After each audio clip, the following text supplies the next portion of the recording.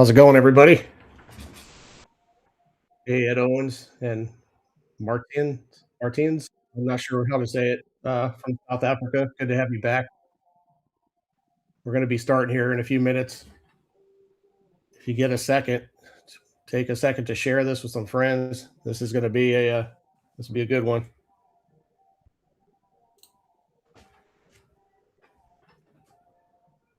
I don't know if any of the viewers out there saw the last version of this matchup here. It was not very close. Victor won this. This is going to be their third set. Victor took the first one hill. It was a great, exciting finish. Second one, not nearly as close. So this one's going to be very interesting. Rob's showing a lot of guts here to come back and play this match for this kind of money the same way. By match, I mean a two-man tournament with a $5,000 entry fee. So good to have everybody here. If you get a second, like I said, share this. This would be a fun one. Also, take a second to subscribe to the 11 Ball TV YouTube channel and hit that like button.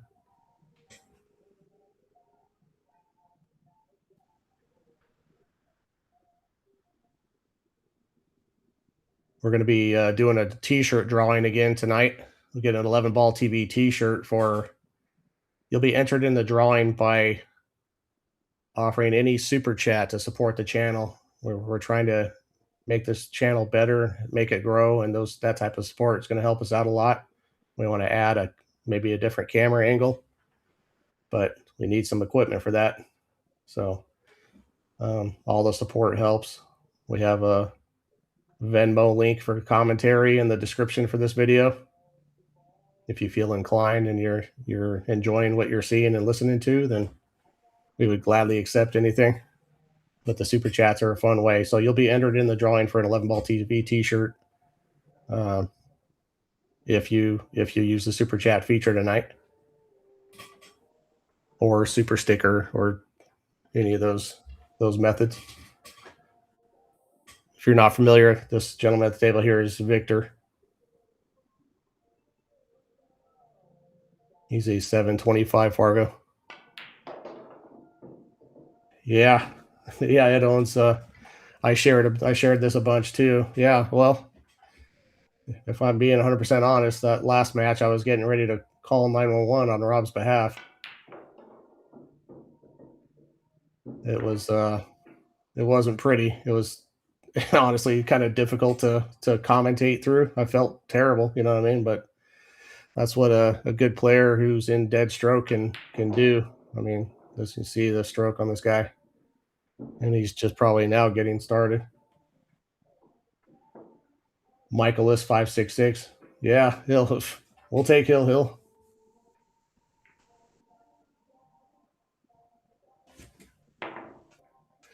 Hill is always super exciting.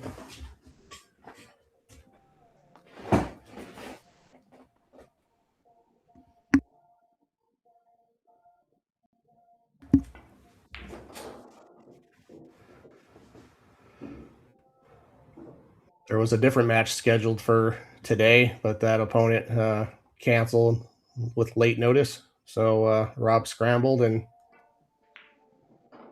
decided to pick on the absolute toughest guy in town. This is literally the best player in Utah. In the box, this match is being played in Salt Lake City, Utah. Commentary is coming to you live from Huntington Beach, California, thanks to the magic of EvoSports. That's the software we're using to stream this match. It's great software. It allows us to, we're getting started right now. We're underway. The software allows us to draw on the table. We can put lines, we can do lots of stuff here. We can show you, well, let's see here. I can show you in the upper left corner of your screen what kind of English, if I wanted to try to demonstrate what kind of English I think they're going to use on a shot, I could do that with that dot. This is not a pool hall. This is at a private residence belonging to the gentleman, Rob Harrison, who just won the lag here. He's the founder of this YouTube channel and the owner of this table, which is a 9-foot diamond table with 4 1/4-inch corner pockets.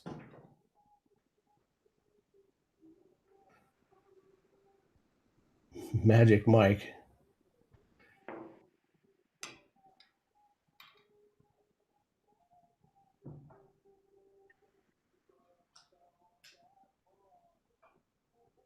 You have to refresh me. I've seen you on the stream several times, a few times. If you're talking to me, Magic Mike, I haven't had that nickname before. Rob calls me Iron Mike because I can sometimes sit here and do commentary for about 11 hours in a row if needed. That's the easy part. And for 5,000 is the hard part.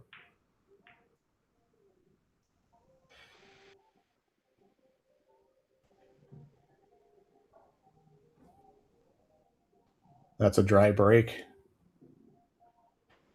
I think this at the very least, this 7 is pretty wired off the 8 ball here. There's a combination available. What might happen for position on the 1 ball is up to. Oh, okay. Oh, Magic Mike Billiards. I didn't even see that one. Okay, gotcha. Hey, sports fan is back.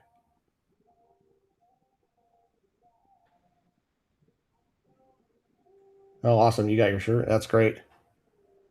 Yeah. So Victor's calling the 7 in the side. This is it's gonna be hard to miss. The trick to this shot's finding a shot on the 1 afterward. And he kind of left it up to chance.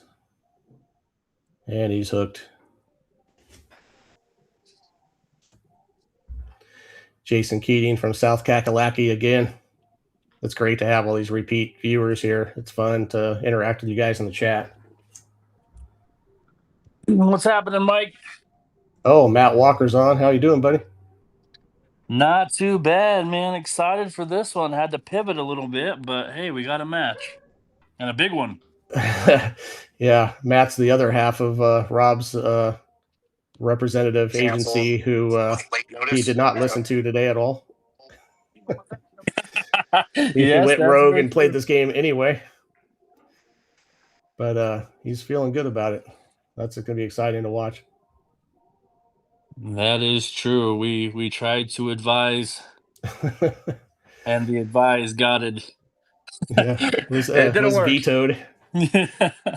Thank you for your attention to this matter. But shut up. But hey, you know, Rob, Hey, I feel gotta like love it. Rob's got way more confidence going into this match than he had in the last one, to be honest.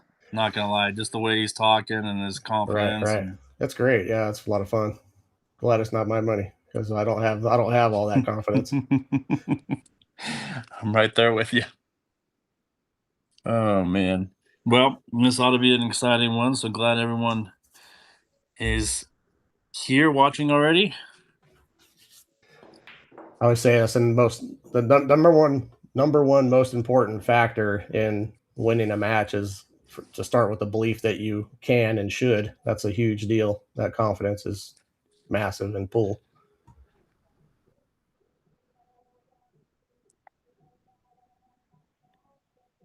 I like the old Henry Ford adage: whether you believe you can or you believe you can't, you're right.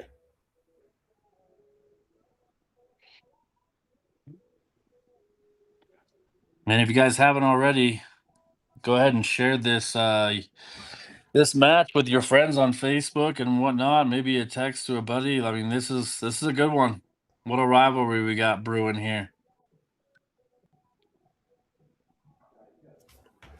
Okay, just a bit outside there by Rob. Tricky shot on that 2-well. Looks like he's got Skydog there as a distraction, so that's always a good thing. his highly trained shark dog. That's a very important factor as well.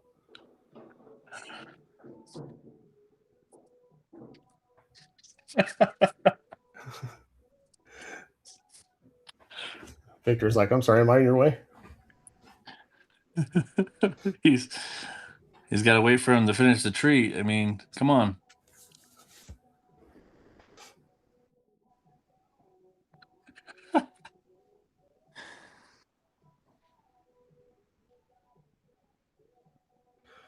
Well, let me take a look there. Is it 15 points? He actually five. Last I looked a couple days ago, he was a 563. He might be rounding up to the next highest number. Let me take a quick look.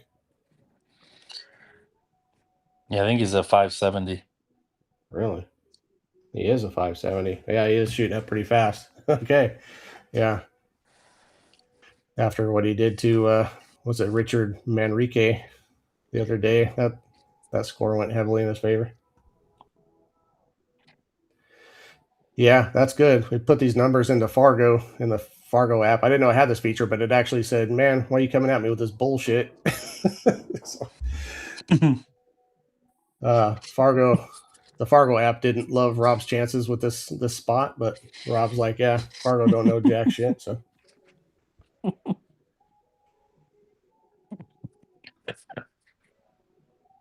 take your fancy calculator and get up out of here.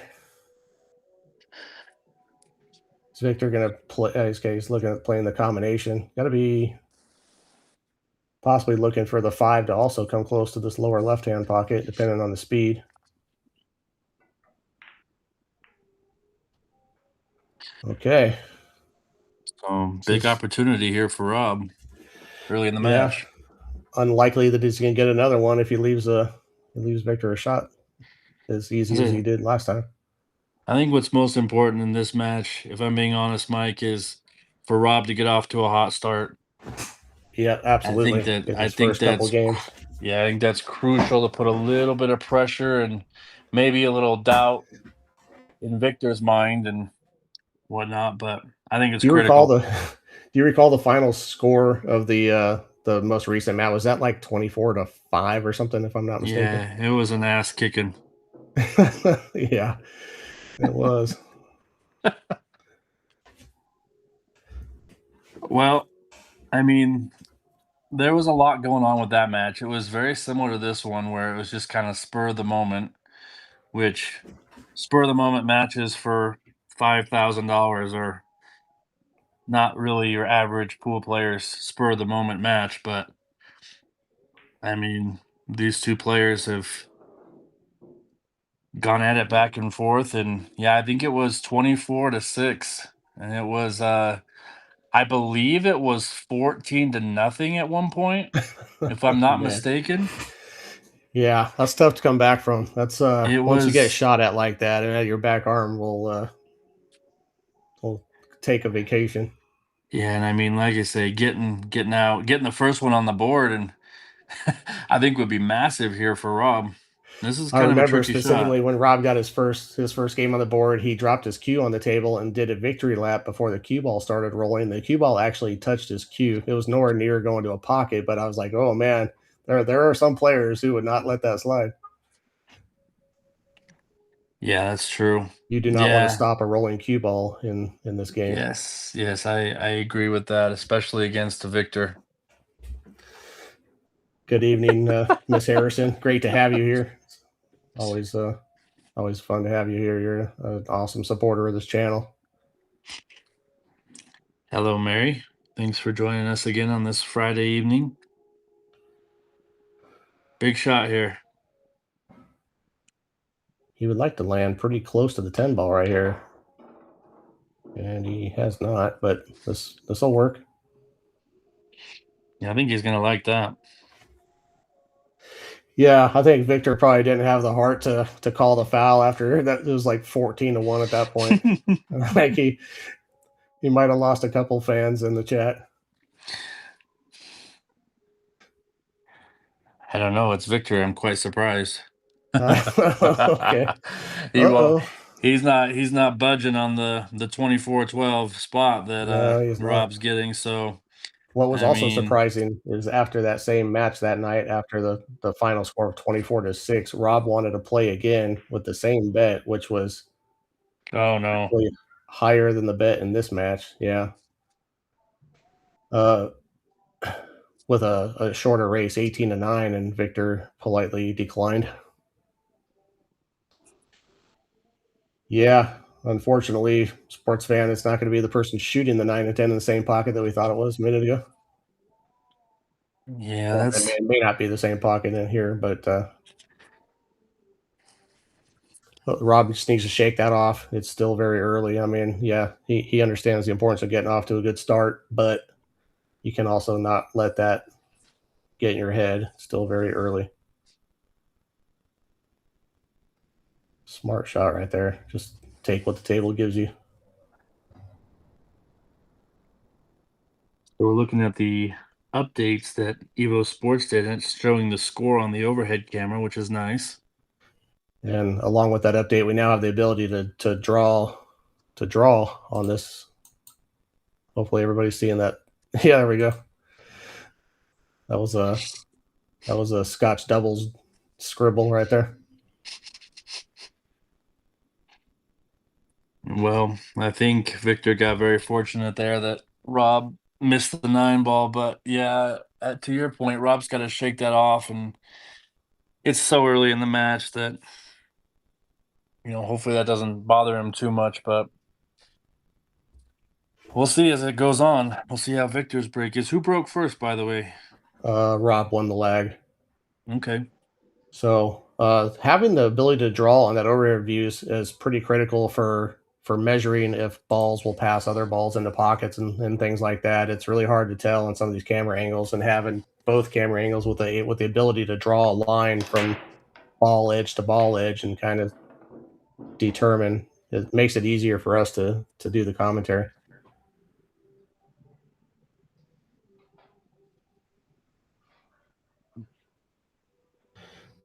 Yeah, Ed Owens. If the rules of the tournament are all ball fouls, he's definitely in his rights to do that.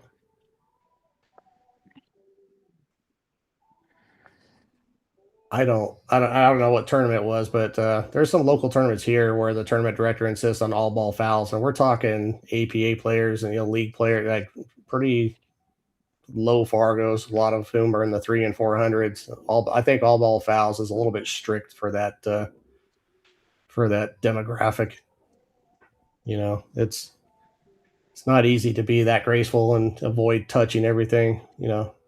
Accidentally. I believe that if you're playing amateur pool and you move a ball before you shoot the object ball, before you play a shot, and if that ball can be placed back where it was, then that's fine.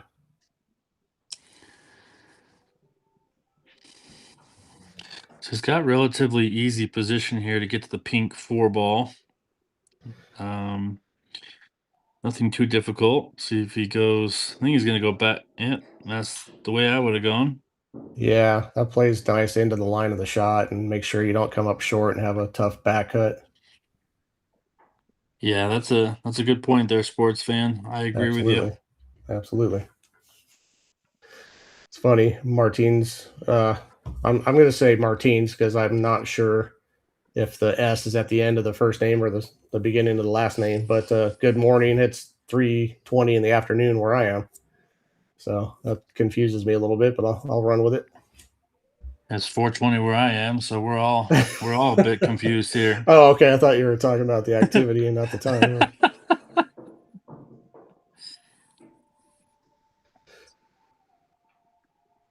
This is one of those situations where Victor runs out here. That missed 9 ball becomes a little bit more Well, yeah, and there's no telling where the hurtful. punishment might end. You know what I mean? Exactly. It could be 3 or 4 to nothing conceivably.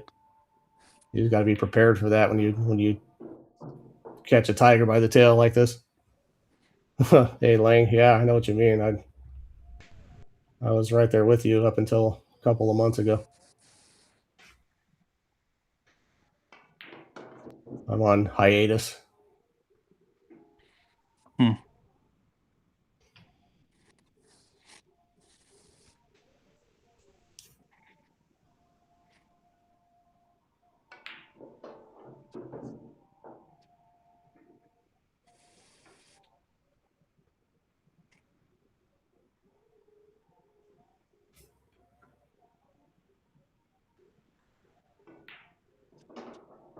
And we're missing Jackie Tucker out there in the chat.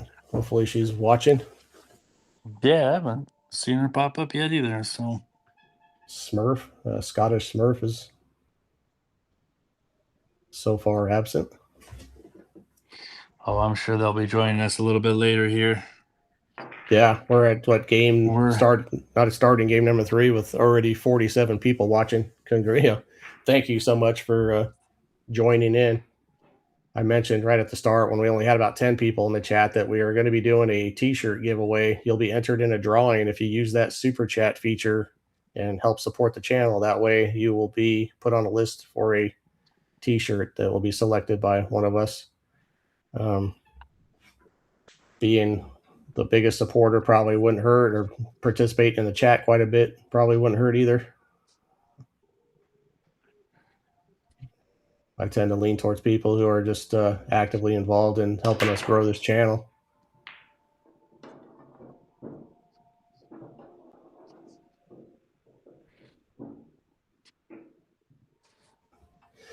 Matt does have a pretty sexy, sultry voice. I will say that. I'm with you. Pretty dreamy. Well, thank you.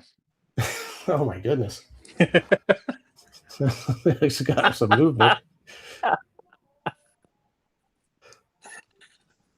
Maybe start questioning things here in a minute.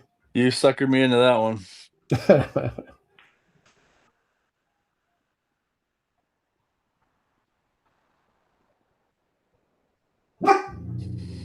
Oh, my dog's about to start saying hello here. Let me find that mute button. I thought that was Skydog for a minute.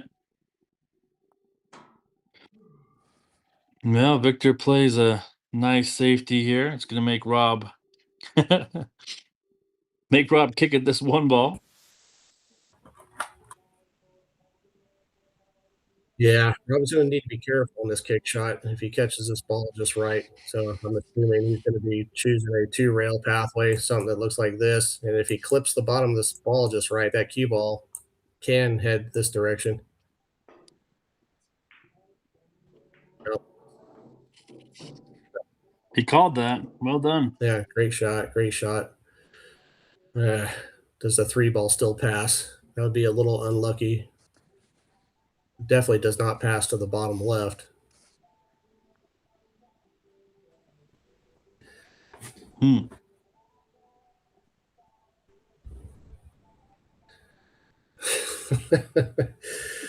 Okay, I'm going to let you type it in.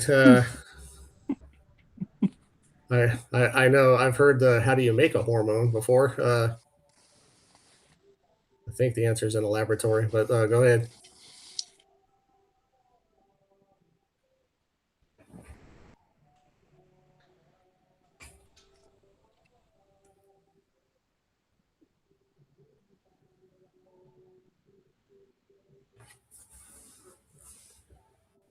Man, oh man.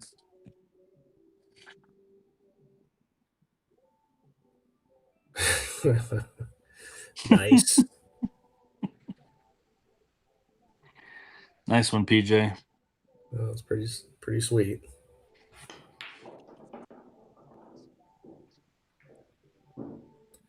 It's a pretty damn good shot. Yeah, it was unfortunate outcome there. Well, I'm trying to do these replays, Mike, but it's not allowing me to do it. So maybe that's the first error that we've Of the seen on update. this new update. Yeah. They also moved the input and mute buttons, which confused me for about 22 minutes. I ain't so quick. Yeah, that's frustrating. I'm not quite sure. I mean, maybe it saved them. I'm gonna log out real quick and come back in and see if it saved it because my thing is just spinning. Hang on just a second. Okay.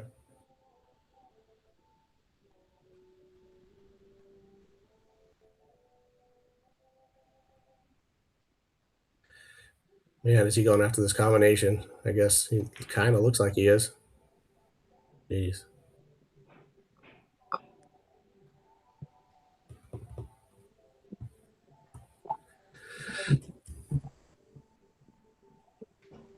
I didn't see an easy safety there, but let's see here. Why am I hearing myself back? Okay.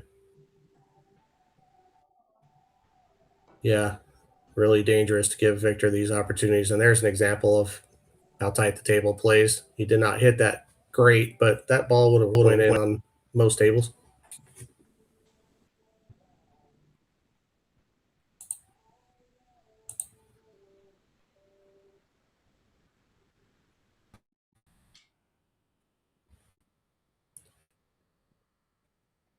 Okay, I like just about a half a ball hit here. Try to come right straight back at the four ball. Maybe put a little left on it and just try to follow this pathway right here.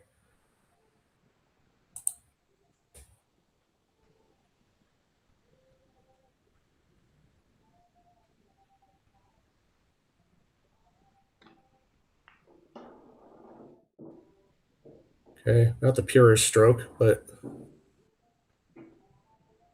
it's going to be hard to get easy on the five from here. I think he might be slightly on the wrong side of straight in here. So, he might be just about straight in. So that's not as bad. He's going to probably try to draw his ball back. Maybe. I don't know.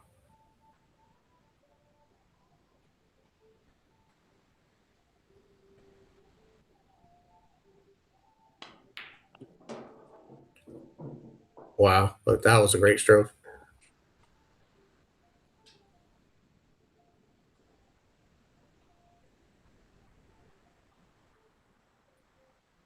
He would like for his cue ball to go forward just a bit to where he's looking right here. The issue with that is if you you don't want to roll a ball that slow, but hitting a shot like a stun and a little bit of run through. So he'll hit shot with a pace, maybe with just a hair above center ball and the cue ball, and let the ball release forward a little bit while still driving the 5 to the hole. Yeah, something like that was a nice shot. Oh, I appreciate it. Thank you so much, Martins. That means a lot.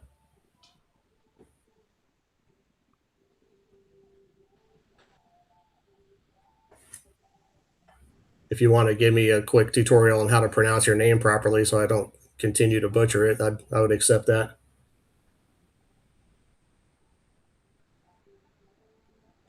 Okay, Rob has a nice angle here. He would love to go past straight in. He's going to be going to this rail, and he would love to get a little further than straight in on the 9. So he has, oh, maybe I sharked him with my line.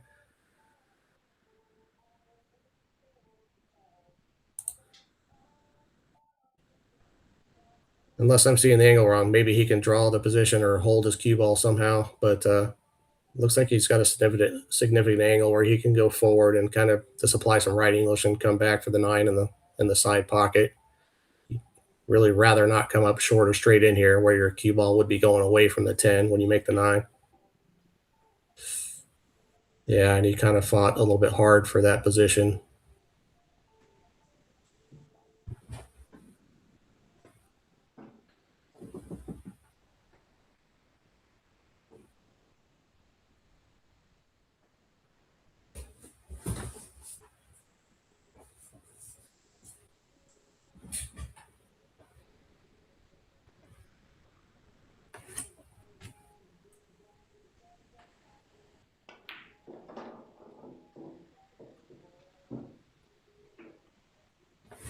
Yeah, and this is the type of angle you'd like to have. He's probably going to have to come down. He'll be coming straight down to the bottom rail and back up, I assume, somewhere to that neighborhood.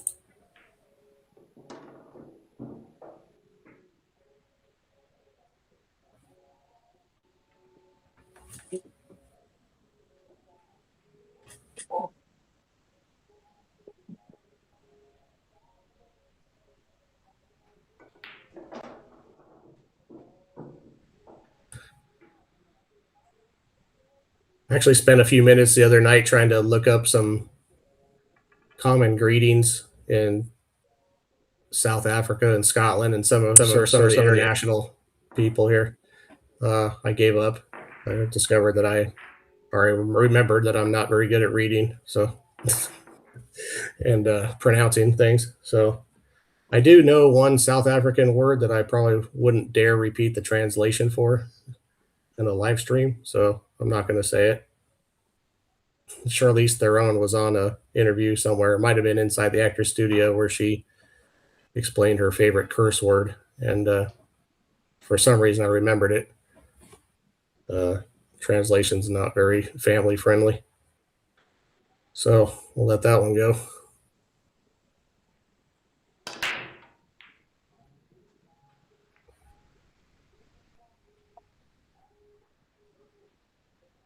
Okay, dry break.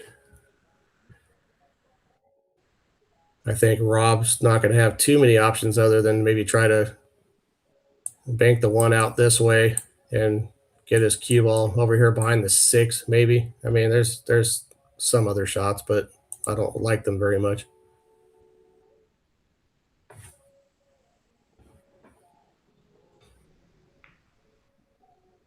Pretty well done right there. Actually, very nicely done.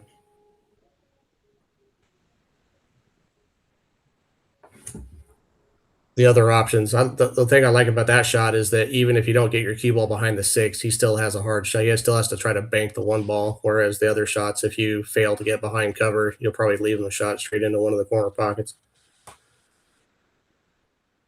This 3 ball is making this shot a little bit of a thorn in his side, so this isn't the easiest ball to hit in the world.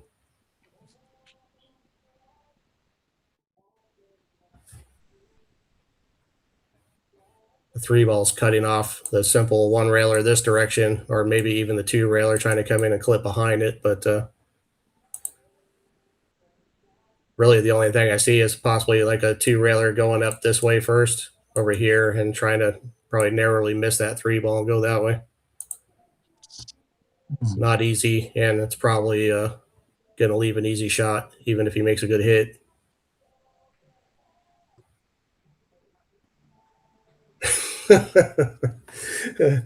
Well, I've been there, like, I think the translation has something to do with part of your mother's anatomy, so I'm going to leave that one be. So he's jumping off the railing. That should be a trick shot. Watch this one. It'll be fun. Really nicely done. Not so much of a jump. The ball did hop, but he didn't play it as a jump. It was like a Mass A curve shot. But nevertheless, it gave Rob a pretty nice opportunity here to get started again. Not super easy, but do you make it back, Matt? Yeah, I'm back. Okay, nice shot I'm just there. trying to fix this this replay feature. I'm trying to get a hold of Patrick Nix and Okay, see if he can work on that. So that's what I'm doing at the moment. got you. No trouble.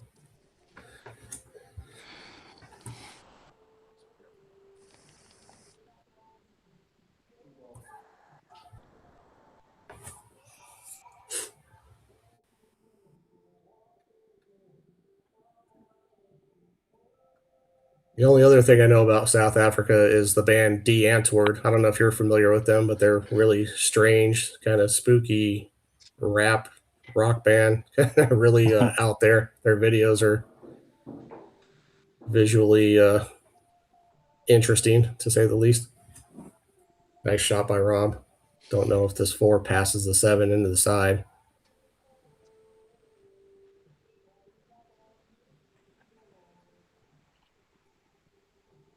Position on the 4 from here is tough. I didn't see the 3 at first, but this is not easy. That was a very nice shot. If he falls into this gap, it'll be even better.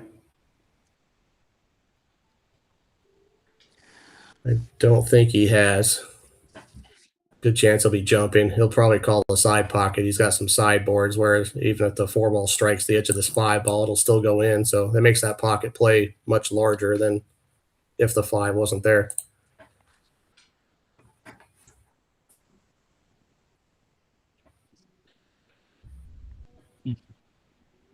No, I believe he called the corner pocket here, if I'm not mistaken. Thing I don't like about that is that I don't see any future, even if he makes this, for a shot on the 5 ball. Now he's okay, he's calling the other side pocket. So I believe what he's hoping for is that the 4 ball goes up this way, off of this rail, and back over into this pocket.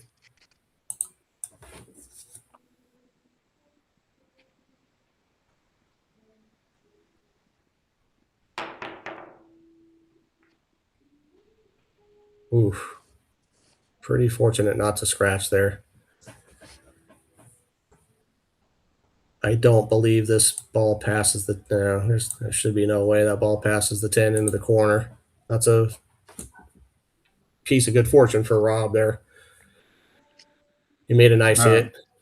All right, Patrick's working on it, so Okay. hopefully we'll get that working by the end of the stream.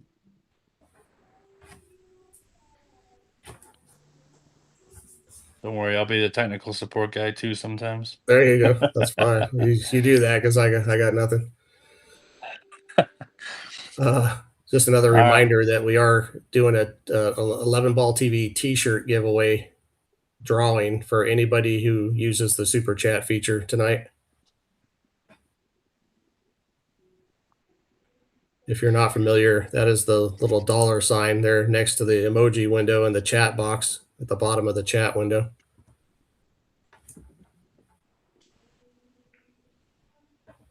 Yeah, and also, guys, remember to hit that like button. We're at 10 likes. We got about 50 people watching. It definitely helps the stream, helps the algorithm out, and it's also a way for you to show support for us here doing the commentating as well as for the players doing the match. So we would appreciate that. And also the dog gets a treat every 10 likes. Yeah, we can't forget about Skydog. Cannot let Skydog go treatless. I think Skydog needs to get up there and start biting Victor's calves or something. Well, I have some experience with that. I don't know if I would wish that on anybody, to be honest with you. I had a Oh it's funny. no. I'm not trying to play a sympathy card, but I had a pretty bad dog bite incident as a teenager where I ended up with about 70 stitches in my leg from right in my Oh calf my area. gosh. I didn't mean to open up that can. No, it's fine. That's I pretty just got funny. over Oh it like man. last week. You're right. Actually, the 40th anniversary of that dog bite just rolled by about a month ago. May 8th of 1986 is when that happened. And yes, I'm elderly. Oh man. Yeah, I wasn't even in the womb yet. No, not even a twinkle in daddy's eye. Yeah, I was in the 10th grade. Wow. That was a pretty good safety there from Rob though. Firing Yeah, it back at was. that, giving Victor a kick shot here at the 4, and it's gonna give Rob a look here. Maybe not a good Yeah. one, but he'll have a look. Well, it may not be bad. He may be able to get his cue on the middle of this cue ball and stun over. It's gonna kind of Almost he's the to be perfect stunning position. this direction right here. So he just needs to not overdo it because that side pocket could be a factor. But I think he can cue on this ball reasonably well. So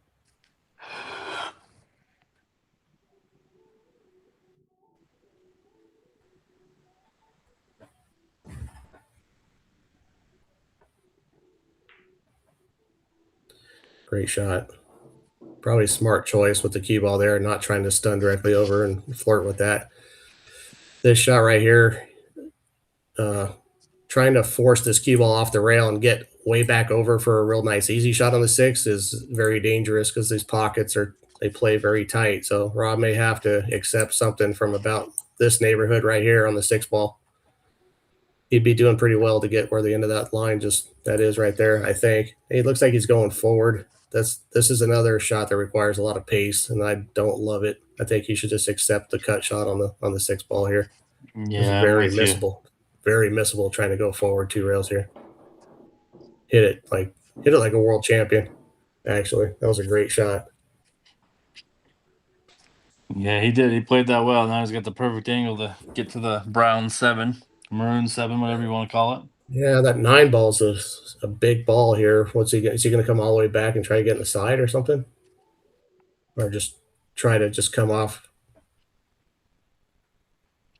I don't know. I and just think he might be okay. Yeah, try to get over in this I neighborhood? don't know why I'm drawing in green. I didn't do that. Oh yeah, you got to hit that dot at the top of the toolbar and change your color. When he plays Okay, over there, I think he should be okay. I like him to try to spin back to where his left hand is right now, roughly. Yeah, I definitely don't want to be on the rail. That would not be No. ideal. Well, Okay, overran that just a bit. This is makeable on the side. It's pretty tough though. I don't know if I recommend trying it. I think from here, I would kind of like to just get the 7 out here and the cue ball back here.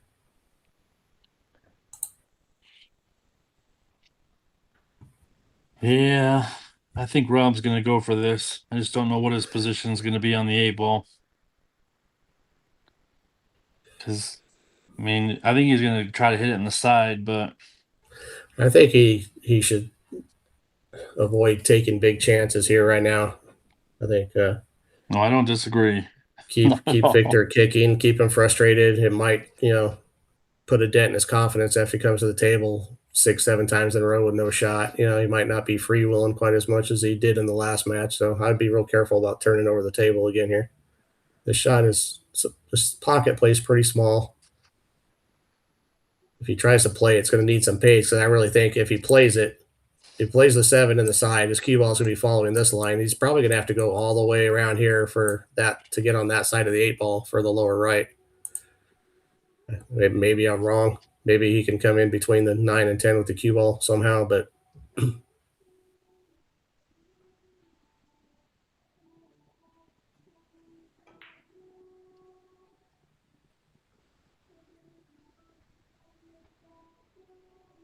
Yeah, it's definitely not ideal. I figured he was going to go for it. I don't know why. I just gut feeling, but Well, it didn't he turn out leans good. towards the aggressive side of the scale for sure. He tries this. You ever watch him play one pocket? It's, I can't. It takes me like 45 minutes to find out if they're playing one pocket or full rack bank pull. Mhm. Must be a amateur one pocket. It's yeah, it's aggressive. I remember it. I'm like, okay, tried another one, sold out. Tried another one, sold out. Okay, where's that ball going? Let me get a little married up here. Well, it got the perfect bump. He gave a little wave of acknowledgement that he got a little fortunate right there to Rob, which is really no consolation. Oh, Miscue. okay, miscue. Rob may be feeling guilty because he probably did that with his prayers.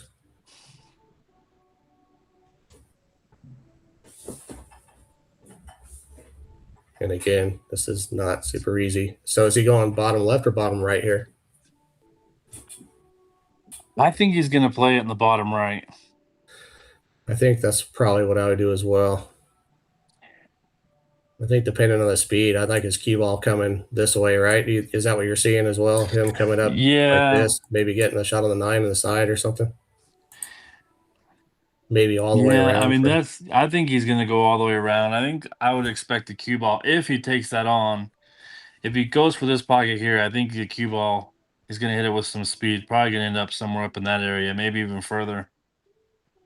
But Okay. I don't know. We'll see.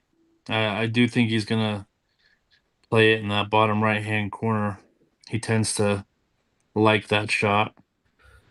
I think if he plays the bottom left, he's going to need to put a little draw or at least stun on it and hit this rail. Maybe even check it back up with some left and try to come up back this way, something like that. But we'll see. This is kind of a matter of preference, I think. If it was me, I would play it over here. Yeah, I'd have to be looking at it in the moment here. It's kind of a really kind of a little bit of a 50-50 shot right here. He's taking your shot. Yeah, you just got to worry about where the cue ball is going to end up. I mean, He is digging down. I likely. think he needs to send his cue ball into the long rail here. So if you go high ball, you're dangerously close to scratching here.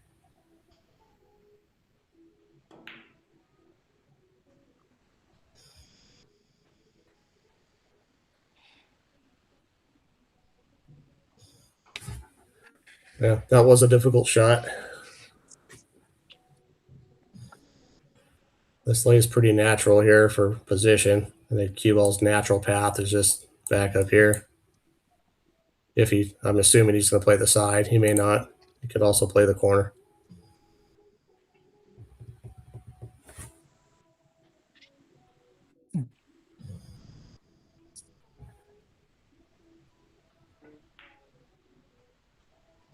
Wow. Okay. Well, these are Victor's looking more like he did in their first set. So there's you get some different versions of Victor, like any other pool player, really. Again, this is not an easy shot for Rob. I have to imagine he's going to play the 8 ball here and just kind of come off the side rail and come back out and try to fall straight into this pocket.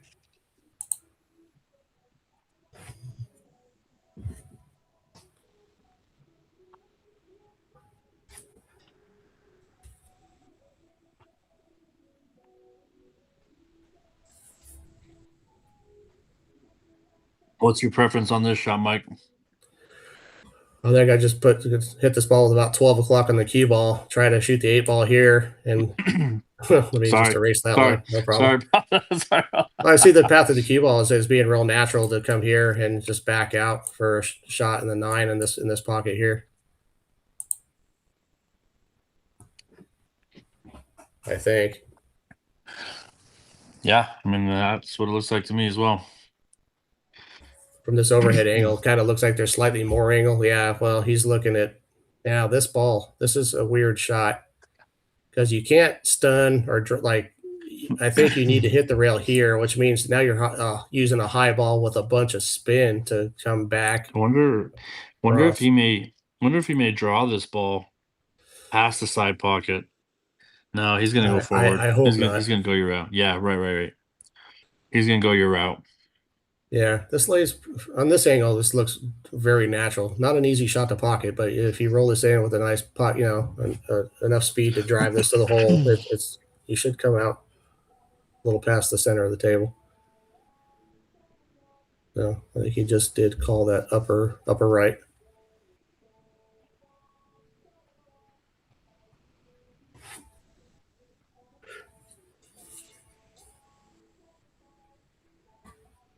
I do like the fact that he's really taking his time here, hopefully gathering himself. He's honestly probably feeling a little frustration inside about the way this has gone so far. Thank you, Jackie. Good to have you. We're missing you.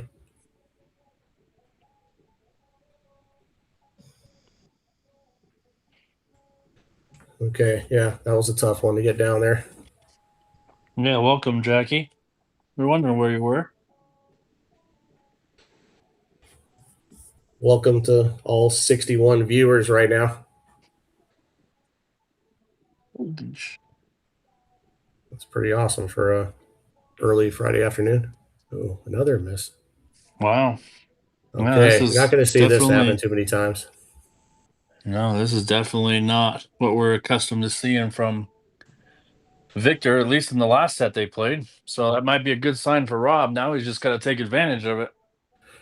I don't know what I love here, but I think I like is clipping the short rail first here and coming off the 8-ball and just try to fall in line with, hit this pretty soft and just try to fall in line right here. Digging these out of the corner pocket, it is hard to control your cue ball very precisely. I think that's just sticking out enough to where you could kind of comfortably clip the short rail very softly and end up with some sort of reasonable shot. He's drawing this ball, so he's going to try to dig down, and we'll see what happens. I don't have any idea where he's playing the cue ball. He might just be drawing straight out, which is tough, but Oh, he hit that so good. he So did. good. That was a very good shot. Let's check out the overhead here. Yeah, good plan here. This I think it lays good here. I feel like the natural angle is like here. You just come Yeah, off and stop your ball right there. I think he just rolls it in.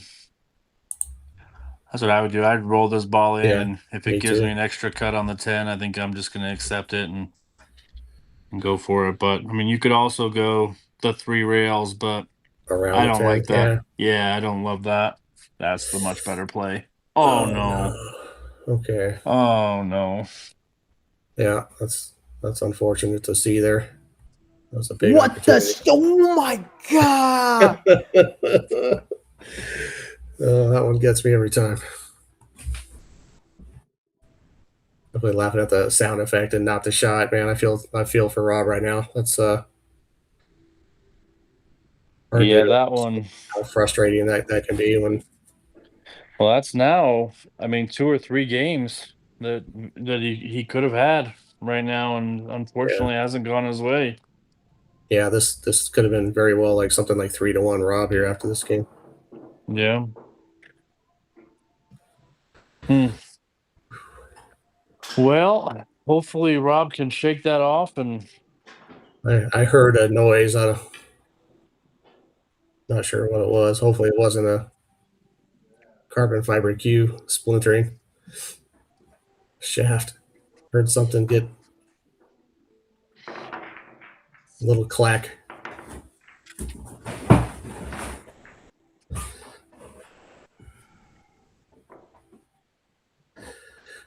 Agreed, sports fan. yeah. That's Yeah, I was that's thinking same thing too. we need that emotional damage sound effect as well. You heard that one?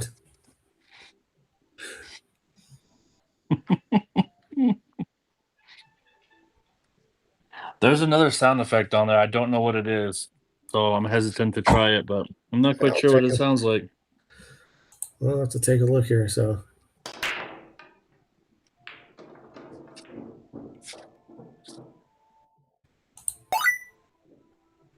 Yeah, nothing terrible. I'm not quite sure why that one's on the stream, but Yeah, passing those opportunities up. That GIF. What's the GIF? sound effect. Oh, okay. We were talking like my famous words is when I'm commentating and somebody, misses a shot. My thing is the oh no. Yeah, I do that a lot too. like That's like a like natural response. Oh no. right. And we were joking at one of my um streams that I was doing commentating on that should be one of the Oh, the one of sound the of sound built-in sound effects. effects, so you can save your voice a little exactly. bit. exactly. Be pretty Gotcha. funny. Okay, what does Rob have here? This ball will pass in the corners. The cue ball naturally rubbing the two ball here, or the six? No. Not 100% sure. Get a marriage He's license. got he's gotten fortunate there, but I don't know. I mean, to be honest, like I think Rob's playing well. He's just not making the clutch shots right now. Like that eight Yeah, ball draw was phenomenal, absolutely perfect, and just kind of yeah, let up yeah. on He the did. He nine. did. He did get good on the 9 ball there. Just you got to really bear down on that contact point and the straight swing, and try to avoid using English to help you pocket the ball if you can. If you don't need to, you really shouldn't. A lot of people will like do something like hit that fat and try to spin it in a little bit or Yeah. compensate for the spin. I mean, if we go back to the very first game, Rob rattled the 9 ball. Victor got out, and then he missed the 9 ball there. So that was two games Rob should have had, and it could easily be looking at 2-2 or 3-1 Rob. So unfortunately, it's 4-0 Victor, but Rob's had his opportunities thus far, and just kind of needs to shake it off. Jeremy James with a solid prediction. Appreciate the input. Yeah, well, it's off to a shaky start. Well, he still is up 12-4 in a race to 24, so we'll see what happens. Okay, he's gonna leave a gap here. Yeah, I I fully agree with Buddy Hall's theory there. Well, he had shape. I just think he forgot to make the Yeah, ball. yeah, he just didn't make the ball. And I think in those situations, Rob's just gotta. I don't know. It's easier said than done. We're not playing for 5K each, but however, in those situations, like I always tell myself, give myself a chance to win the game. Get me on the 10 ball. I'll accept whatever shot I get, but give me an opportunity to, win the match or the game, so to speak. Right. Maybe Well, that needs great to be cue the ball speed here. mentality.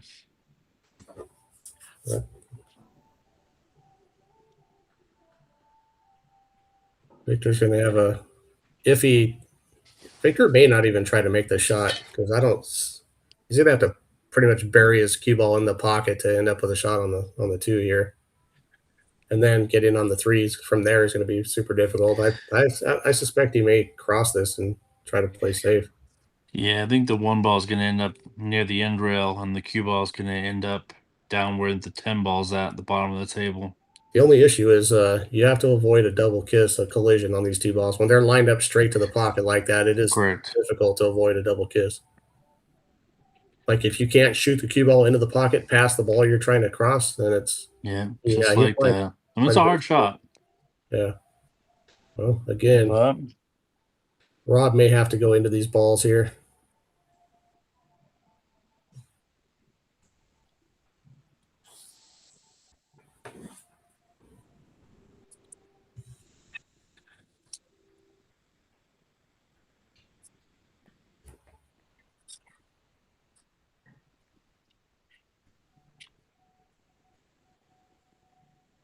Ed Owens, yeah, I was a big fan of Buddy Hall as well. I like to go watch him play back when he was playing in those be the early to mid '90s. I used to go attend a lot of pro tournaments at local Los Angeles casinos every time they came to town just to go spectate.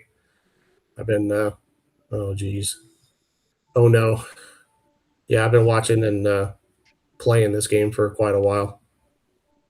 Been kind of obsessed with it since I was just as soon as I got old enough to go into bars and play it, I started playing it and trying to improve at it. It's been a frustrating and slow process. This game is incredibly difficult to play well.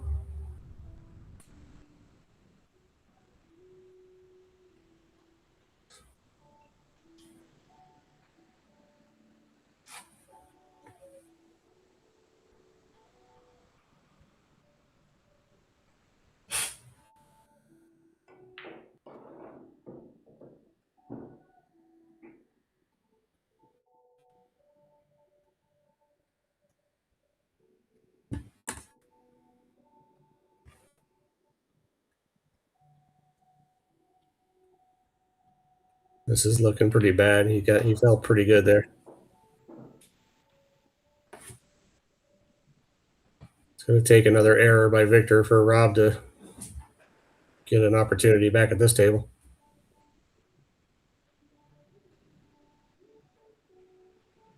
This is almost like a wagon wheel drill or something like this. It all lays together pretty nice.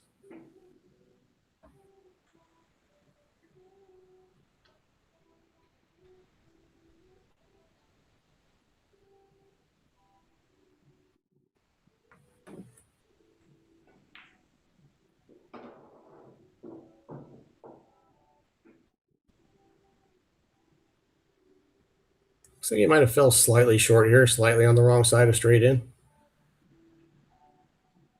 Probably not enough to make it a problem. He's going to probably draw his cue ball back to this direction, maybe.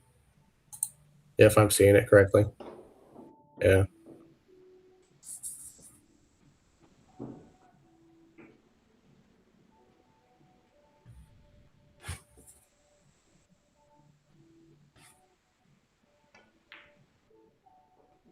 Oh,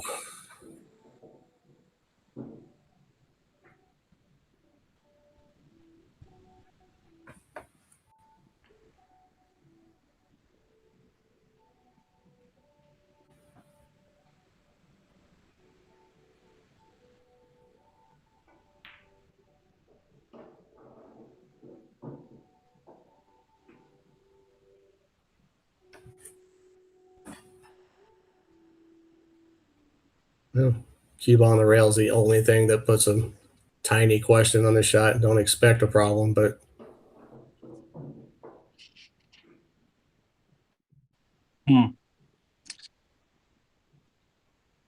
Yeah, this one unfortunately is.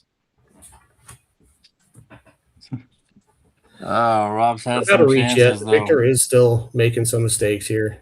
The more you let him, shoot wide open shots and get in stroke, the bigger of a problem it's going to be. But he's still not playing like he was before. So we'll see how it goes. Rob just needs to try to shake it off and focus and capitalize on any opportunities and maybe play a little less aggressive at times when the shots are questionable. Like maybe he needs to lean towards the safety if for no other reason is to keep Victor out of stroke.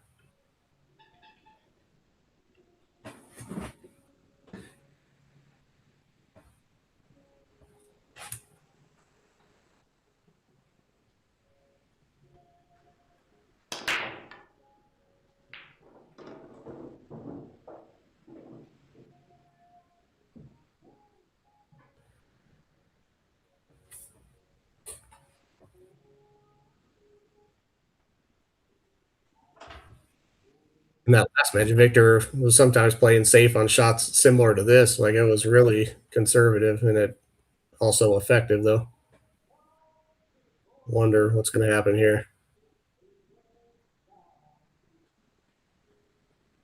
He's fully capable of baking this ball, but his cue ball is going to have to find a gap somewhere, down table to get on something like this. He's going to have to thread a needle to get on the two. May not be worth it when it's just easy to maybe spin your cue ball back and try to get into that five somehow.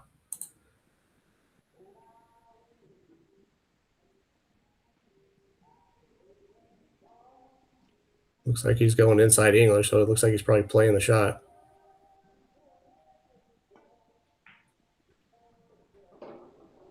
He found the gap. Good shot.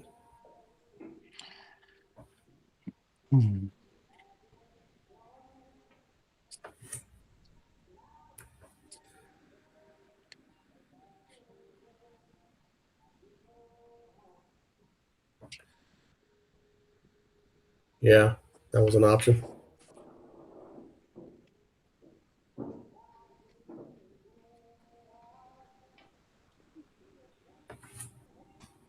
Yeah, he's falling just about perfect here. You can get straight in on the 4-ball on the side, it's going to be big trouble.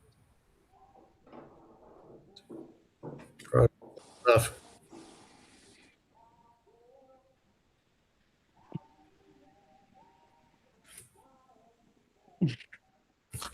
Let's switch to the overhead and see how much space there is between the 5 and the 9. Okay. Well, we'll see if he can come out of this without rubbing the 9 ball. That could affect his position a little bit.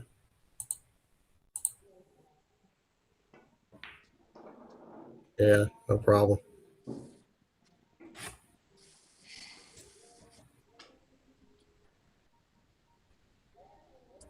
Yeah.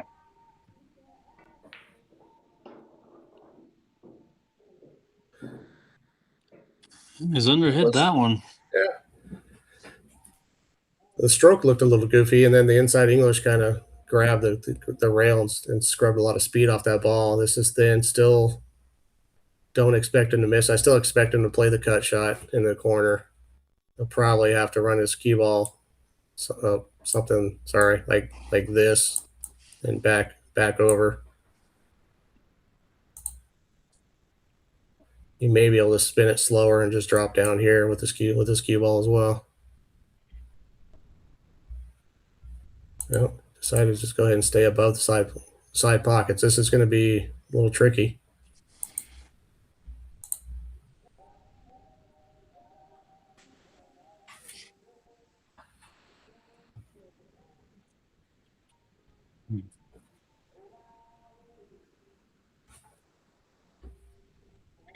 I think He's still it's a Rob's. I significant think it's favorite to make it. Rob's.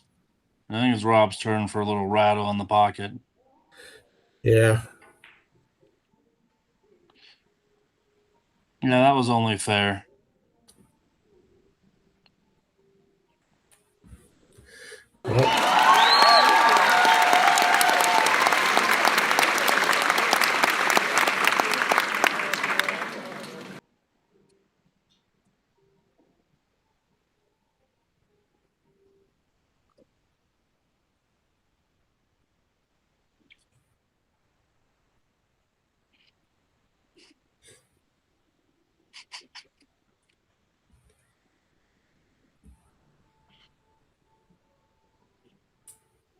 This is big time for Rob.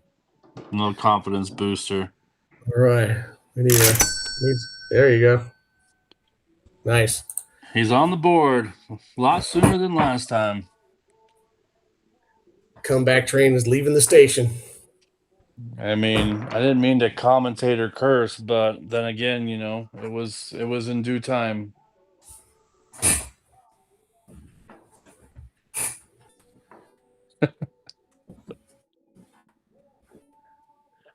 I think Rob's got to get his break working too. I mean, he's got such a big break on this table, and if he can get it working, a break and run would be absolutely massive for him. Oh yeah.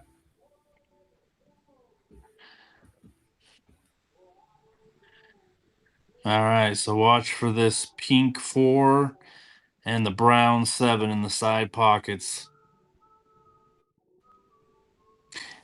It's such an interesting break. He'll hold at the very top of his hand for like a second when he's ready to hit it, and then he'll just fire at it. It's very unique. I've watched it where Victor's sitting, and it's very like that. Very cool. 4 Made ball it, dead but and made them 7 both. both side pocket balls. Yeah. Unfortunately, doesn't have a shot on the 1, but push out looming, especially where the 3 ball is. Yeah, and you definitely don't want to do anything crazy like break out the 3 and 8 right now, trying to kick at this. This should be a push out. The problem is playing a 725. It's hard. It's going to be hard to outmove him as well. You know, he knows how to do everything you know how to do. Probably a little better. It's probably going to push out right over here, but don't. I mean, I don't know what else you do in this situation if you're Victor, Yeah. but yeah, that's kind of what I was thinking.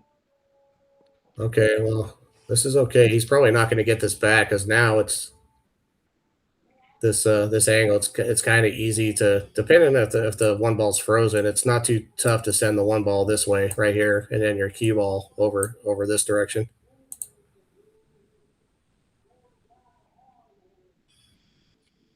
If there's like say a half inch or something between the one ball and the rail, this is pretty easy to work with.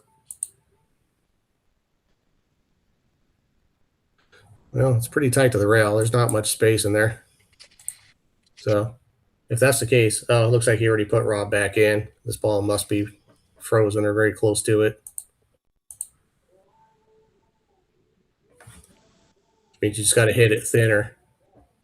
You will double kiss if you try like a quarter ball hit here. Pretty good shot. It's not going to hook him, but he'll take it.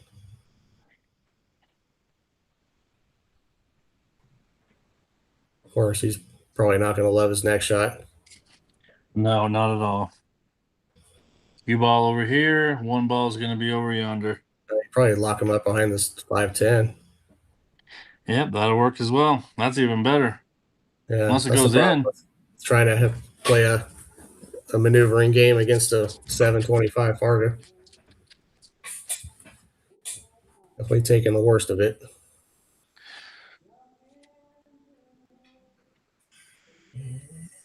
This is super difficult. If he kicks one rail, it's just probably the way to go. He's going to have to use a bridge.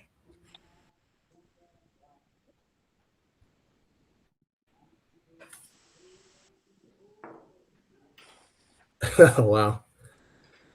Don't see that much. I don't.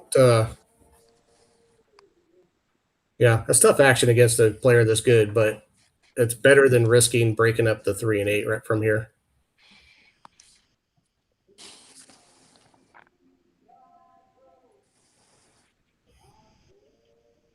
It's hard to get position on the 2, so he's probably going to come to the table hooked again.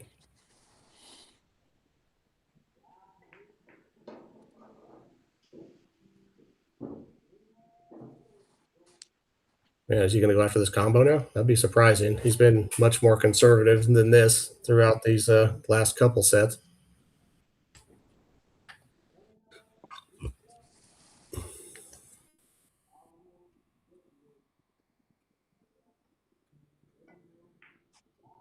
No, no chance. Okay.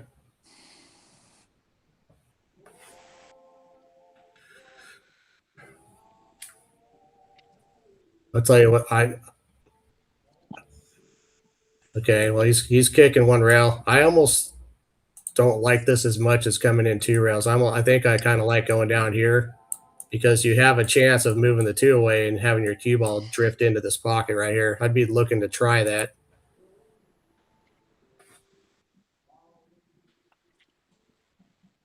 You could still get safe on this ball, but he's gonna have to come in wide with a lot of spin to get the 2 ball clear of the 5 and 10.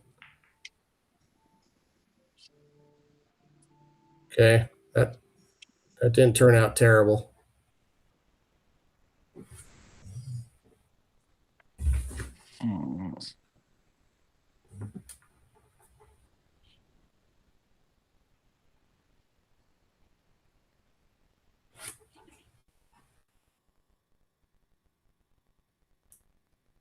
Almost sure Victor will not be trying this combination from way downtown, especially on these pockets.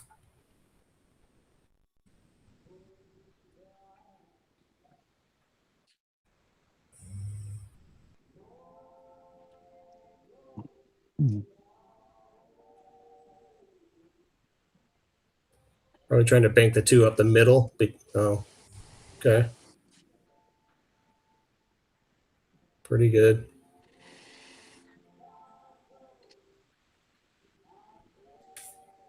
Does Rob have a shot?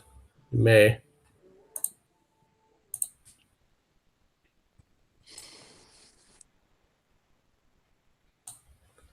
Yeah, I think he can see this whole ball.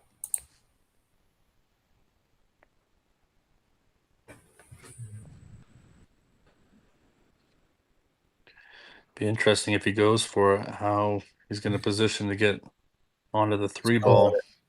Well, he's just going to have to accept a long shot. You know what I mean? Just try to dig down a little bit, get your cue ball off the rail, and back this out here and try that shot on the 3 from some distance. He could also maybe, I don't know. I don't like crossing this over, but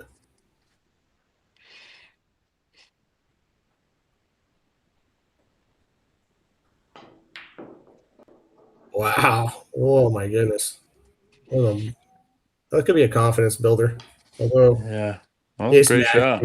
he wanted better shape than that. That shot was like a 800 Fargo shot right there, and he's not thrilled because he didn't get perfect. That was a great shot. This is still well. I think Okay, he's going to play the cue ball from behind the 8 ball. Yeah. Thinking that's where he's yeah. going to aim the So cue. calling the balls just in case because it's a 3 ball. Should if he plays the cue ball on the 8, the 3 ball's not going to get barely Right. halfway down table. Correct. So he's got to execute it. What happened, baller for Christ? I saw you had a message in there that you pulled back. It just said safety player. Yeah, I mean, I believe that Victor did play that 2-way. It was that safe was intentional.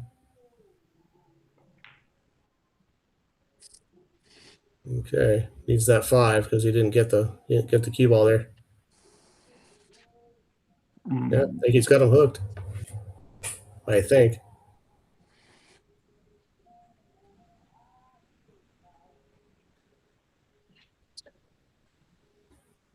Yeah, I'll take a moment to let everyone know this stream sponsored by TarmaHomesUtah.com as well as Gutter Boys.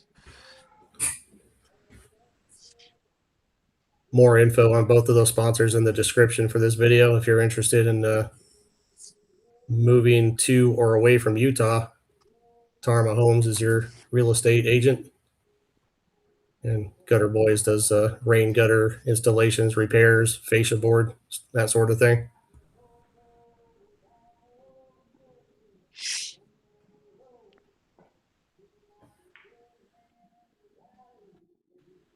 That was a pretty good shot.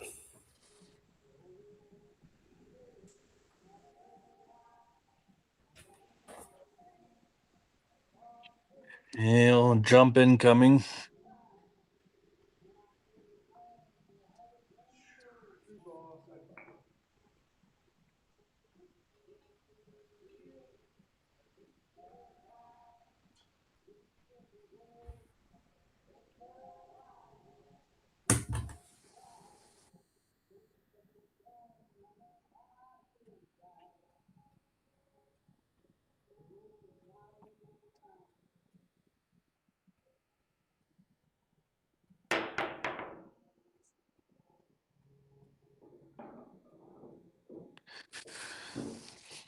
Well, it's not the worst thing that could have happened. No, that's probably best case scenario right there. Other than making the call ball, but yeah.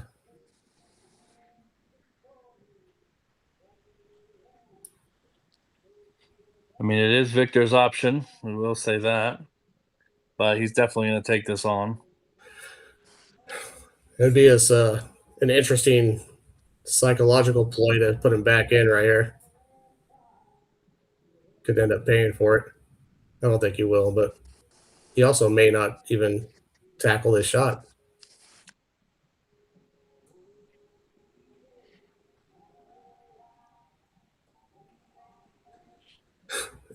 Ed Owens, yeah. It would seem disrespectful to put him back in, but it's the shot is definitely not easy. I don't And know if if I'm Victor, I might give it back. yeah. I mean, that would be a little bit of mental warfare on top of everything else. I mean, that would be interesting.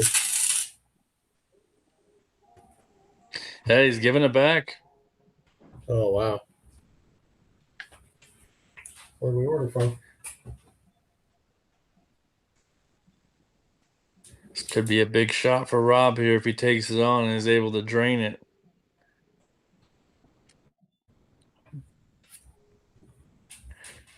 But part of me feels like he's going to try to come up with some kind of defensive shot here. But taking this on would definitely be, I don't know, impressive, I guess you could say. But I don't know that I would do that. I may be looking for a defensive way out here. That's not easy either. Yeah, I don't love it. I certainly don't love it.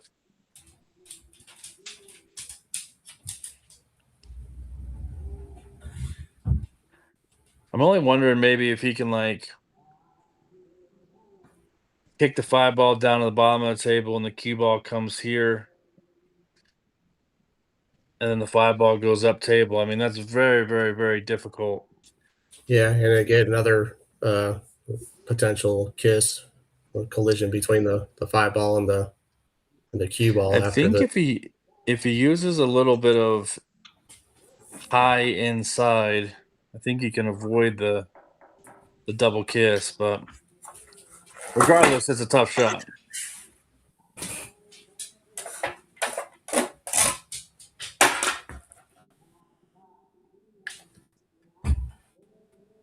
I do like him taking his time and at least keeping Victor in their chair for a while, ice him down a little bit. Yep, just like that.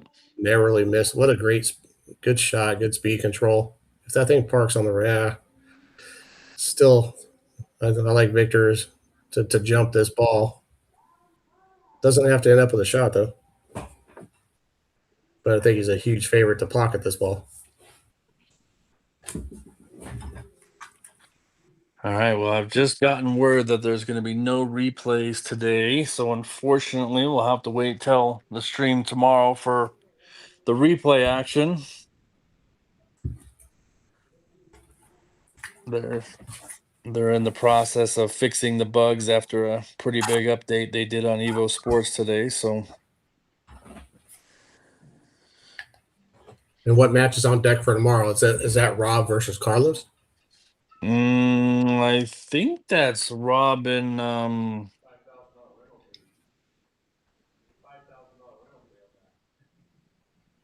What did he say?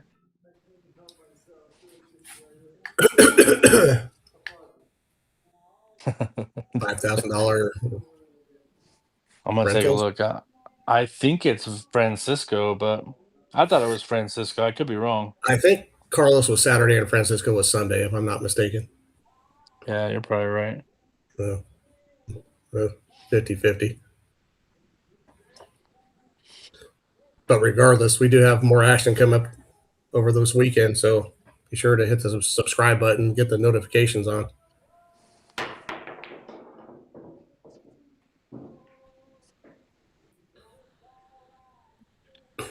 Ouch. Fell pretty good.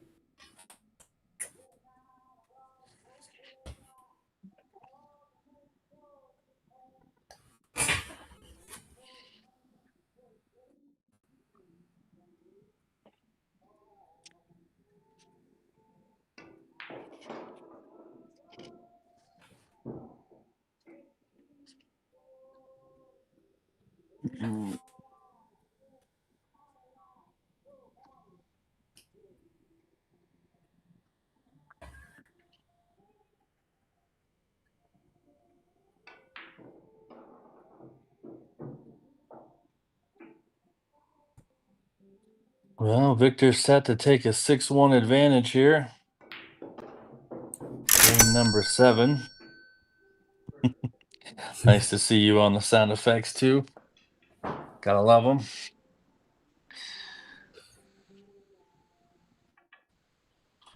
Okay. Hoping Rob just sticks with this mentally and is able to come back and mount a charge here.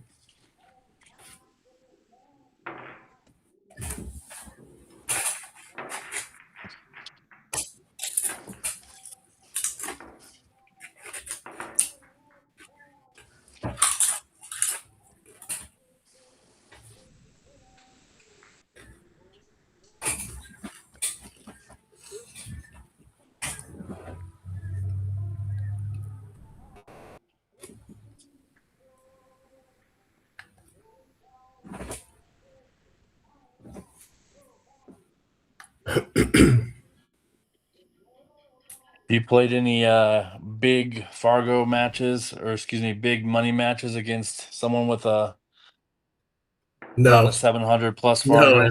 I have not. I I mean, I don't played do a that. small one. I played a small one with John Schmidt just to get him to play me. He came all the way up to Jackson to play me here. We played for $200 a set, raced to 8, and obviously it was a slack demolishing, so to speak. But I I won I'll a tell few you. games here and there. I'll tell you how smart I am. Is I mean, I don't even know what year this was. This is. I'd be surprised if it was later than 2005, probably. I ran into John Schmidt at a pool hall, and I had seen him in a 9-ball tournament at my local pool hall, and he played pretty good. So I thought I'd be sly and challenge him to a straight pool match. And I knew he's much better than me, but I had been practicing a little bit of straight pool, so I asked him for 50. It's going to 100, so he goes to 100. I go to 50. Um, we flip for the break. I won the flip. I had him break.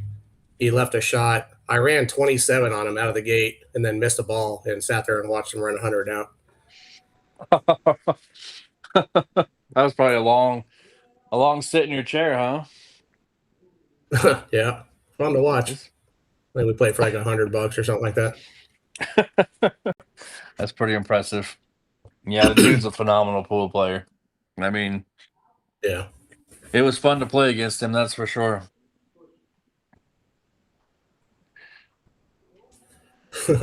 yeah, yeah. I thought I had him dead trapped with my straight pull prowess. Turns out he's like the best in the world at it.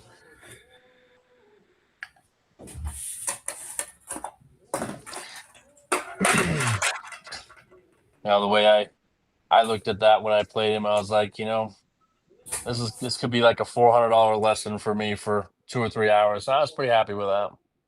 Yeah.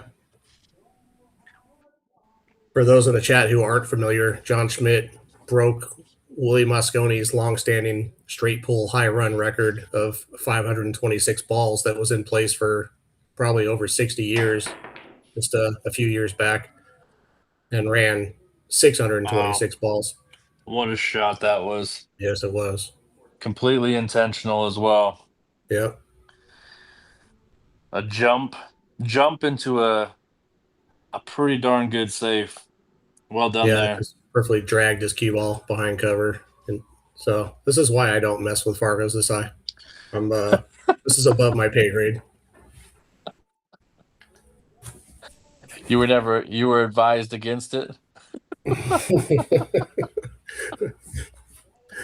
Everybody I know is like, dude, you suck. Cut it out.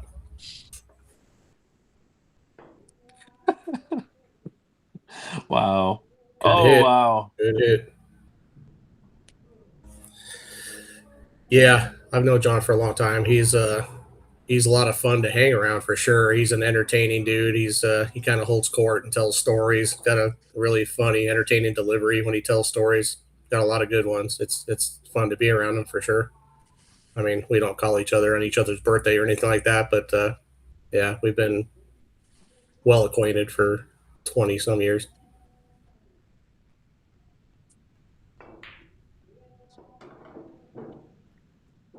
So, easy shot. Huh? Okay.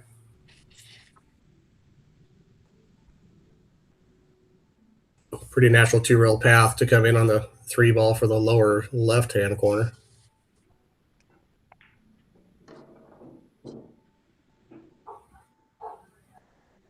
Okay. one rail, I guess, then.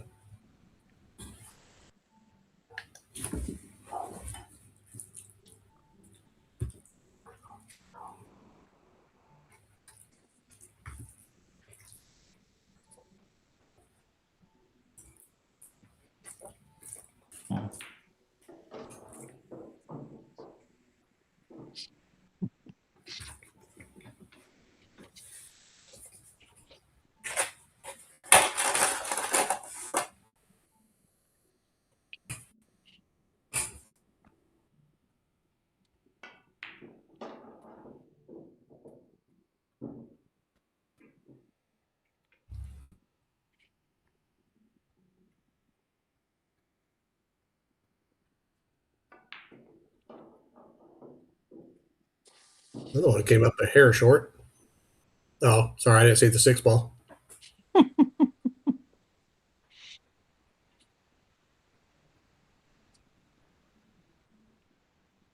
Still, though, I think he'd prefer a little bit more angle.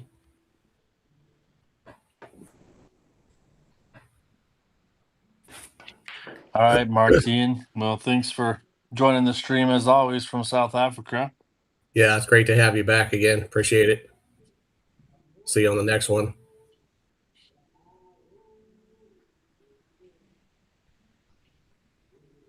Wonder if there's a gap between the 9 and 10 there. Give you Give the us overhead look. Just kidding. Just sneak it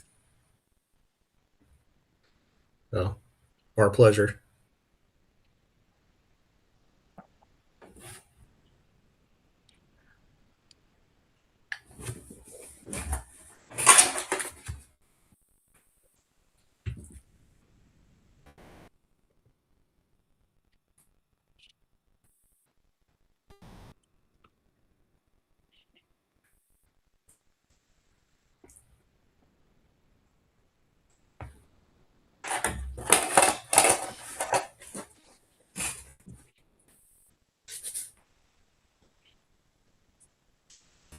It looks like he's going to go through the gap here.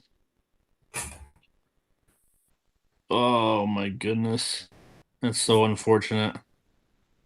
That's such a good shot.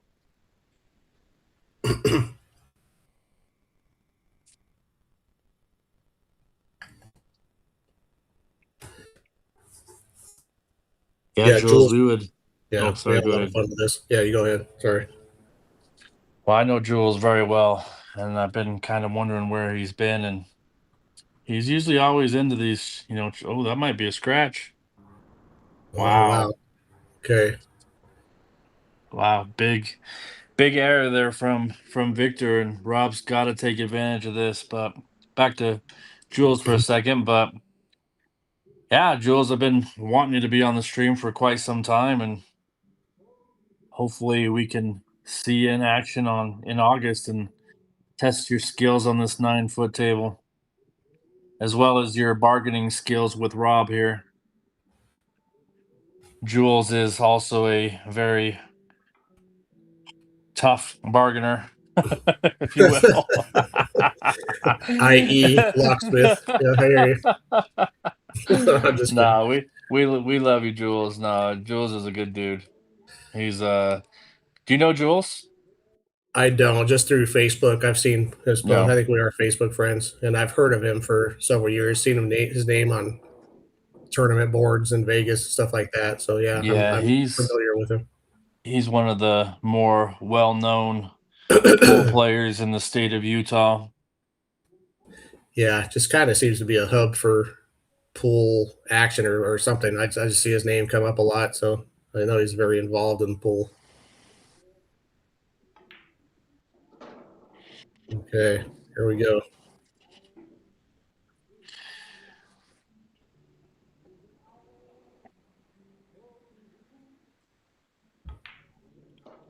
All right, good to see.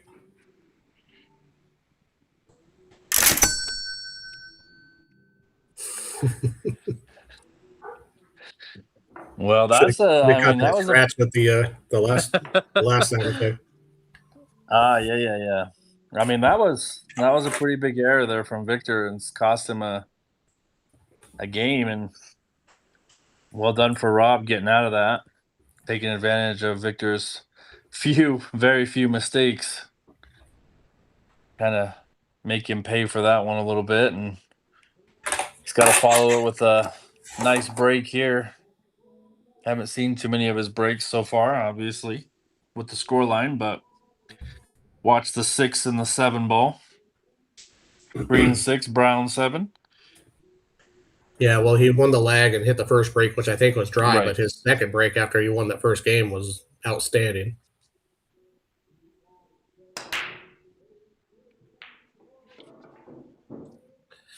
As is this one. Stay out of the way, 4. Oh, it did not. Bummer.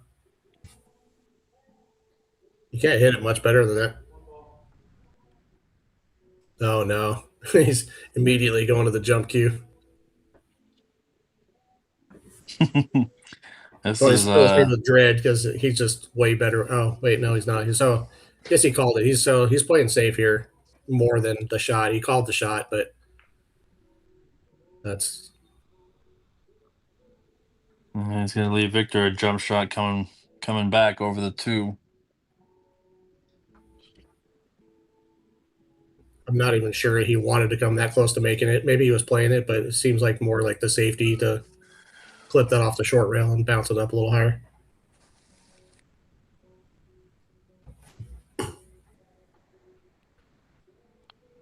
Yeah, in the box. Thanks for participating in the chat. For any viewers who are just tuning in, we are doing a T-shirt drawing for anybody who uses the super chat feature to help us support our channel.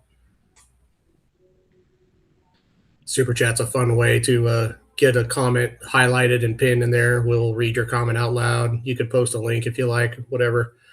It's fun for us to participate with the people in the chat, and particularly the super chats we like engaging with. And we will have a drawing for anybody who uses the super chat feature tonight to help us support the channel. So that's greatly appreciated.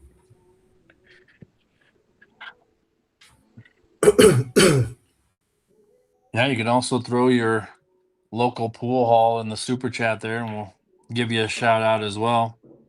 Got about 70 people watching ish. Never hurts to give a shout out to your place that you enjoy playing pool the most, I guess.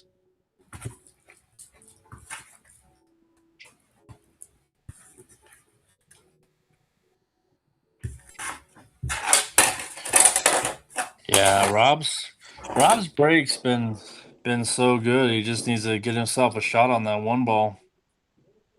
And the last 2 breaks he's had, he's been hooked after the break, so a little unfortunate there, but we'll see how Victor responds here to that last error. See if there's any.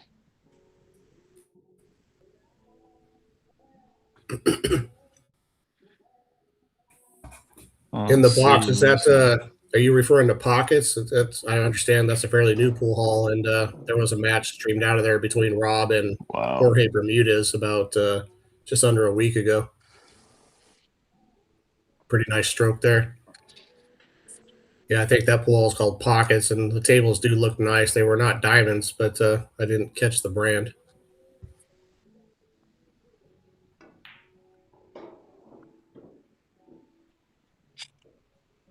Definitely doesn't look like there's any rollover from that error from Victor. He's played this rack pretty clean. Right. Maybe a little anger for missing that shot. Do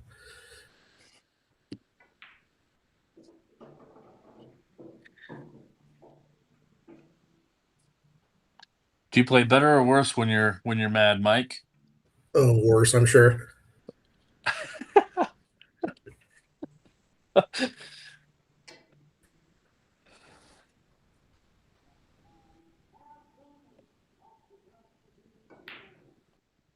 Oh my goodness. It was a lot to do with the cue ball right there. You know, that kind of felt a little funny. I wouldn't expect him to rifle that ball that hard. If Rob can make this would be a massive. What the? Oh my god! Yeah, that's perfect. This is a tough shot, though.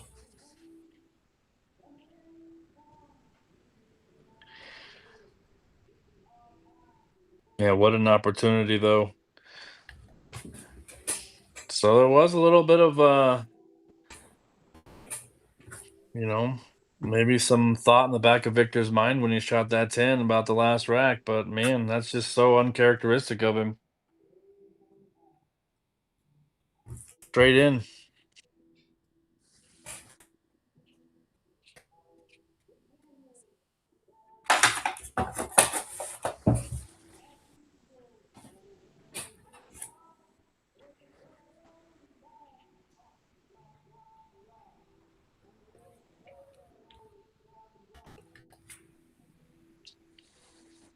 Come on now. Oh, wow. Yeah.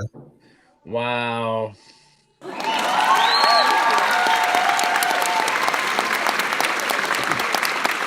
We both hit that simultaneously. That was a I great didn't do shot that right one. there. Did you do that Super one? nice shot by Rob.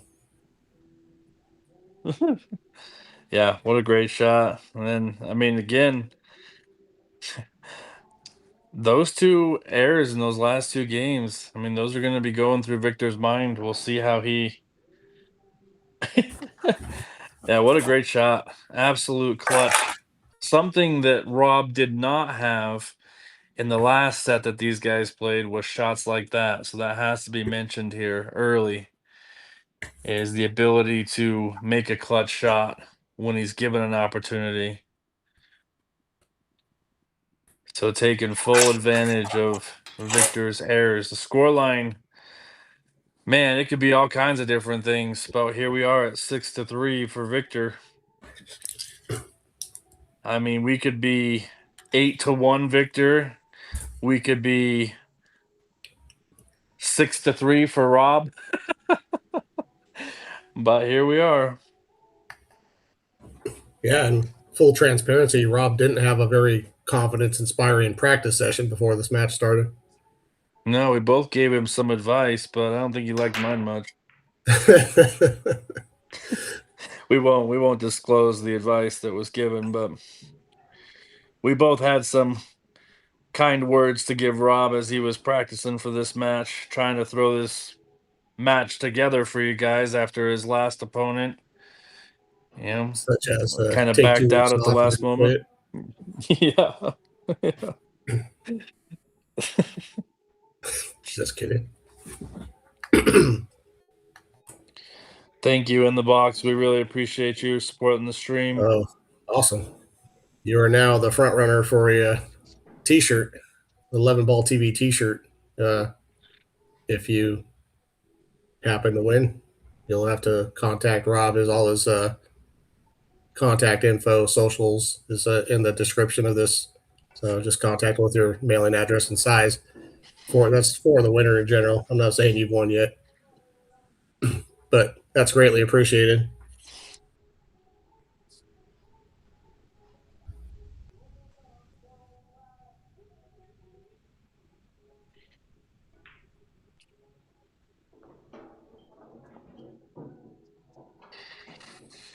I'll be That's our interested to first. see how I'm he sorry. handles this 5 ball. No, you're fine. We're just for the viewers out there, we are commentating not in the same place. So if we talk over each other, it's because we're both remotely at our own destinations here. So, anyways, go ahead, Mike. Oh, I was reading in the box's comment a little bit, or the sticker. It is not our first super chat on a live stream, but it is for this one. So, and once again, thank you so much. Yeah, no, I appreciate it. Means a lot. Of course, that'll buy Mike a candy bar after the match, so he'll appreciate that. Get a lottery ticket. Who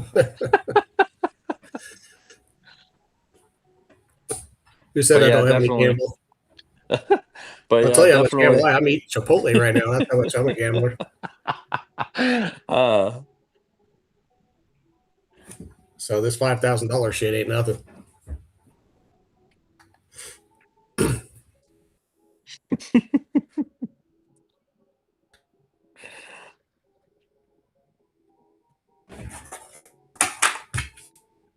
fuck.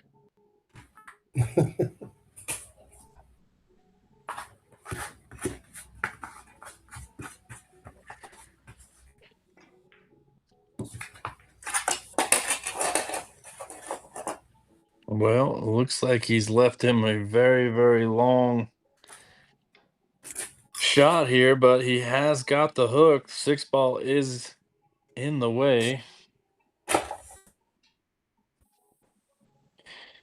You know, in the box, the best thing you can do is reach out to Rob. I mean, I've seen him play for as little as $50, $100, something reasonable like that. He just loves the action, loves to play every day. So if you want to get in the action, pretty much anything. Unless that 775 is your Fargo, and then stay away. And if that's the case, Yeah, I mean, if you feel like putting 5K out there, I'm sure Rob would do it in a heartbeat. So, you know, anything goes. well, we're gonna need an ID, a Oh, Fargo rating, wow. Wow. What a hit there. It's gotten away with it, looks like. or Uh tax ID number. Okay, well, not yet. This cue ball is likely to be tucked in behind the 10 yes. pretty hard, But with the 5 ball in the center of this rail down here somewhere. we do like to see new faces on the stream. Still waiting for Mike Laus to get up to Utah and play on the stream. Don't know if that's going to happen soon. Okay, 500. Oh, Perfect. Come fair on, enough. come on up. That's Yeah, I okay. mean, That's who I'll play on the stream then. If oh, wait a second. What? Oh, Mary Lynn. Thank you so much. oh, you're in Utah. Yeah, I mean, just reach out to Rob. And I mean, I think he's got matches booked tomorrow and Sunday. So not sure how long you're in Utah for, but I would definitely reach out to him. Thank you, What part Mary of Lynn. Utah? What part of Utah are you Re- in? really appreciate your donation to the, or not donation, but the support for the stream. Support. Appreciate that.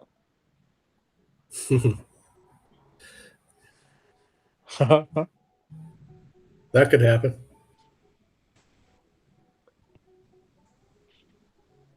Yeah, I wouldn't mind that. That'd be a little fun. Yeah, that'd be fun. Should be easy work for Matt as my Fargo drops dramatically when the camera turns on. I'm a practice table monster competition nobody. Nice to see Mike Liberty on the stream. Welcome, Mike. I think it's the first time I've seen your name pop up, but pretty Yep, good I've friend of only been. mine. Oh, cool. Another I Utonian. believe. I believe he lives in Preston, Idaho, near Logan, Utah. Pretty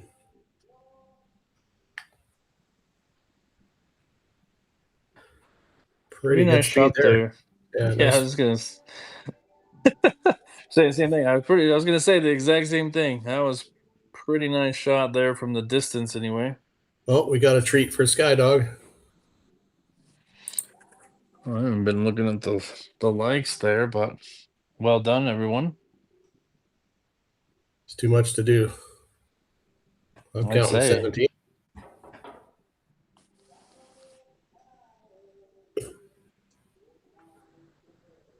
Well, that seems unlikely without a Mach 17 hit.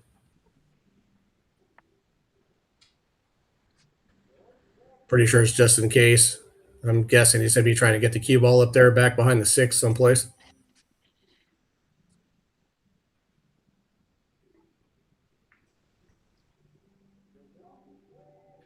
Pretty good.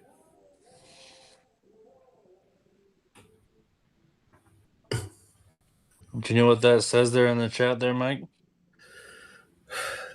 Well, let's go. Okay, no, I don't. I don't. Appreciate you, Rojas, getting in the chat. Absolutely.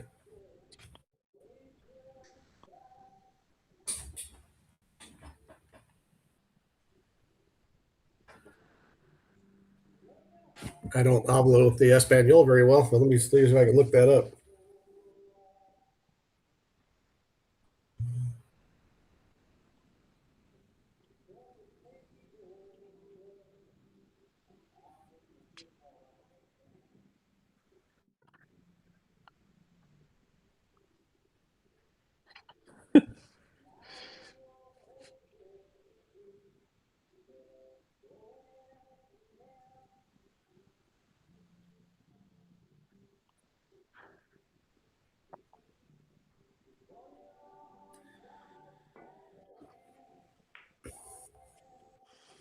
Well, that first comment translates to I'm going to the one in Punto Fijo.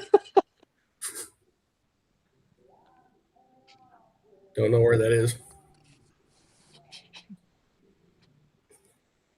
Let's go third. Is the second part of that, I guess, but Vamos is let's go, I believe. Let's go, buddy. That's what it means. Yeah. I believe he is a Victor supporter. Welcome to the chat. It's a new name that I'm seeing. Hasn't come up before.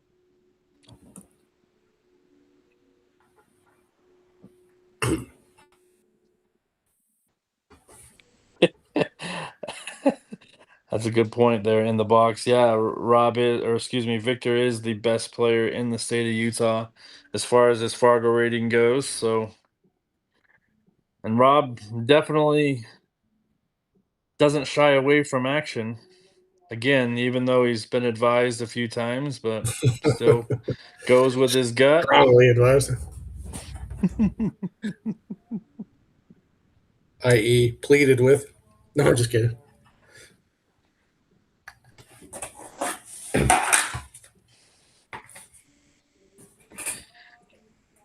But I mean, Rob's playing pretty well. He's been able to capitalize off of Victor's two critical mistakes in the last two games. That'll spot the 10 ball. 10 ball has to be the last ball made. Should play 2 rails for shape with the 6 in the side pocket. Or 1 rail. That works as well. Probably the easier route. I don't know. I learned so many things from these better, higher Fargo rated players. I probably would have gone 2 rails there just for. I don't know. I feel like that would have been easier for me, but I mean, if you can cut that and get that kind of shape, then there's no need for the 2 rail option. Yeah, it is hard to see exactly how thin some of these camera angles are deceiving as well.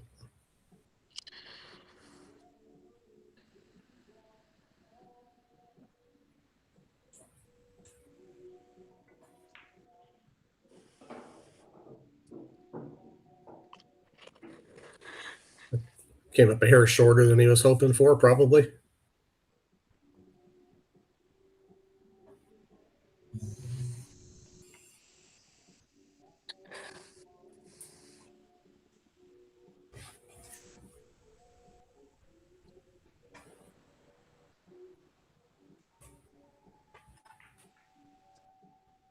Uh-oh.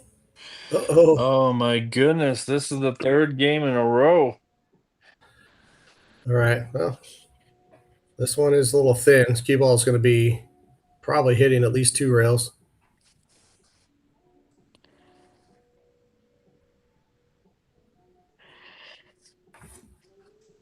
Yeah, so maybe Victor feeling a little bit of pressure. I mean, I'm not quite sure what you would. Attribute these. Yeah, I guess so. Well, I don't just know. What maybe what do not you quite as think the consistent. difference is? Sorry, go ahead. Yeah, I don't know. I'm just saying, all non-professional pool players suffer from some inconsistency in their game. So sometimes you play really strong, sometimes not so much. Victor, I mean, I think technically 725 and say in the Fargo system is considered professional by Fargo, but it's not somebody who's likely to go out and make a living playing pool. So I'm almost certain that Victor has a full time job of some sort. I believe he sells spas or builds spas at Bullfrog. Yeah. Okay. Yeah, I saw something in his Facebook profile about that. He's a design engineer or something like that for that industry. So yeah, not full time pool player though. Big ball Rob. Yeah.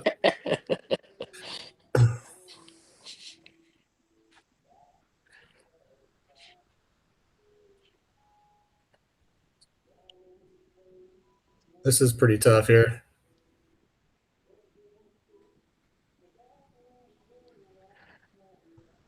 I don't think there's a scratch. I think he's playing the 9 and the path of the cue ball. I'll probably want to put a little bit of right on it just to get it out this direction. Probably not going to be super close to the 10 ball when he shoots it.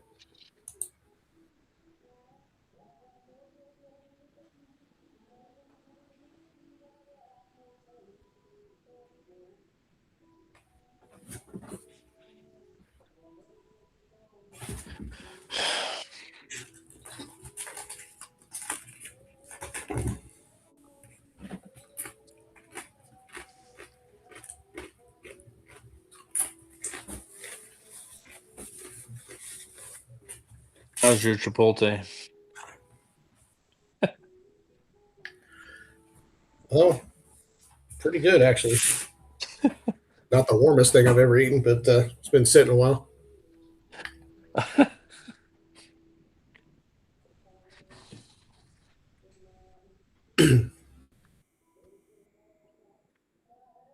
Like maximum risk. Let all that bacteria build up on it before I dig in. So he looks like he's kind of digging down. Is he may be trying to draw his cue ball over and then maybe for a short side or something?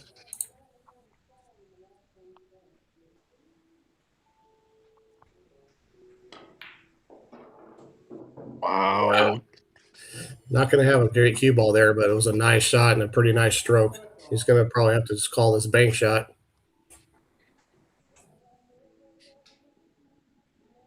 Wow. Well, he may just play safe too. Might be well. I don't really hate a safety here, but I don't love it either. So I don't blame him for going for the shot here. I think I'm going for it. I mean, Yeah, Victor probably gave so. you a chance to win the game when you didn't think you had a chance, and I think you got to go for this.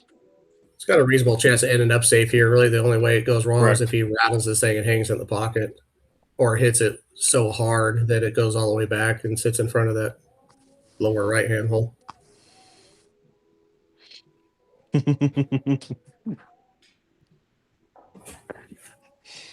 That one player that plays pool for a living is Mr. Jules the Prince. Oh, is that right? Mm-hmm. Okay.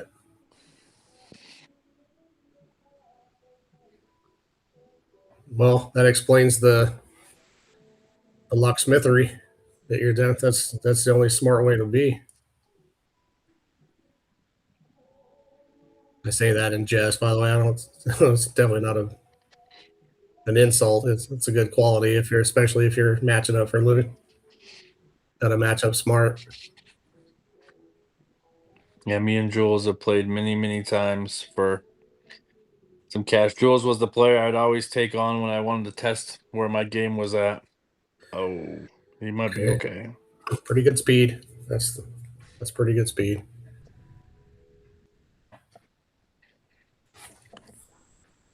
Mm. I do remember looking up his Fargo. Your Fargo is in the 640s, if I'm not mistaken, Jules. So obviously sandbagging. Just give him a hard time. That's it. I'm in a ball busting mood today.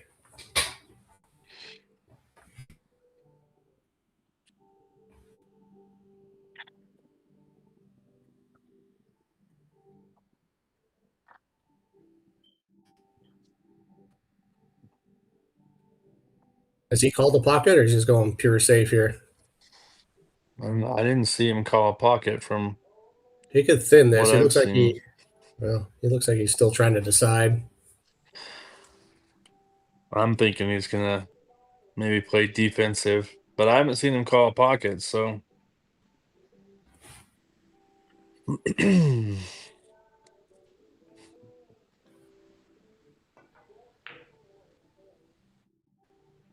went for it. Wow. All right, Rob, here you go. Well, can't ask for anything easier. You could get something slightly easier, but you're not allowed to ask for it.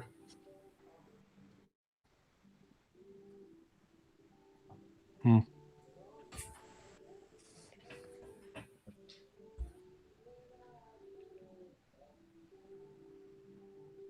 I think you got some country music or something running in the house. Yeah, he's got a big TV back where the camera is, right below the camera. Okay. He plays some music on that while you're playing, so pretty chill environment. I think Victor's listening to his own music. Ah, Oh no.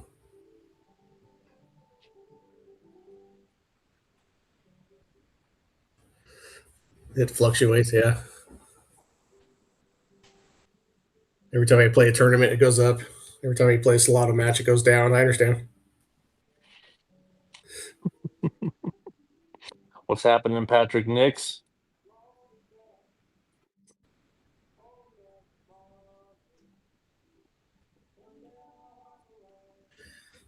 Yeah.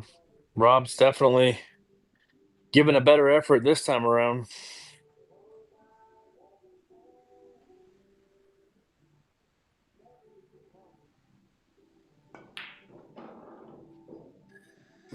Oh, okay. Another opportunity passed by.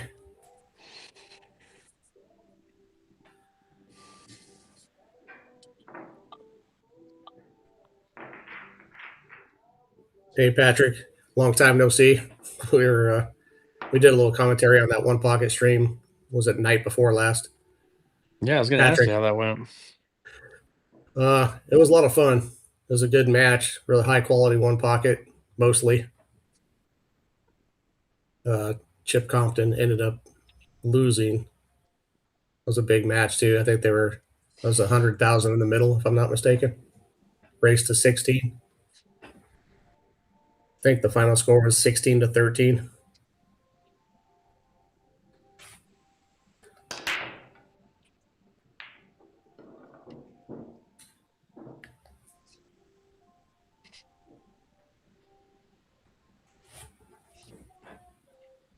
Pretty entertaining.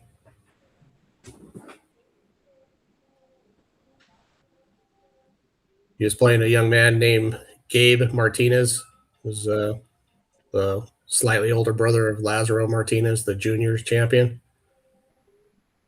Kid plays really well. He was getting 10-7, playing one pocket, but I mean, that's not a very big spot against one of the best one pocket players in I guess you'd say world. Okay.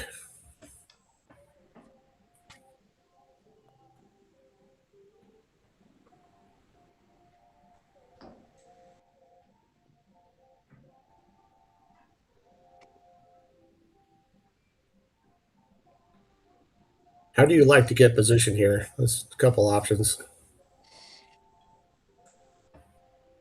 I almost Yeah, like little. going around this way for some reason. I Probably think he's because gonna. that final path of the cue ball is more parallel with the line of the next shot than this one's coming straight across it. So there's less room for error going this way.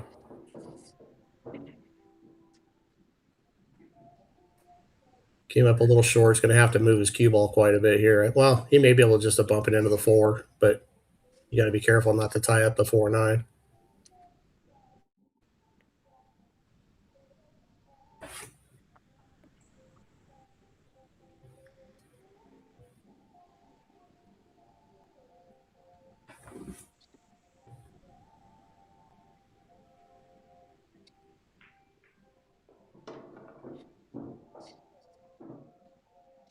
Did pretty well.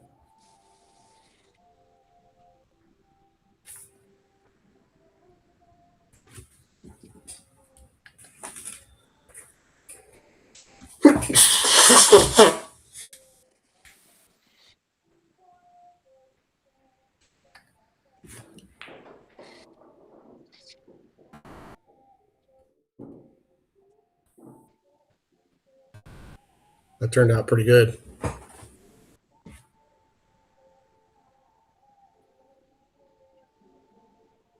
Probably like to fall somewhere right in the dead center of the table. Little draw. Try to come back out here somewhere.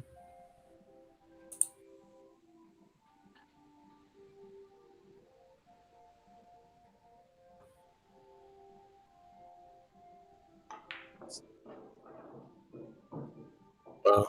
really cooked pretty that one good. good. Wow.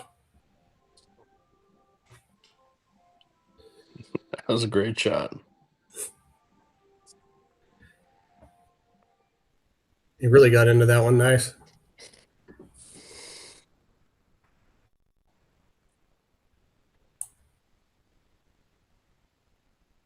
Okay, it's got a very slight angle. It's probably going to be drawn like right at the 6 ball, maybe.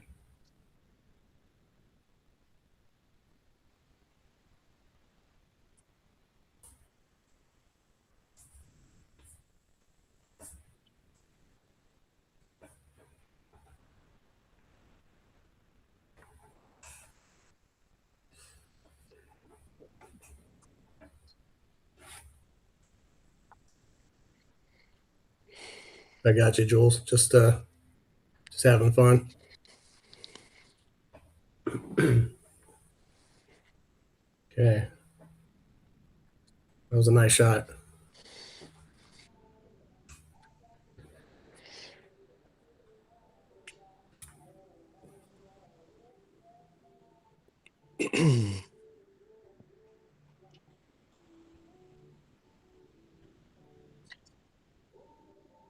So was this a dry break by Victor to start this rack? I may have missed that. I don't remember how Rob got to the table initially, but I I know think he's running a lot of balls. Victor tried to jump at the 1 ball and launch the cue ball off the table. So, Oh wow, that's true. All right, giving himself a really good angle to get possibly 2 rails or just even 1 rail on the 10 ball. I right. think he's just fine just using 1 rail and I think so should too. have good shape. You just got to make the ball Yeah, Patrick, Rob natural. is getting through the ball pretty nicely. He's missed a few shots here. It's cost him in this match, but he's still definitely in it.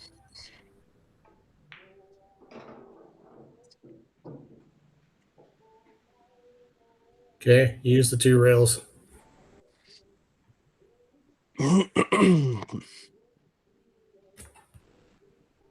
Should be a big confidence booster for Rob here.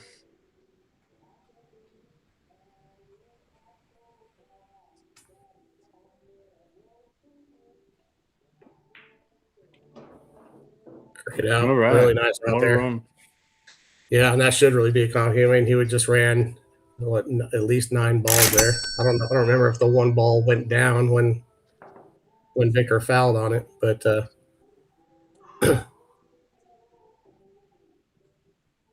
yeah, very nice out there. So that is showing that Rob's getting in gear. Yeah, I mean, I think we both can already say Rob's playing a lot better than he did in the last go around with these 2 guys. The score was 24-6 for Victor. That's true. He would be hard pressed to have played played worse though. I mean, he played Richard Manrique, extremely tough. Very, very, very well played match from Rob. Particularly in the later rounds. Yeah, I mean, there were some errors early on, but yeah, the last half of that match, Rob was rock solid and played real strong. He was brimming with confidence by the last few games. Look at this break. I don't think that one set up quite enough here. Yeah, 1 ball's got funky. Oh boy. Yeah, in the box of 570, we'll break and run here and there. The break and run a rack at 10 ball on a 4 1/4 inch diamond is doing something. I can say that it's hard to break and run out. You don't see Victor break and running a bunch on this table. Now we're 11 racks in, and there's been 1 break and run so far. So And that what's was he gonna by do? He's gonna Victor. try to run his cue ball up behind the 2 someplace. Yeah, he's looking right at that. Seems to be the natural shot. I mean, Rob just ran all the way from the 1 ball from Victor's scratch all the way down to the 10, so Yeah. that might count in league play. Get some sort of patch for that, right? If you remember to mark your pocket.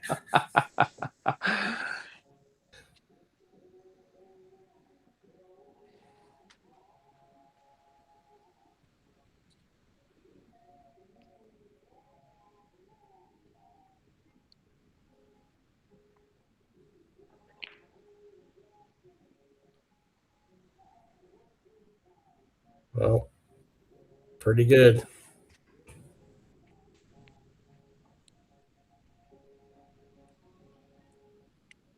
I think Victor's just going to have to kick at this. It might require a tiny bit of swerve. Not real sure.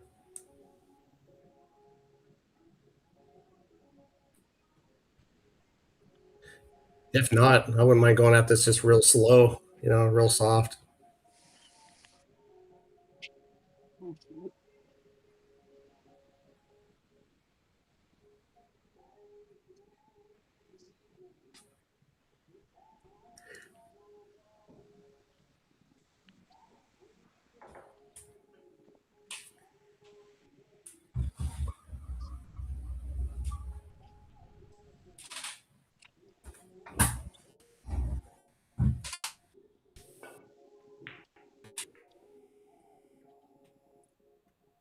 Hey, Jules, you ever match up with King Santi? He's been apparently asking about playing on this table.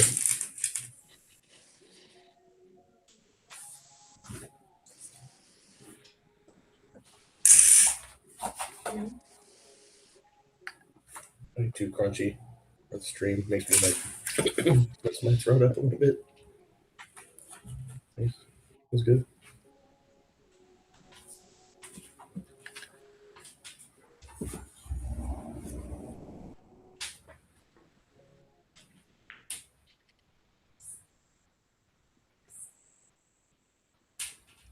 It's pretty good.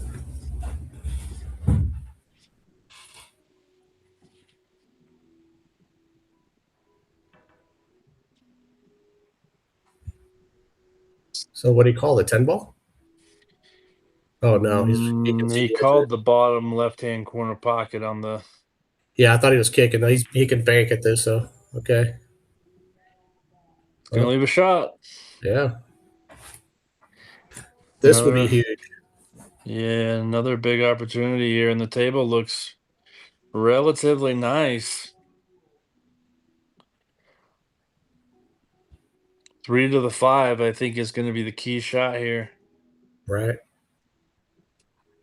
Red 3 to the purple 5. Of course, we got to get there first, but the 1 to the 2 is pretty easy. Just a little long. Yep. What she said.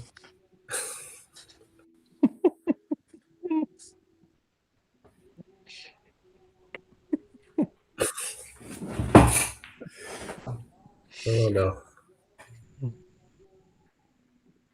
Well, is he gonna get away with it? No. I think you did. It's definitely not makeable.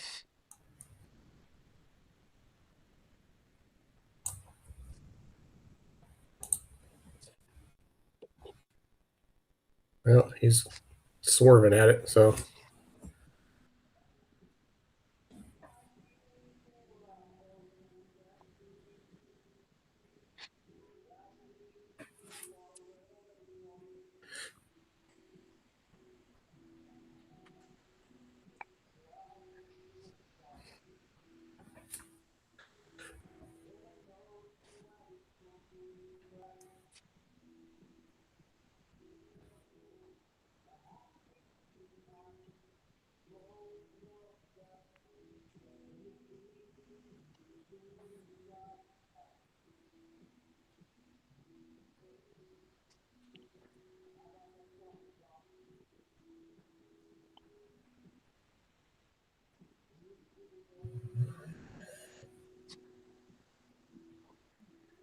at this point, I might seriously consider going 2 rails at this ball this way and trying to clip it.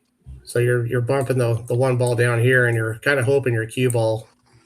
I might be trying to get, since it doesn't pass the 8 ball, it kind of lays all right. He's not doing any of that.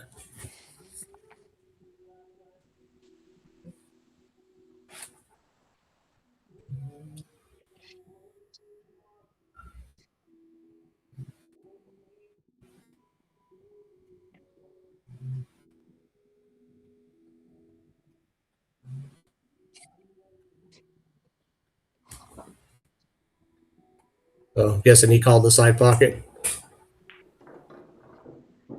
man, that's a monster of a shot right there. Wow. Sheesh. With position, yeah. Look at the speed. I mean, he just all 100% played that.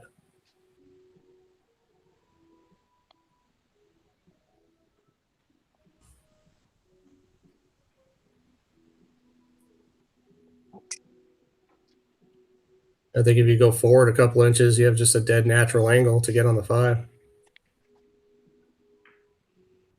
Just like that. Oh my goodness. Oh, What is going on here? that was one of those letdowns after a monster shot. We've all What done it. is going on? That was a massive shot on the 1, and then he just let himself down on the 2. If he's dumping his backer, he needs to make it less obvious. I'm just kidding. I mean, we thought Rob was doing that on the first time they matched up him.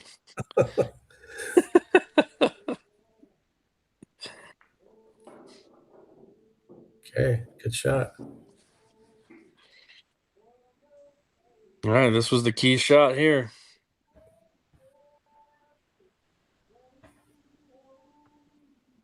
As Danny DiLiberto would say, he overcut the rent.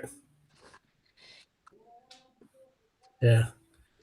This table's a little bit of a bitch, huh? It doesn't like much.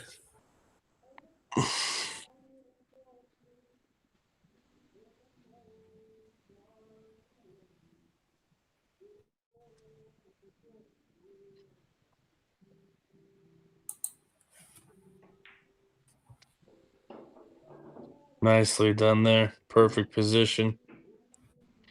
Needs to give himself an angle from this 8 ball to the 9. I don't know.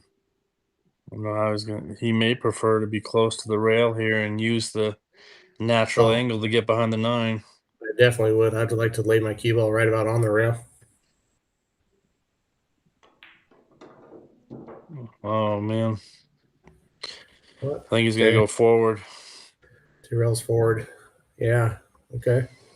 He plays that shot pretty good. I mean, I like the natural way on the rail and just cutting that 8 ball in and coming naturally over to the 9 ball instead of playing a inside draw shot. But Yeah. I mean, it's not too difficult. Yeah, well done.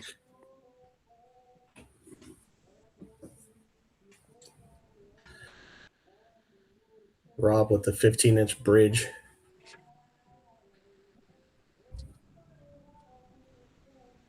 The ball buster shot.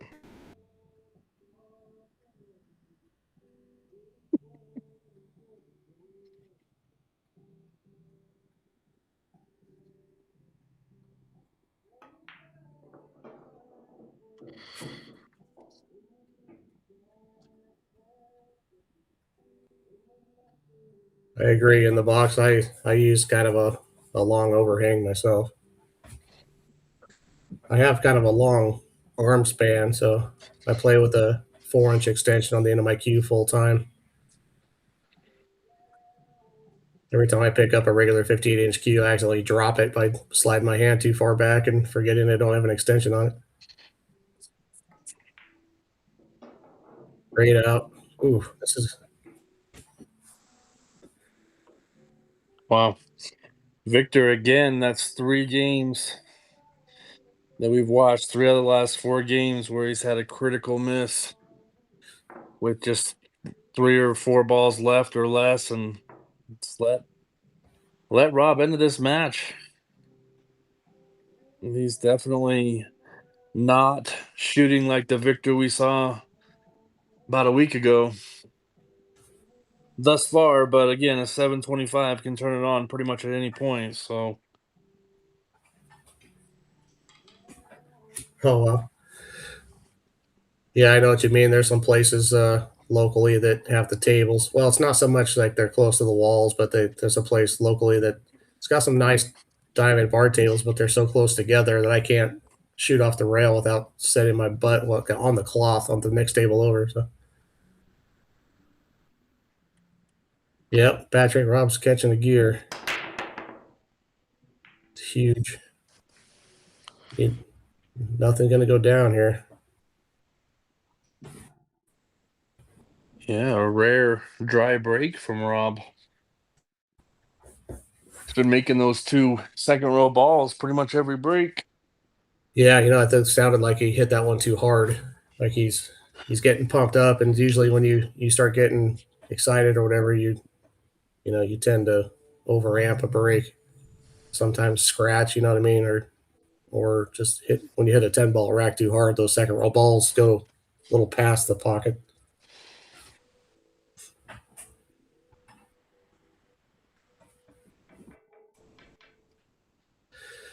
I believe that's calling the 8-ball there.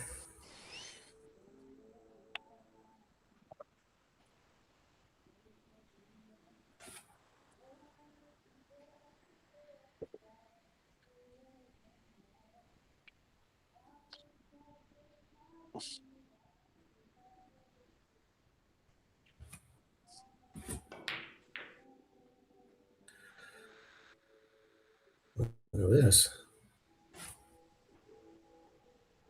Look at that thing spinning there.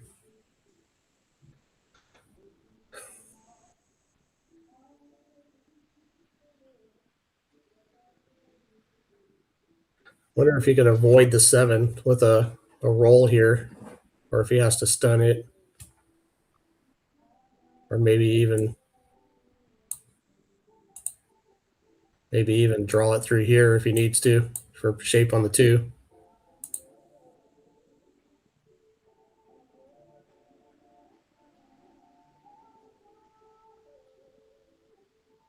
Definitely not drawing it like that. But you can see he is digging down just a touch to avoid contacting the 7. This can get away from you. You don't want to end up behind that. Oh, you definitely don't want to end up in that pocket. Shit.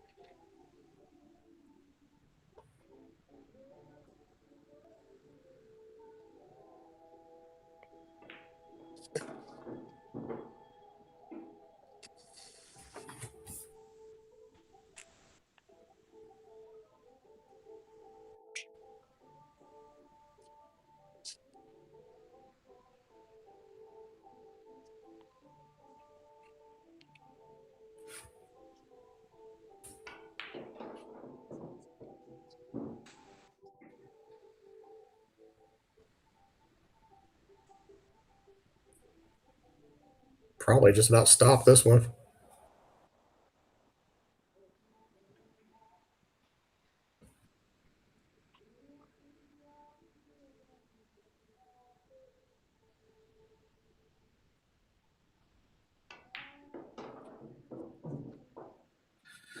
Interesting. Brought it back, put himself over the 10-ball here, just making things slightly awkward. It's not terrible, but at this distance, it can cause a miss.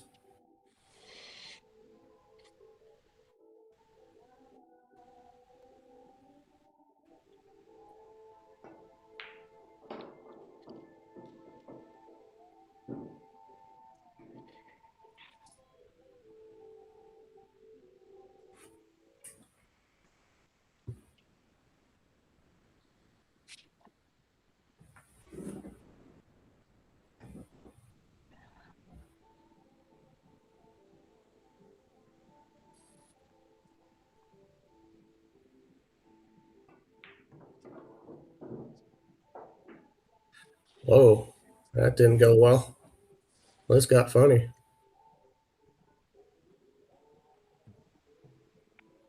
Yeah, Michaelis. Yeah, mine too. Spray the cue ball all over Hill's half acre and hope you can make your next shot.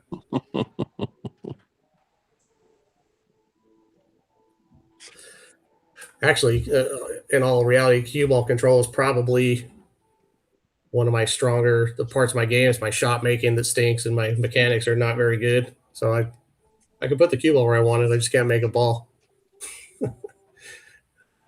I kick all right.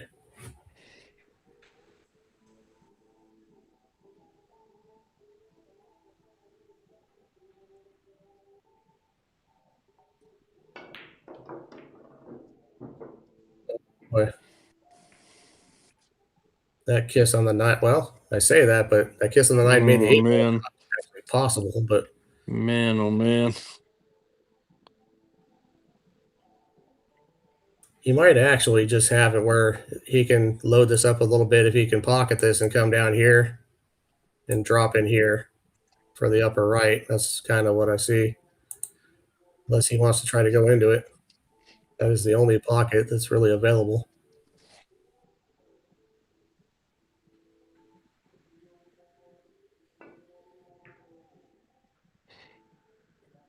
Oh, Rob's just wishing he would have clipped that right now. This is still tough.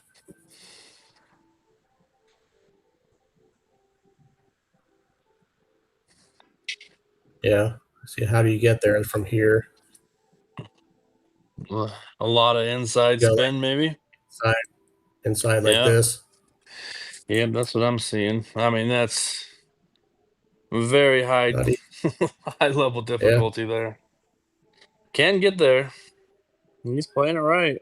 Got to make sure to hit the ball first and not the rail. If you clip the rail first, you can probably go too deep in the upper right hand corner. Hey. Oh, I was going to say watch the scratch, but man, oh man, that's the absolute worst case scenario there with the 9-10 tied up. It's okay though. Nothing to get too upset about. He's won the last few games in a row, Yeah. and he's very much in this with Victor only having clawed back 2 games from the spot at this point. Rob's in a pretty good spot.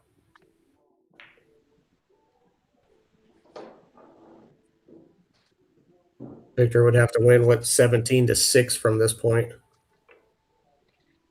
Okay, 16-6.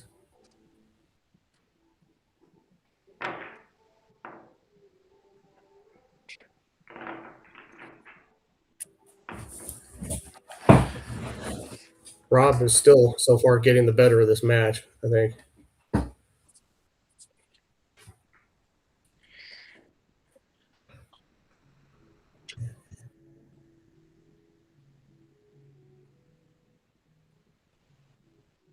That rack right there would have been monumental for his cause, but he's still very much in it.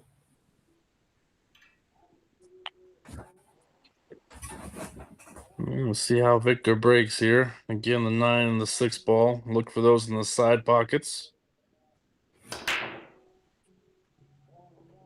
Just got the 9. 4 ball and 7 ball have Screwed up the gotten in the program. way. Yep. For right now, push incoming.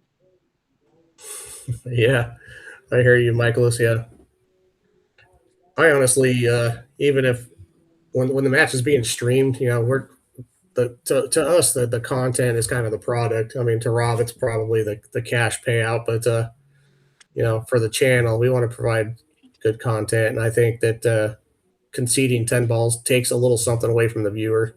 I prefer on matches that are streamed or matches where there are spectators or people paid to watch or any of that every ball should be shot. It's just a better experience for the viewers. Mm-hmm.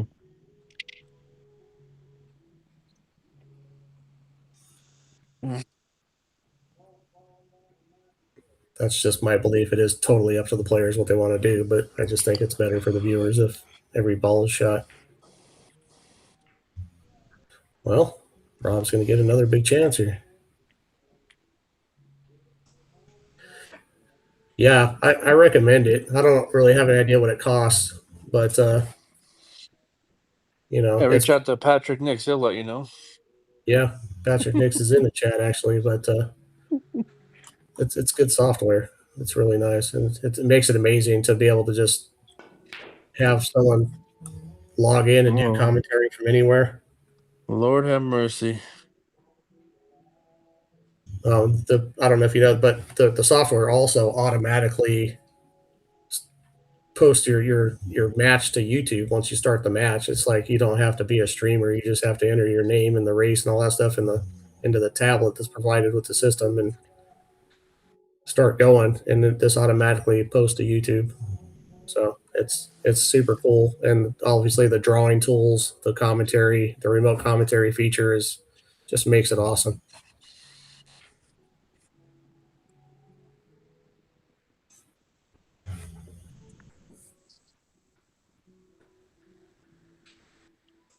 And that is true, Michaelis. I've seen champions miss shocking balls on, even tables that aren't as tight as this.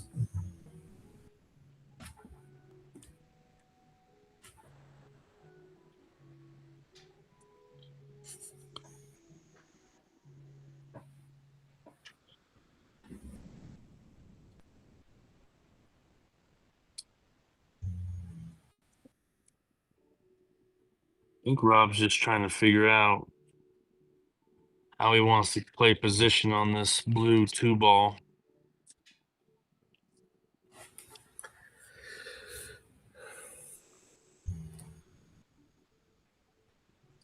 Yeah, you just gotta put a nice stroke on the stun that's just far enough to get peek out past the 8 ball. I wouldn't try to get crazy with it. You got to hit this dead center in the pockets for it to go in because it needs some pace. That's about as oh.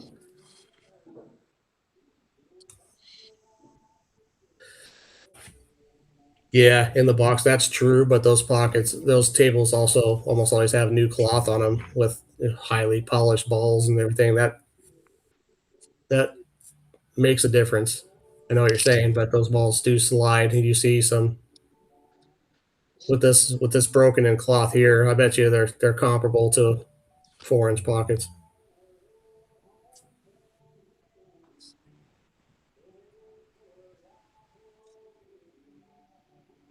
Does he have enough of this? That'd be amazing. I don't see a shot on the 3, even if he does, but I try to overcut this a bit and run your cue ball up table. Oh no. Okay. Oh, fortunately, the 8's got near the 5, so That's right.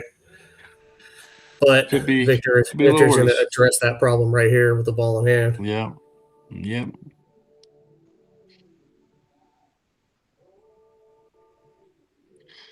If not, just start playing safety here, play for some fouls, but we'll see.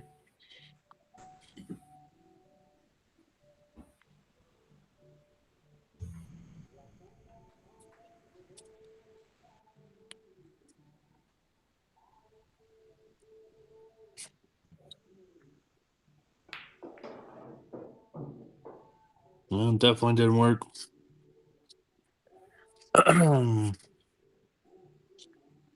Still needs to be addressed, so Rob's still got potential here to get back to the table.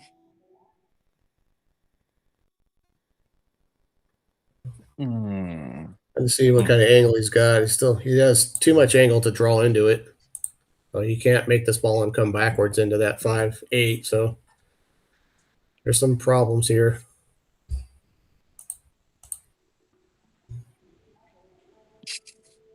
Also, the 10 and 3 are a little bit in the way for the blasting that 5 out 3 rails and locking your cue ball behind the 8. So, well, there's a good shot. Sort of. Not the best result in the world, but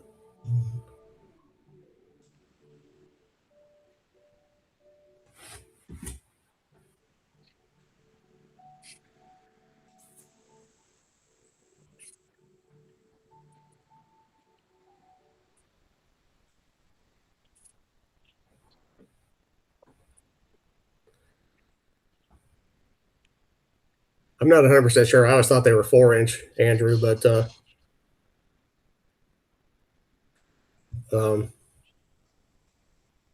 Yeah, doesn't really matter. I do believe the new cloth makes them play a little bit more forgiving than you would think of as a 4-inch diamond pocket.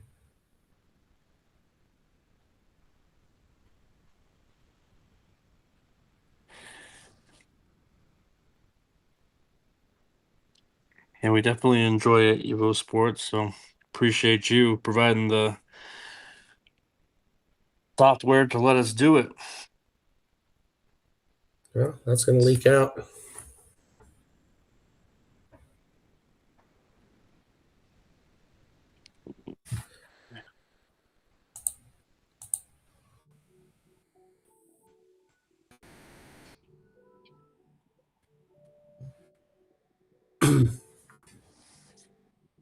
Probably just try to get his cue ball right back in the neighborhood of where it is. Hmm.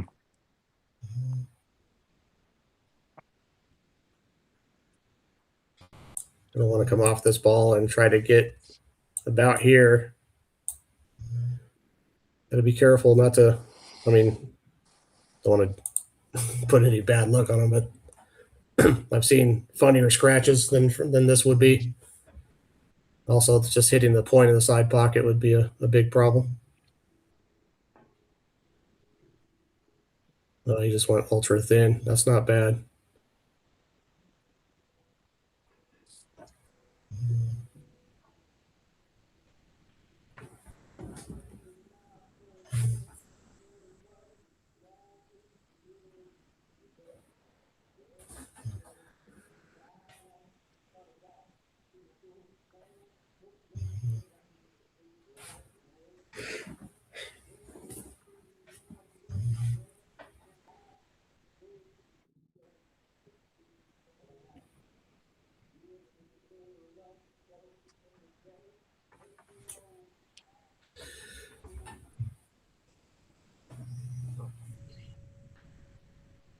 Either way, I don't honestly love watching competition rotation matches that are played on equipment that's too tight, where like pros have to lay up and not fire a ball down the rail for fear of hanging them up, even when they hit them pretty good.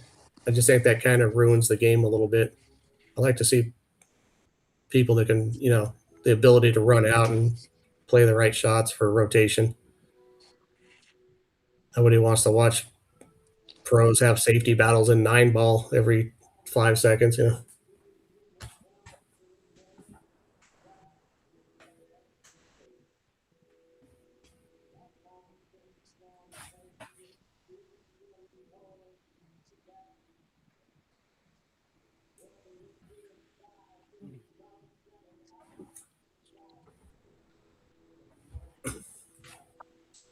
I like watching players run big packages. I mentioned not too long ago on the stream that I was in Tempe back in, I want to say it was 2018, at a tournament at Freezer's Ice House where Eklund Kachi won the coin flip in a tournament match against Alex Lion on I think it was probably a 4.25-inch diamond like this, and broken ran an 8-pack. So Alex dogged the coin flip and never got out of his chair during that whole match. And the crowd was going crazy after that match was over. It was super impressive.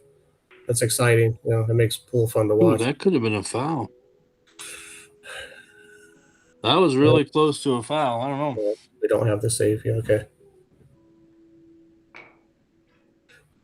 Yeah, I thought it was just good, but No, that was real close. no protest here. And Rob is,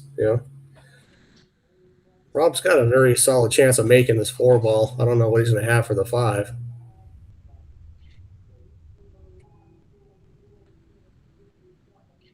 I know which one you're talking about, where Ko Ping Chung pocketed every ball in that match, 99 balls to 0 against Yap. And that, I think it was a semifinal in the U.S. Open.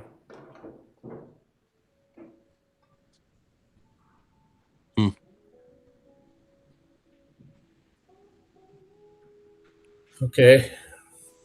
What's the move here? I think I like clipping this 5-ball thin and trying to run the 5-ball up to here and get my cue ball back down this way. Something like that. I don't see a good reason to try to bank this ball.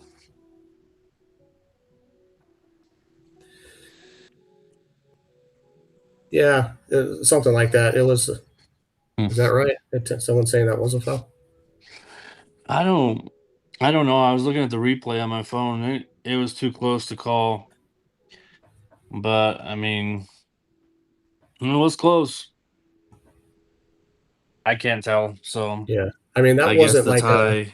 that wasn't an 11 pack that Koa ran, but I mean, Yap got to the table a few times, probably kicking. You know, I mean, he played perfect pool, but it wasn't all breaking runs. But it was.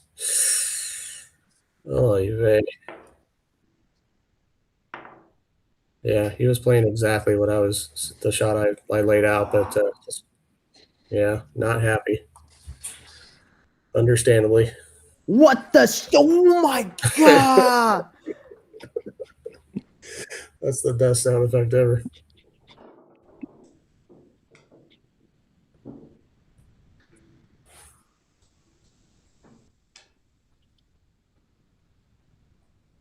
But that was a great performance. I enjoyed watching that match. That Did little you get a chance to watch the Joshua Filler in the UK Open recently? I did, yeah. That was pretty amazing as well.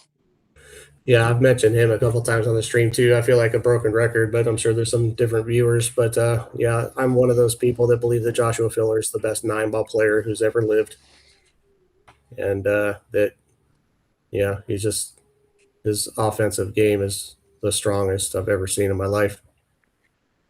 Yeah, I would agree with you on that one. It's crazy. Yep. I mean, that was awesome. That was so fun to watch. I was just like, man, what an incredible player. Yeah, he is incredibly strong. And I'm like I mentioned before, not a young kid. I've been around, watching pool since the early '90s, watching professional pool closely, following it, and I've been to tournaments. I've watched Efren, I've watched Earl Strickland, I've watched Buddy Hall, see him watch Mike Siegel all live, and I don't think I've ever seen anybody with just a pure firepower of Josh Filler. Great cue ball, shot making's incredible. Pretty good tactical game. I mean, he's not, Efren Reyes was the greatest mover probably that ever lived, but yeah, as far as just run out power, to me it's Filler, probably followed closely by Earl Strickland.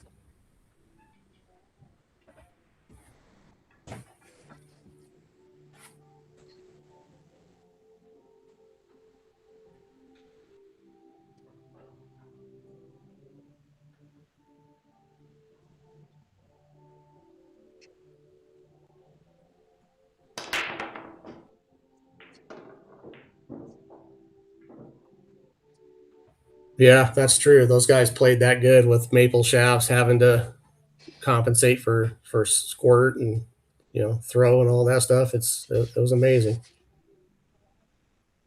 One of the funniest things I've ever seen. I went to one. I don't know if anybody remembers Tar, the Action Report. They were a big streamer back in the 2011, 2012, and maybe a little earlier, somewhere in that range. I went to one of the matches at their Tar studio between Earl Strickland and Shane Van Boning.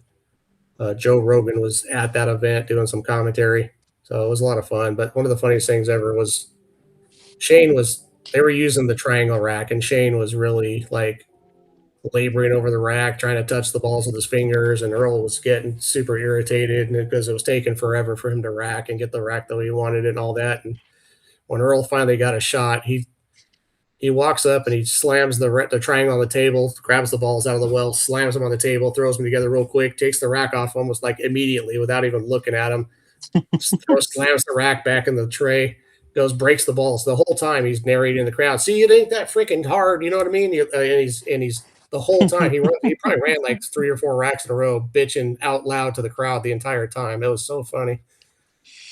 Like, this game ain't that hard. You don't have to worry about the rack that damn much. And meanwhile, he's just there running out. It was incredible. Super funny.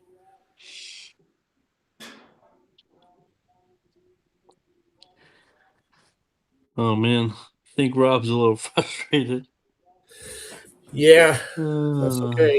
keep himself together. He's still well in this, and I think he's percentage-wise, he's still getting the better of this slightly. Victor hasn't outrun the spot as much as he is needed to percentage-wise by this point to that Rob should be super upset.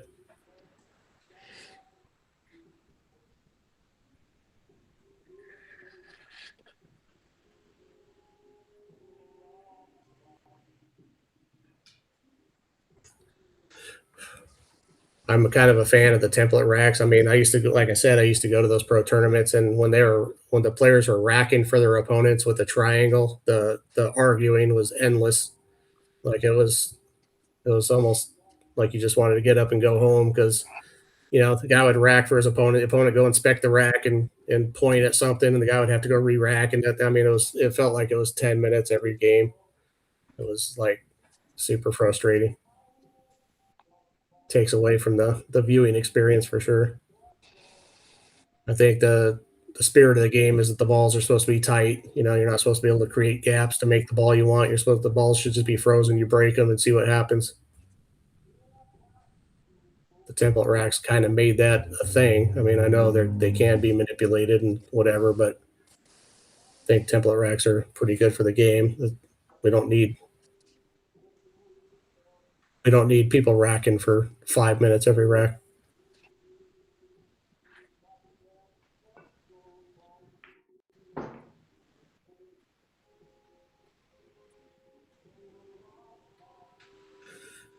Okay, Rob's gonna just have to roll him up onto the back of this 3-ball. This takes a pretty good cue ball.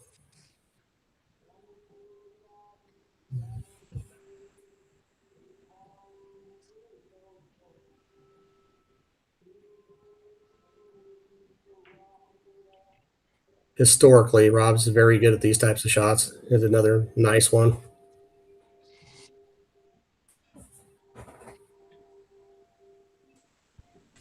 I'm going to take a quick break, Mike. I'll be back on here in just a little bit. I've heard that before. See you tomorrow, Rob. Or Matt. I'll be back on. All right, man. Take your time. No problem.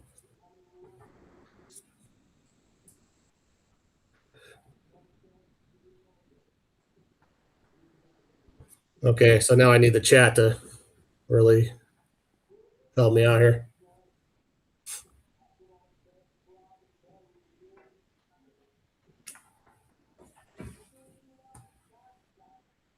If you have just kind of recently tuned in, haven't mentioned in a little while, we are running a T-shirt drawing. To enter into the drawing, you just have to use the super chat feature to help support this channel, and you will automatically be entered with any super chat for a T-shirt. We'll pick a winner at the end of this.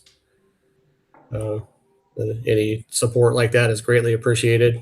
There's no real monetization here. We're just volunteering our time, and we enjoy it. But we put quite a few hours into it, and anything helps. So we're really trying to grow the channel. We're trying to get some equipment for new camera angles, and anything that can be done is greatly appreciated. Super chat's a fun way because you get a highlighted comment in the chat. We'll read that, and it'll be pinned for a certain amount of time.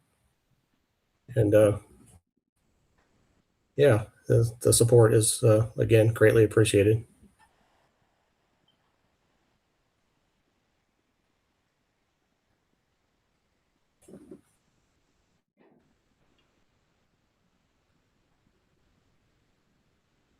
I think Victor's going to have to try to get him behind the 7-ball.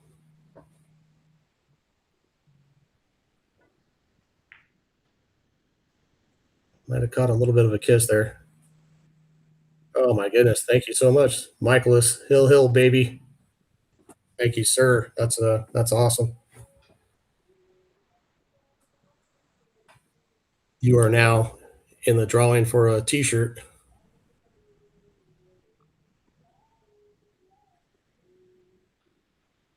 Coming through with the $10 super chat.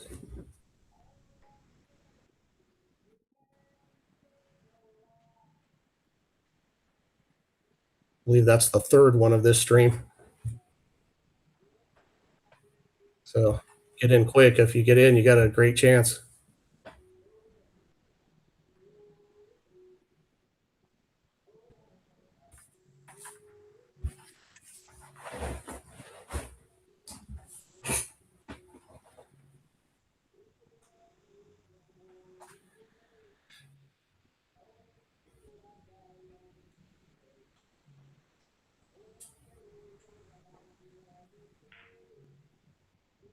Well, we're happy to help.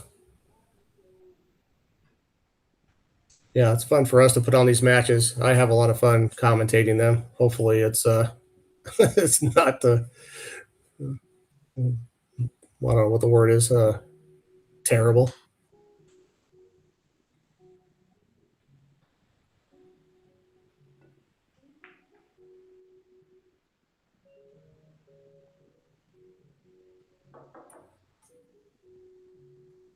All right.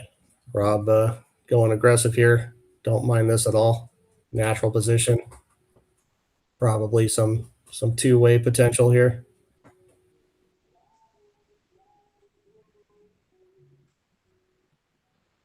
Oh, Patrick, thank you so much.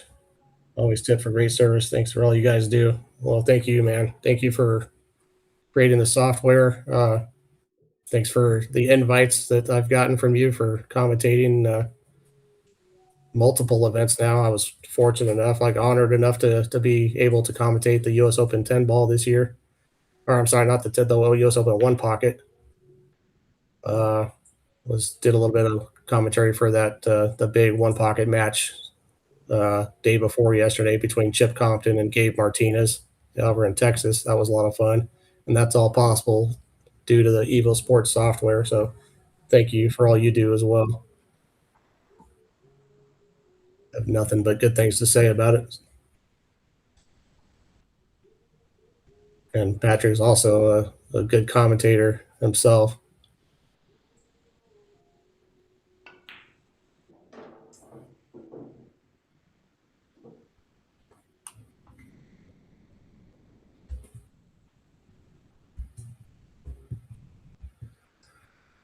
If Victor is able to get out here, it's basically the race will be dead even percentage wise.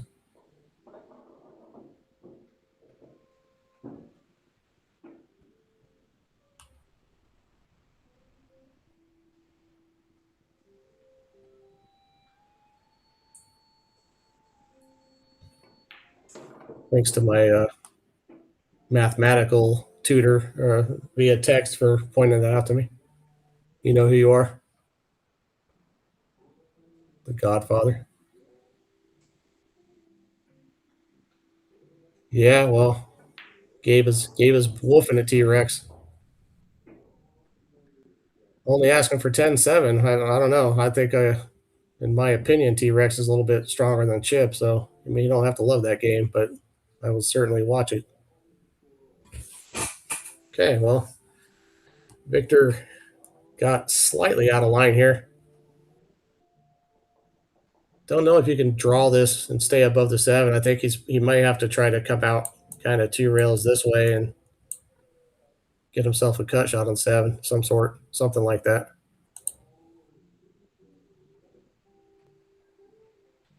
If he's able to do something better, I will have learned something.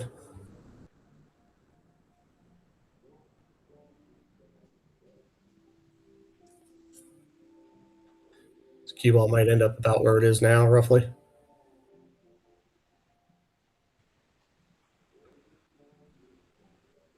Well, he looks like he's digging down, so maybe he might be going this way.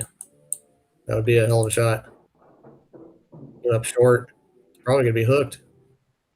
That's not good for him.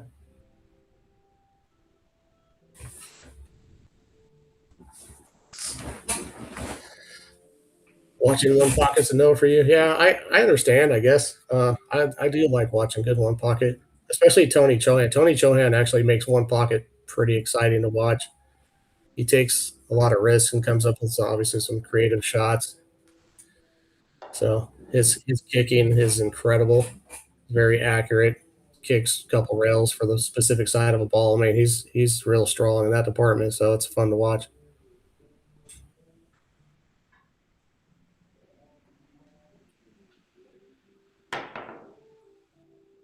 Oh boy. Yeah. Try it again. Take a practice shot.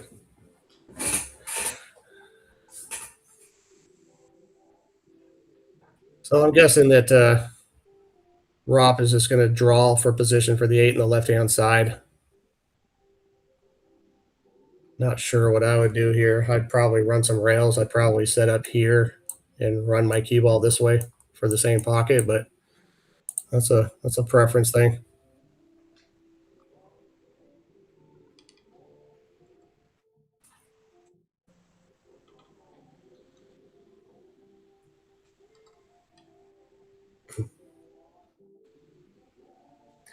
If I was going to draw for position, I would draw to the end rail and back out. I wouldn't try to fall right in place.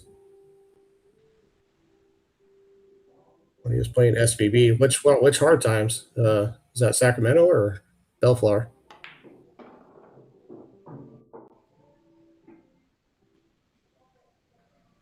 Well, that went pretty well. Probably would have liked another maybe 6 inches out of that, but he'll take this.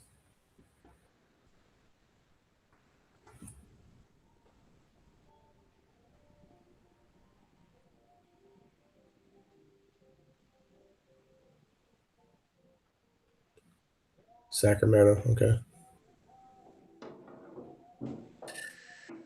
I also would have played for some angle on this ball, probably. I mean, he can draw this back, but maybe stretched out a bit. Is he going to need he's going to need at least an extension.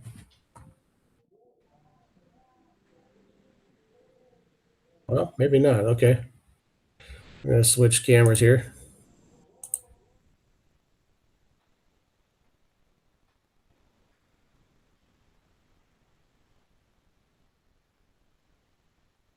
We charge extra for checking out Rob's butt like that, so I'm going to have to move the camera. We need a big super chat for that one. Okay, that's a good shot.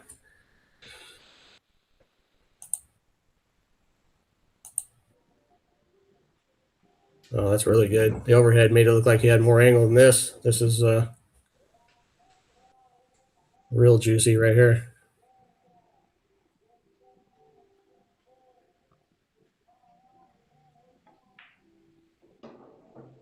Beauty.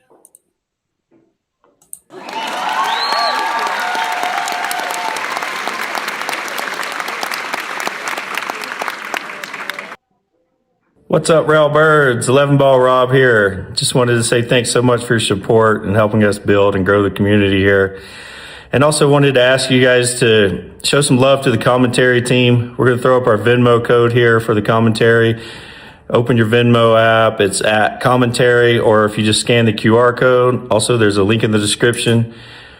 Anything helps. If you can throw these guys a couple bucks, it's really appreciated. They do an amazing job and help keep these streams more interesting. Thanks so much for your support. Love you guys.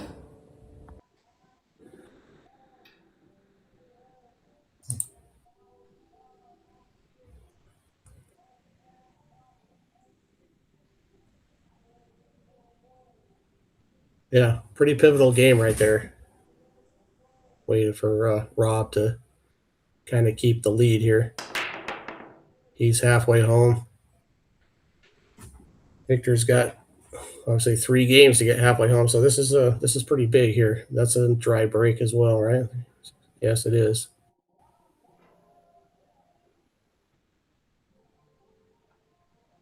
Gonna be tough to get a shot on the 2 ball from here.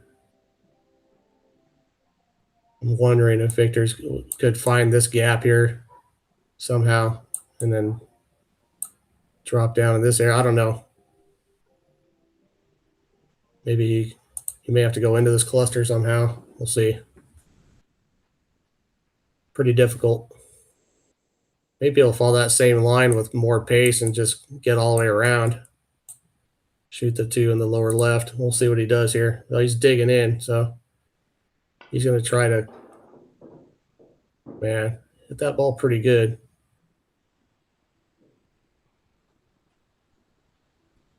I wonder if that goes through. That'd be pretty incredible.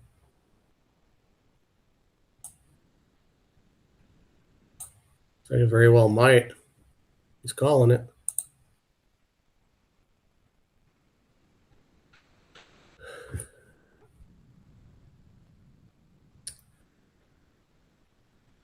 Where does he hit on the cue ball to get it that far? Are you talking about the path I laid out, or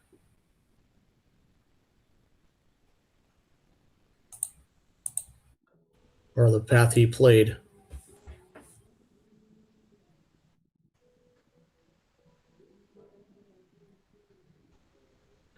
If you're talking about the path I laid out, is somewhere about a center ball hit.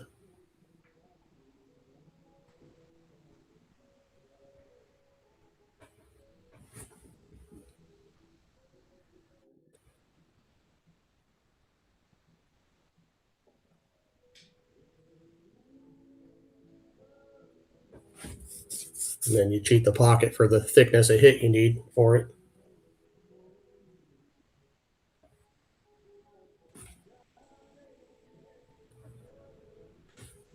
This is tough position here as well. This 4 basically doesn't really have a pocket. Unless he's able to just go forward and nudge into the 8 ball or something like that. That might work.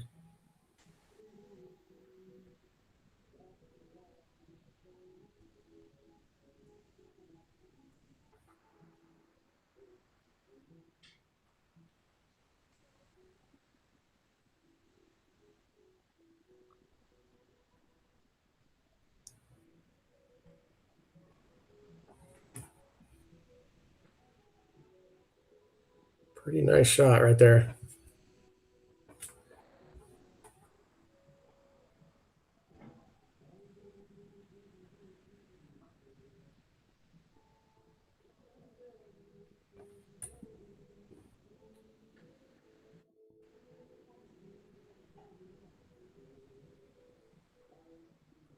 If you haven't been watching from the beginning, I don't know if you know that Rob was down 5-0. So this has been a pretty monumental comeback. What a shot there. That was a great shot.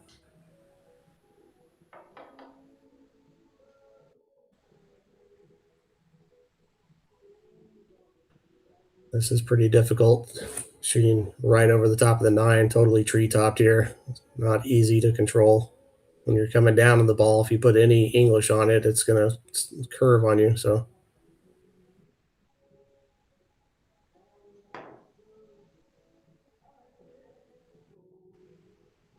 barely missed.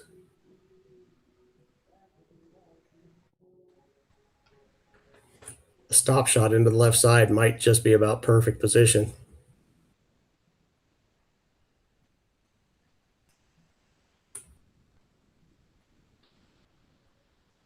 Might be even better if you can draw it back 2 inches or so. Yeah, it's pretty good.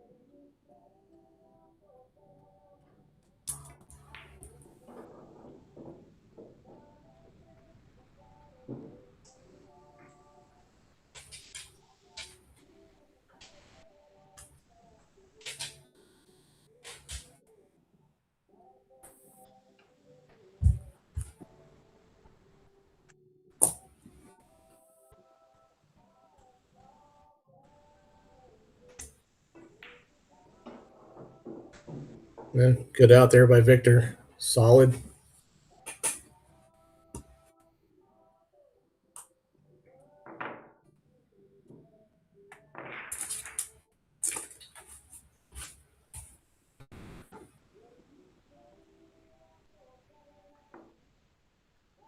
We have any viewers out there from outside of the United States? I know we had one earlier from South Africa that went to bed.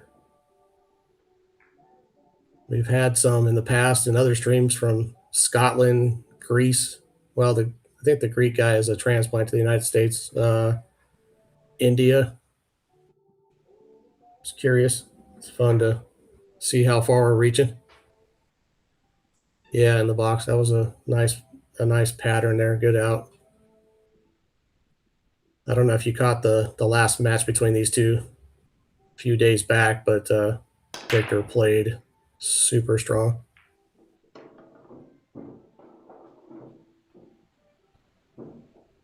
Like a 725 that was in just dead punch.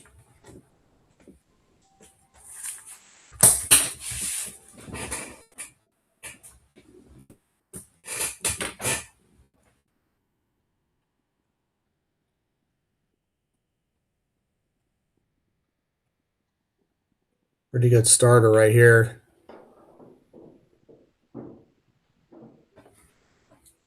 This is also a good angle to get a good angle from the 5 to open up the 7 ball.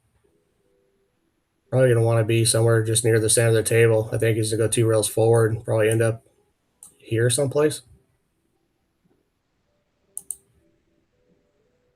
Going to move the rack pretty soon.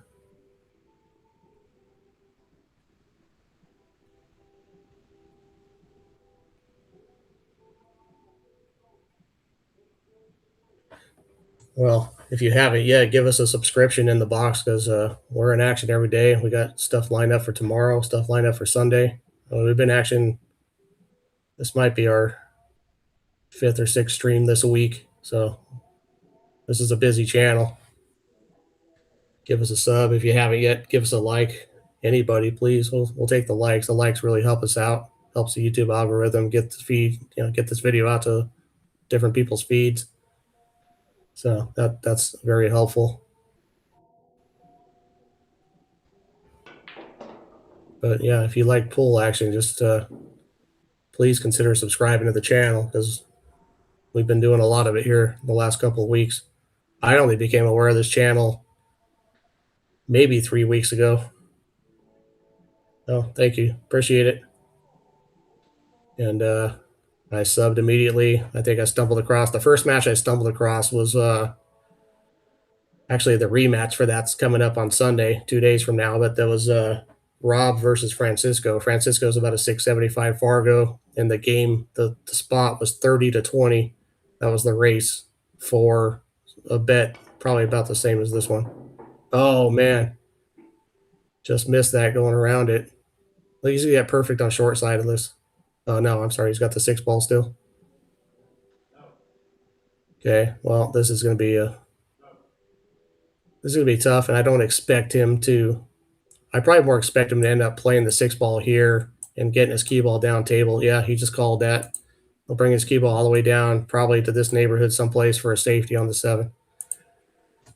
Anyway, Rob versus Francisco. When I tuned in, as I mentioned, that was a 30-20 race.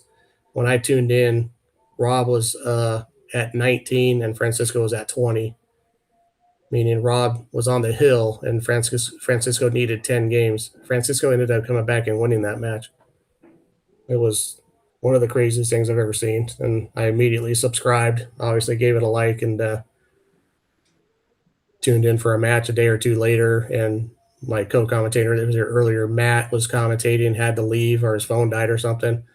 I got in the chat and I already had, I had some experience with EvoSports and I've done quite a bit of commentary. And I kind of just got in the chat and offered, and Rob sent me the credentials, and I've been doing commentary ever since for him. I might have 40 hours worth of commentary in the last few weeks.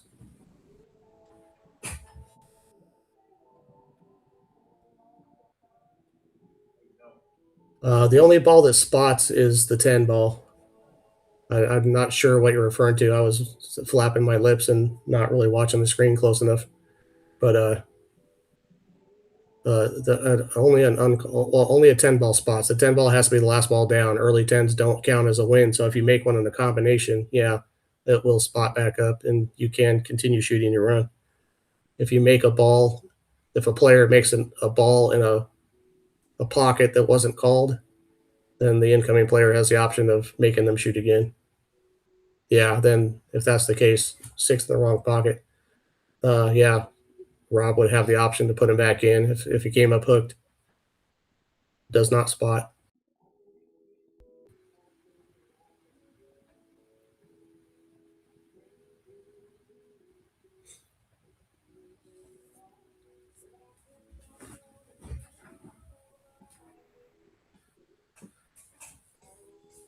Pretty interesting here.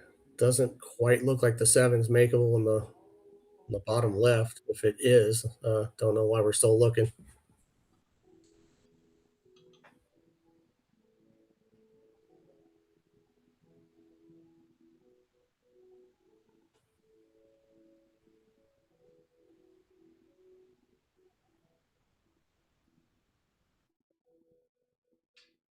Right here, stop his rock and play a bank maybe.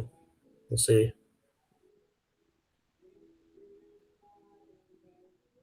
No. Okay, looks like he can roll him up on the back of the 9 ball.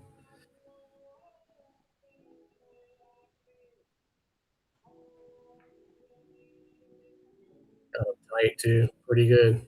Really good.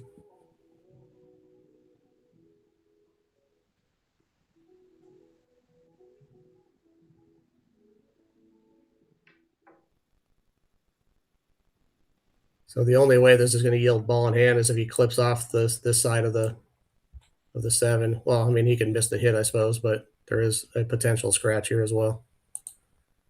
But can't tell how tight he is a 9, but it looks like it's a very makeable hit.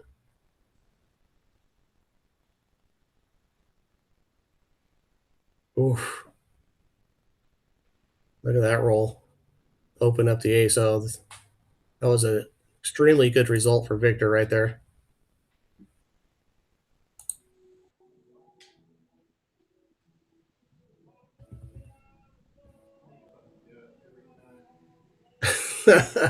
I don't know if you guys can hear the in-house microphone, but Rob is bemoaning Victor's good fortune there.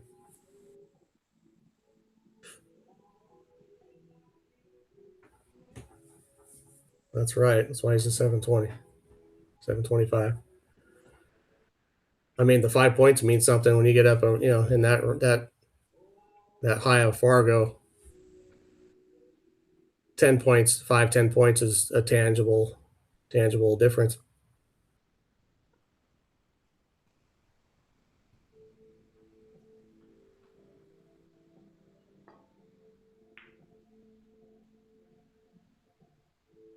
This might be really good. Oh, wow. Great try. He's pissed, but yeah, I mean, he expects a lot of himself. He hit that ball really well and almost played one of the best shots of the day so far. From where he was, if you could have got that behind the 10, that would have been one of the best shots of the day.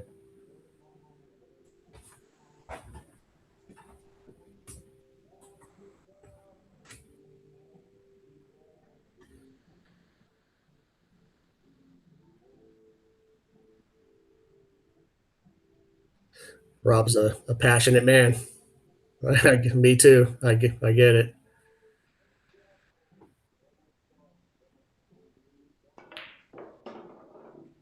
Jeez, what a shot, man.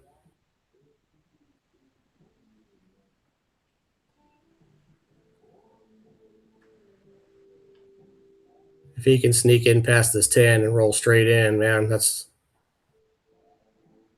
a hell of a shot. See if I can see the other camera angle.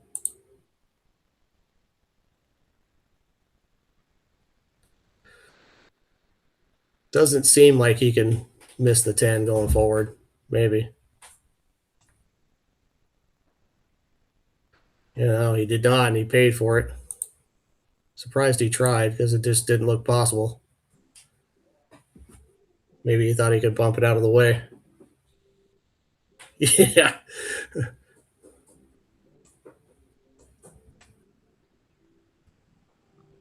Yeah, for 5 stacks, I'd be passionate. I'd have to wear some sort of colostomy bag, I'm sure.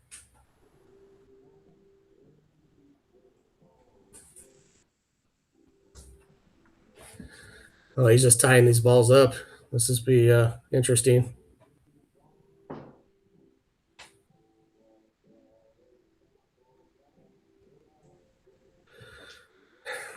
Don't know what you can do. Well, I think I just like setting the cue ball up here someplace, cutting that ball, trying to tuck it behind the 10, and just get my cue ball back to here. Yeah, that's a lot, man. 5,000 is a lot. I've never played for this much money. The biggest match I've ever played was for 3,500, and that was best 2 out of 3 sets. And I lost narrowly. Pretty heartbreaking. Partially because I run terrible. I can't win a coin flip to save my life.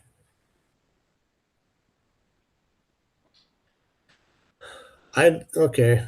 I think I like just setting up out the middle, cutting the ball, and see, this would be a little bit far. He's going to leave the edge of the ball. Not that there's anything easy about this. I mean, Victor may just have to very well try to make this. I don't know what else there is.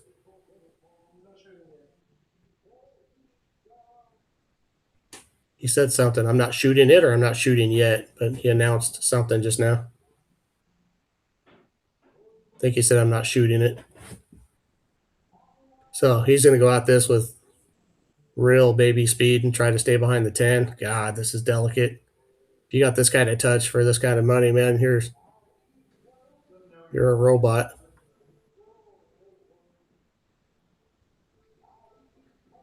Honestly, he'd be better off just trying to shoot at it, make it in the upper left corner.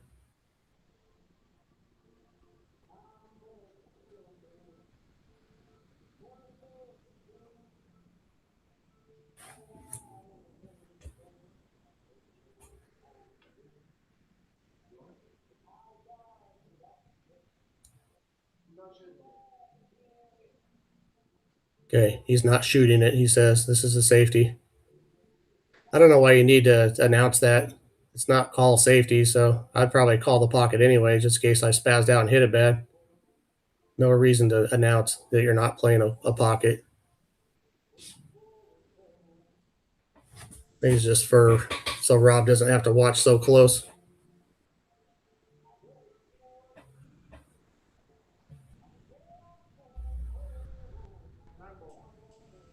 He is calling it now. He's shooting it.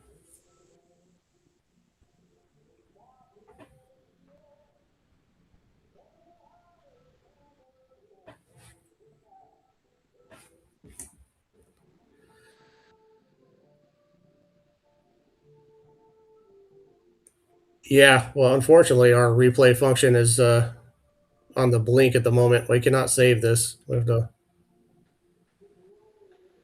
I think there is a concern of maybe rubbing the 10 and scratching back in the lower right, maybe. Like, oh my God. Rob's imploring that ball to roll. You believe that shot?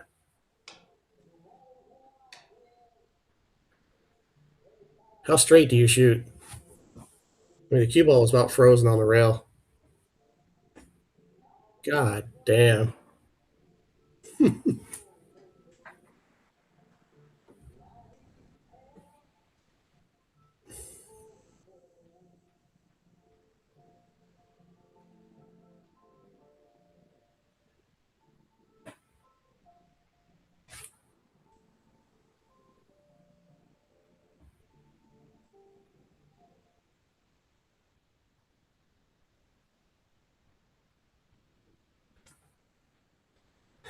If Victor gets out of this game alive, that's not alive, but If he wins this game, it'll be something from here.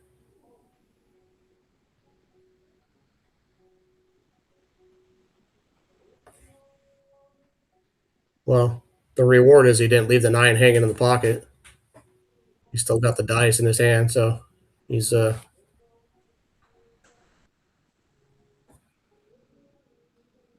still here.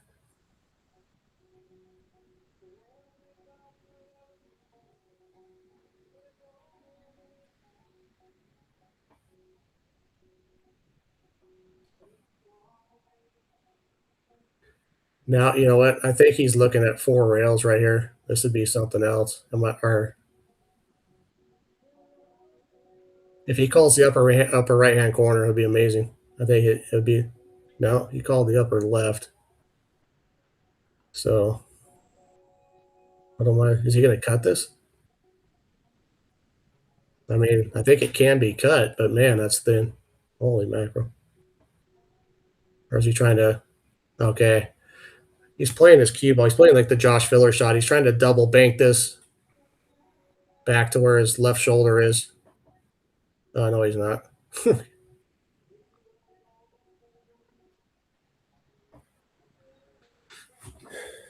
Okay, well, he hasn't done too terrible.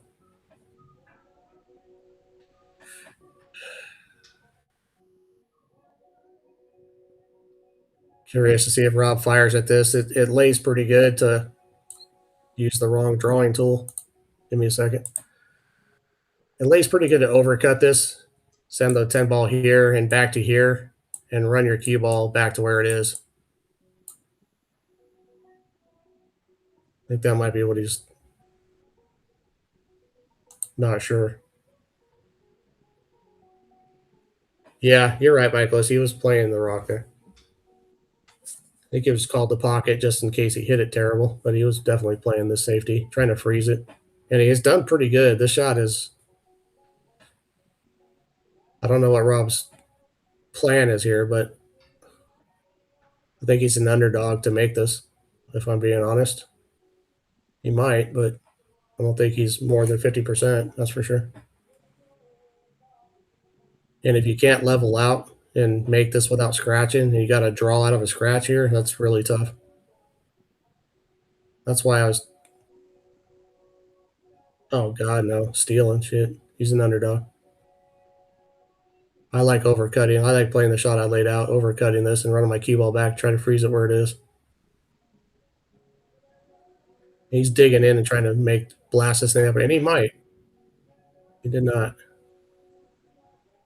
How about this for a cue ball? Good cue ball. I wouldn't bet against Victor making this necessarily. Not much. I think if Victor shoots this 10 times, he makes it 6 or 7. I think if Rob shoots that shot he played 10 times, he makes it 3 or 4.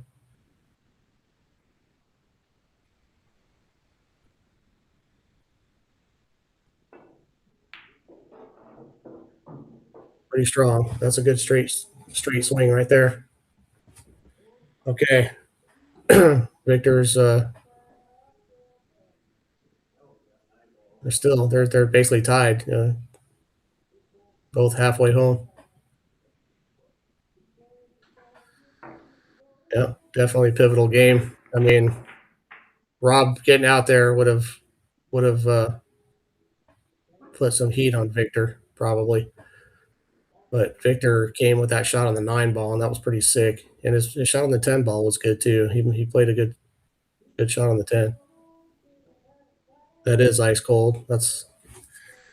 I'd be shaking. I'd probably like yip out of that, tap the cue ball, roll it about 3 feet, foul.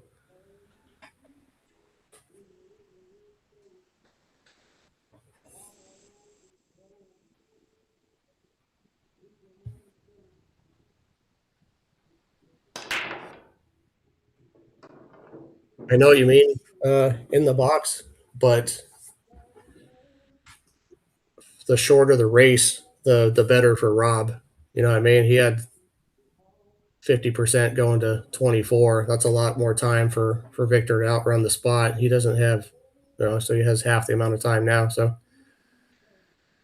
I think Rob's still, well, okay, if I'm being 100% honest, I think the spot at the beginning was skewed into Victor's favor just based on Fargo. So, but from where they started, Rob is still doing better.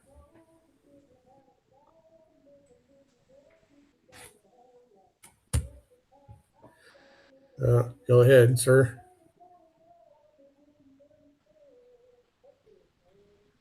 Rob likes his jump cue so much, though. Let's see if I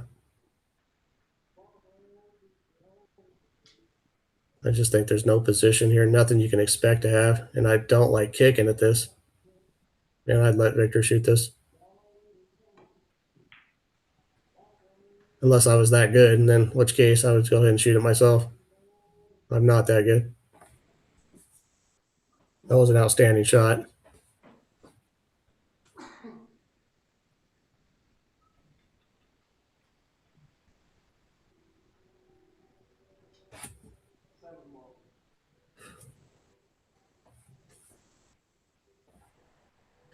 Yeah, I don't know what I'd ask for. When I don't know what I need, I just tend not to play the guy.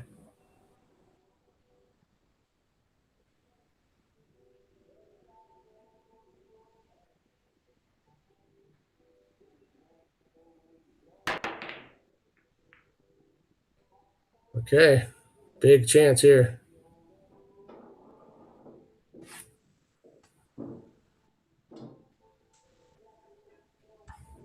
That's right, champion.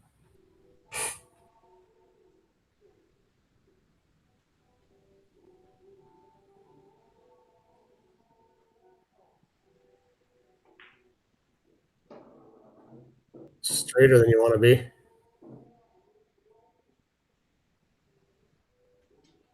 Probably going to have to draw right back across where he is now and out through the space between the 4 and 9.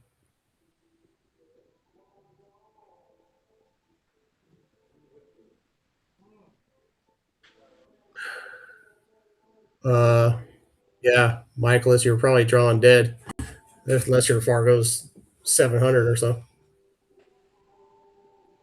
Be surprised. A couple years ago, maybe Jeff DeLuna came to our local pool hall and gave my buddy I want to say it was the 4 out playing 9 ball. My buddy's a 675 Fargo and he got robbed. Yeah, 6 out against a true. Yeah. That game is probably literally like the 2 or 3 out. Especially if that was a long time ago. I mean, Alex has probably lost a touch of his rotation game with age, but man, back in say 15 years ago, no chance.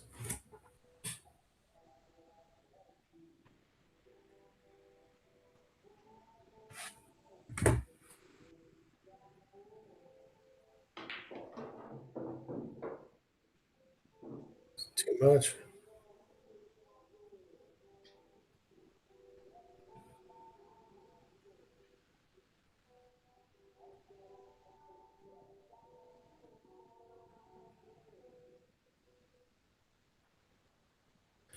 $2,008. Yeah, well, that was pretty prime Paggy line.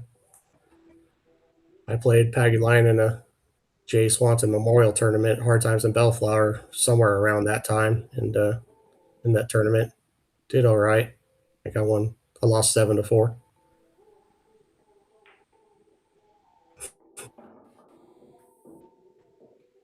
Very nice shot. Oh, never mind.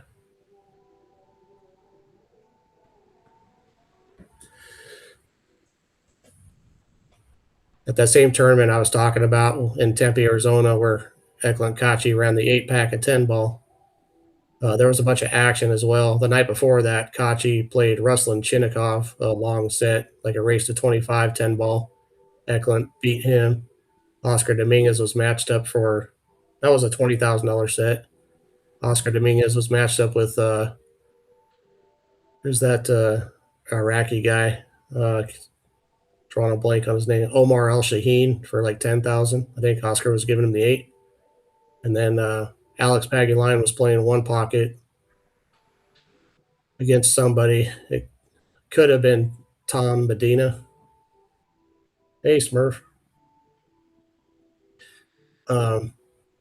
Yeah, giving up like 18-4 playing one pocket for 4,000 a game.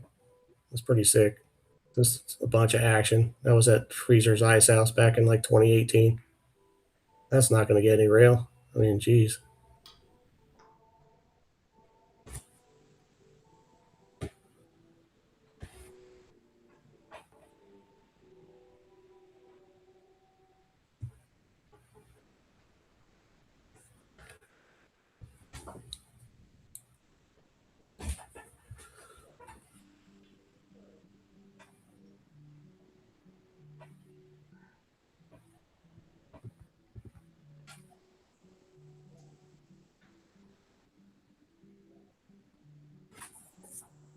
All that action started right after the end of the tournament action on Saturday when Kachi started playing Rustlin and Alex was in action and Oscar and Omar were in action all at the same time.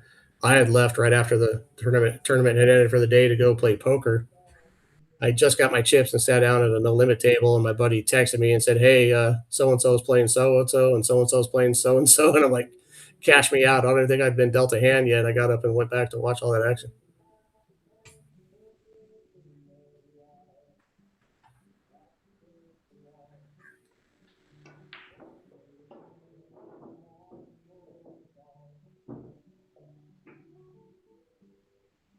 Yeah, that's what Alex does.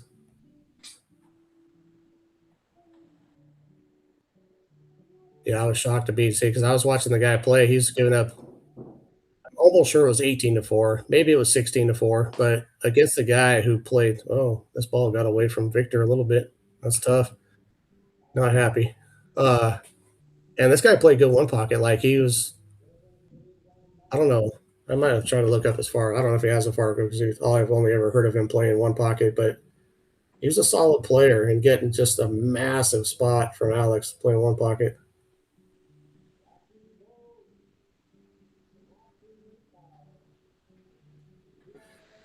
That guy's like at about a 619 Fargo, it looks like, but if it's the same guy I was thinking of, but I think his one pocket game is better than that.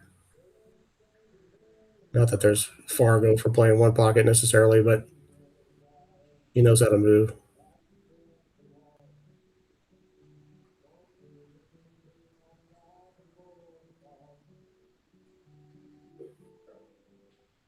Looks like he's just going to cut this in the side. I think the dog was barking a little bit right there. Perfectly well trained dog. Your guy about to pull the trigger on the 9 ball and start yelping.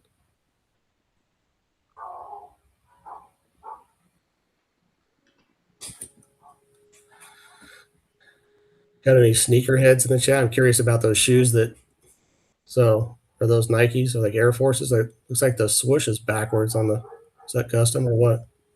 I'm confused.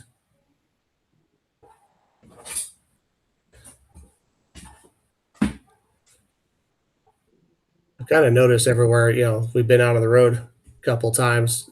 Not we, but the mobile unit here for 11 ball TV has been out at the local Fraternal Order of Eagles Hall in Murray, Utah.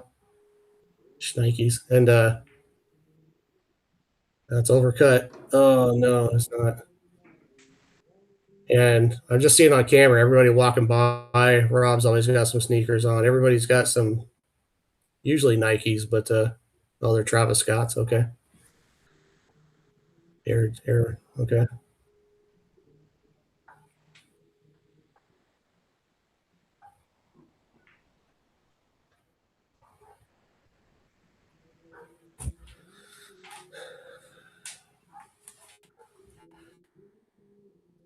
Take a look at the overhead. If this 10 ball is as far off the rails, yeah, I think this is a kick and stick situation. Maybe I call this pocket here. I try to get in just behind this ball and kick it this way with the hope of making it, but otherwise that 10 ball comes here, and that's the speed you're playing.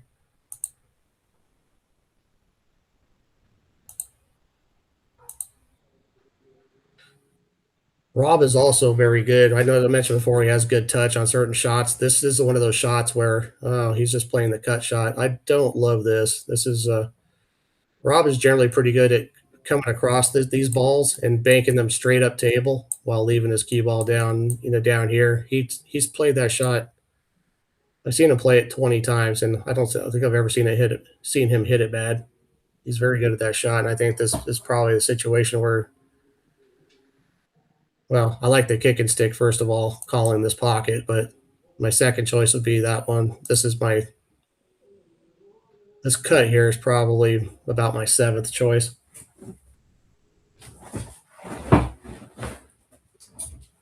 Maybe 4th, but I don't like it. This is almost a guaranteed sell. Like you almost can't not sell out if you miss this ball.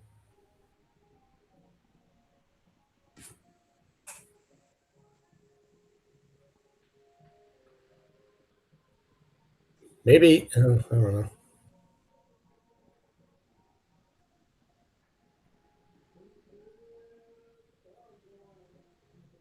I mean, I hope he makes it, but yeah, 4 rails again. That's not very good.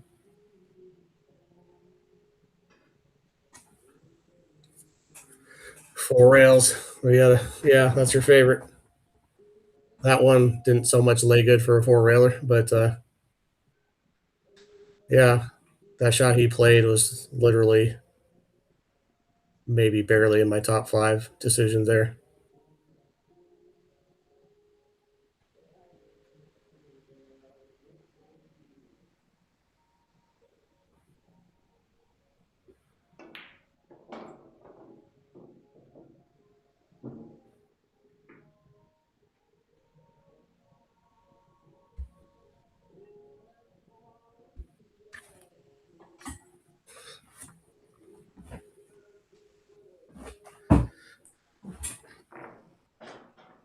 Well, if you like the 4 railer there, I think I'd like to play you.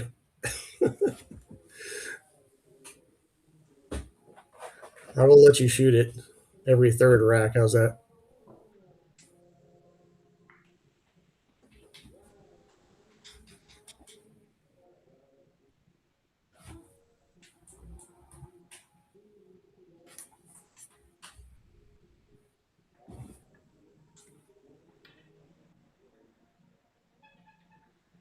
Filipinos in the Philippines give each other handicaps like they're not 800s. Yeah.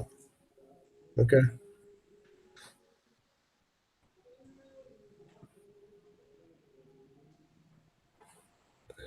I heard a funny story from a guy, kind of a road story, where supposedly Keith McCready traveled to Olathe, Kansas to play David Matlock on a bar table back in the day when David Matlock was you know, one of the bar table type kings. Keith wanted to go play him. The story is that Keith went there and goes, okay, we're going to play bar table 9, blah, blah, blah. I'm going to give you the last 2. And then Matlock's like, oh, no bullshit. I'm going to give you the last 2. And they argued back and forth, ended up not playing over that argument because they went something stupid like that. That was the way the story went. I don't know if it's true, but it sounds funny.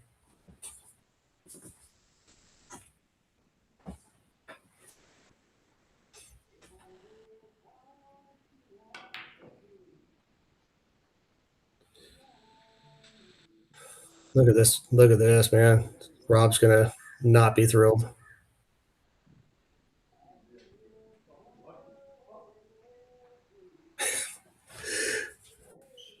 I was right.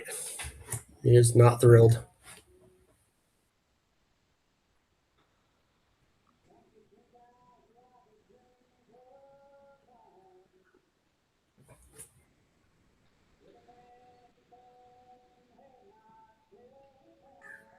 He's got a pretty good chance of ending up with some sort of save here.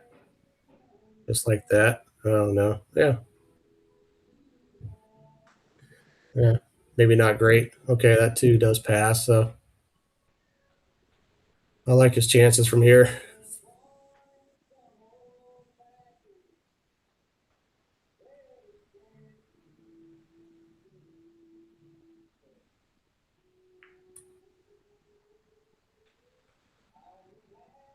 I'm surprised he didn't shoot at that.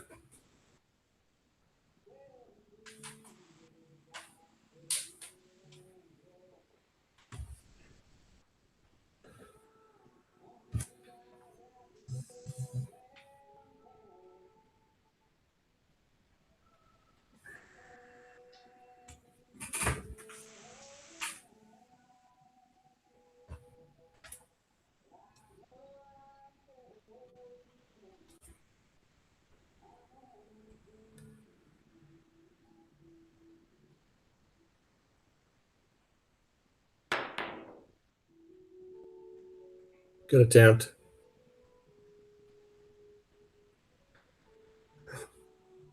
Is that a euphemism or you got an actual baby?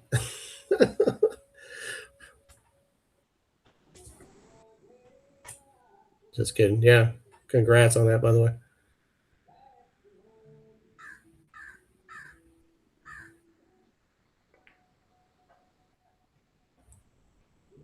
Okay, that's not going to go as long as he was hoping for. Yeesh. Brutal.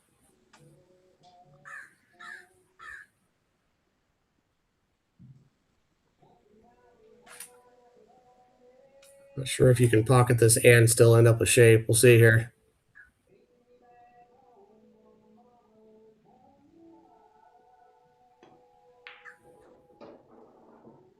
Yeah, hit it great.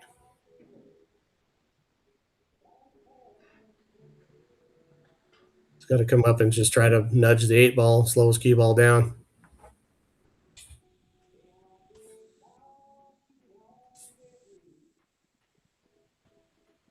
Plays very natural. Just go at it real easy. You don't want to tie up the 8 and 5 here.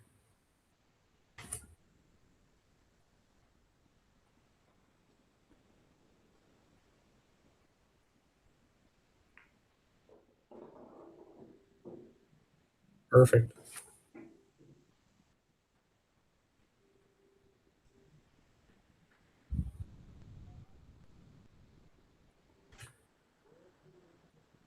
Gonna have to draw this out through that gap between the 8 and 5. I don't believe the 5 passes 8 into the corner. It might, but real smooth little draw shot here. Just try to get near the middle of the table.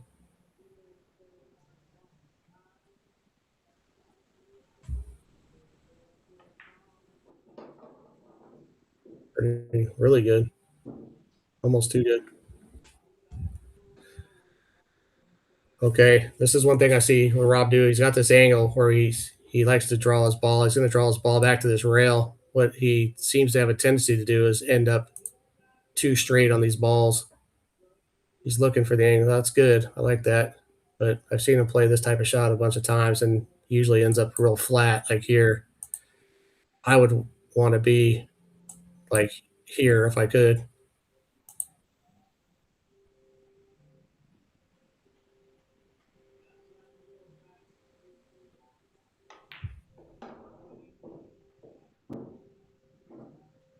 Eesh. Okay, he does have an angle. I don't love being on this side of the ball, but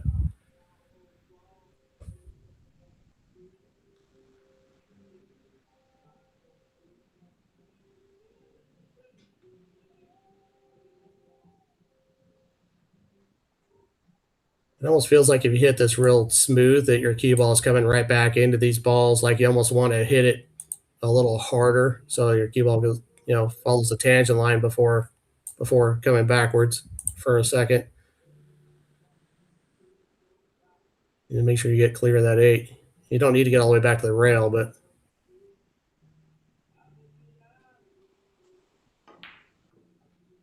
oh geez. I did not like going forward there. He might get away with this.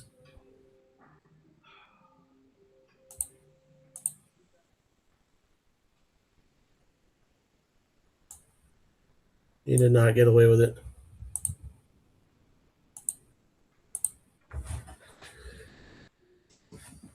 Yeah, that's better. Stun out. take a little bit of a cut on the 8.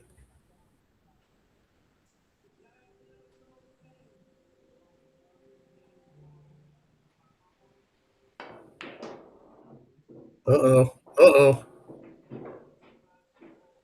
Massive break.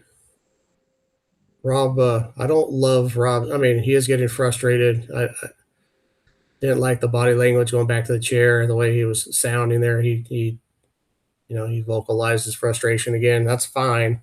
But the way he slumped in his chair just made it look like that shot really took a lot of wind out of his sails. I hope that's not the case. He should be really invigorated by this new opportunity here because he got away with one.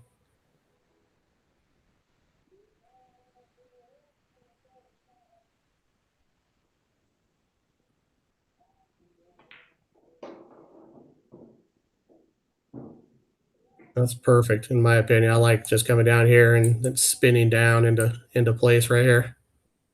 Real nice, easy little draw shot with some spin. A lot of guys like coming across this. If I'm seeing the angle right, I think it opens up real nice to fall right in line here.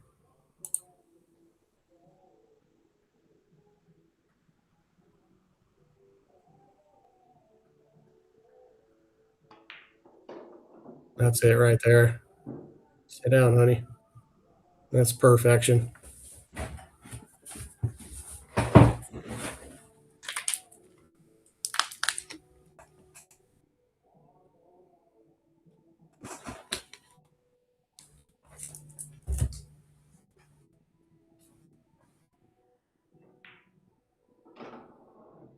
Okay. Well done. Still getting through the ball nice. So I'm going to give him I'm going to run this one more time. What's up, Rail Birds? 11 Ball Rob here. Just wanted to say thanks so much for your support and helping us build and grow the community here. And also wanted to ask you guys to show some love to the commentary team. We're going to throw up our Venmo code here for the commentary. Open your Venmo app. It's at commentary, or if you just scan the QR code. Also, there's a link in the description. Anything helps. If you can throw these guys a couple bucks, it's really appreciated. They do an amazing job and help keep these streams more interesting. Thanks so much for your support. Love you guys.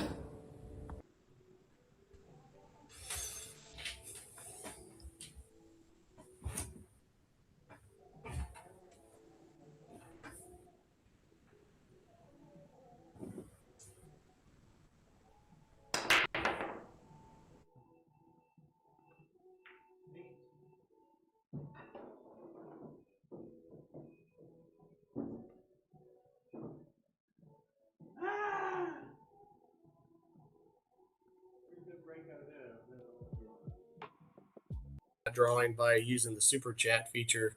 Anybody that supports this channel with the super chat function is going to be automatically entered into that drawing.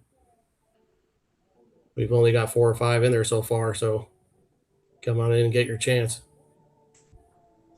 It helps the channel a bunch. Okay, so let's go real first. Try to make this. I don't see much of a future for position. Okay, that was a good shot. Probably call he'll probably call the bank, but what do you do after that? I don't know if it's worth it. Might try to run my cue ball back up behind the 4 here from here. He called the bank. I mean, so does that mean you're going to play the 3-9 combo next? I mean, this is a lot to ask here.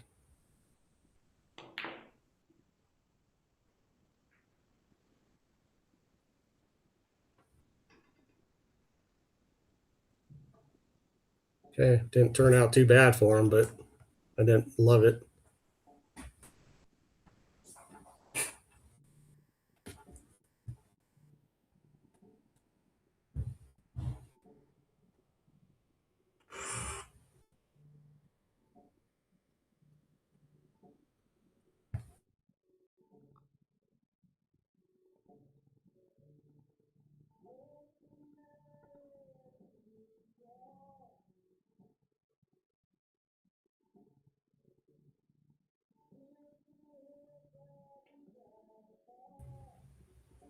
Okay.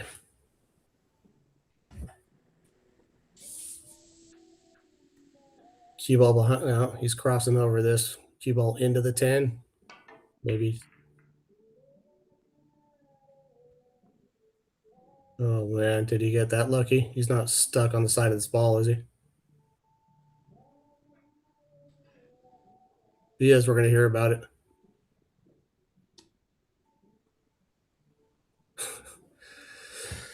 All right. Yeah, maybe.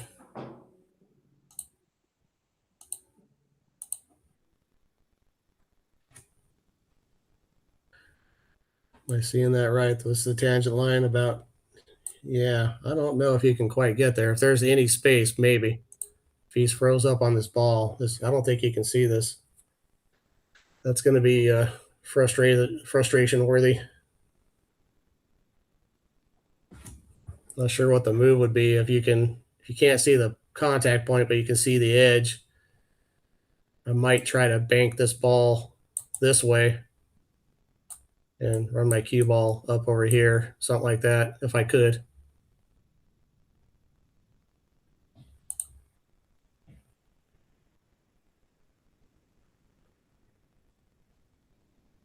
Looks like it lays okay for that.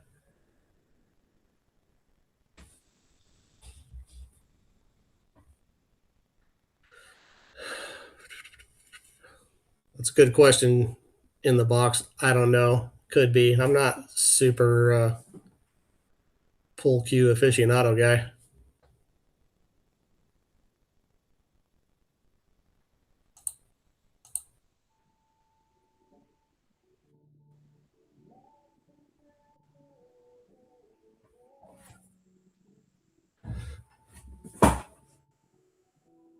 Yeah, JD is a pretty good one. 10 stacks in the middle. I mean,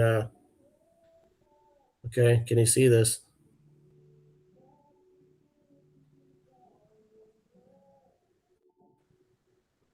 Watch that 3 ball.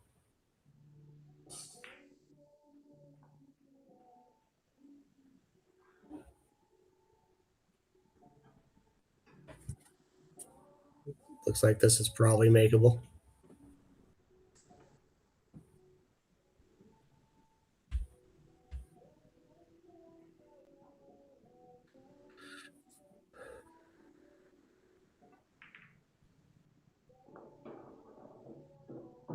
Uh-oh. Yeah, I was saying being up against that 3 ball might have had Rob slightly jarred or something, but he did overcut that ball, I think, if I'm looking at it right. And that means he had plenty of it.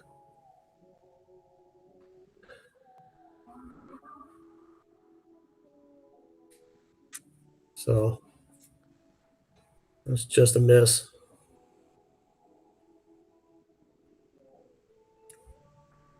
So I think he's going to try to go through this and just drop in right here. Oh, that went well for him. Rob was going to bring his jump cue to the table.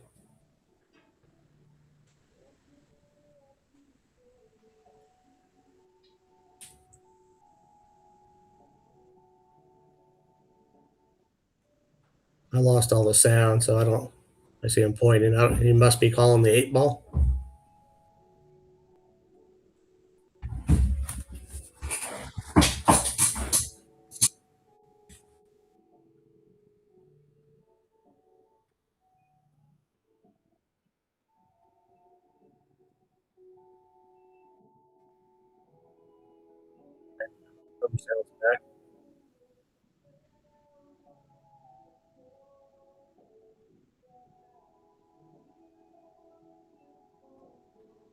I hope he doesn't try to cross over and clip the right edge of like the right side of the 3 ball because that's very dangerous.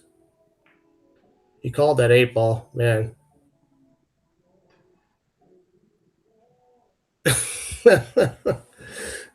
How dare you, sir?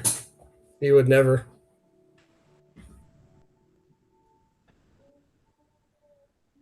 If I ever die and come back, I want to come back as Rob's dog.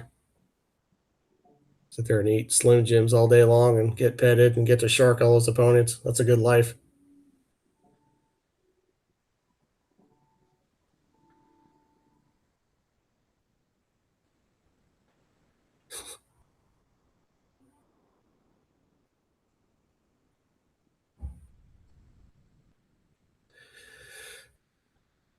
Got any other World Cup fans out there? I was saying we should incorporate some World Cup characteristics into the pool match. I was telling Rob every time his opponent sank the 10 ball, he should flop onto the floor screaming and holding his shin. Be exciting.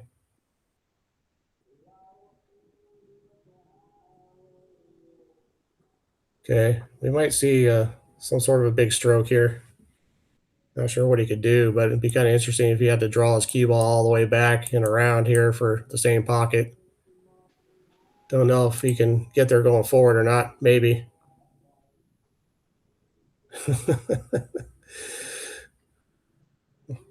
I literally got a pissing match going on.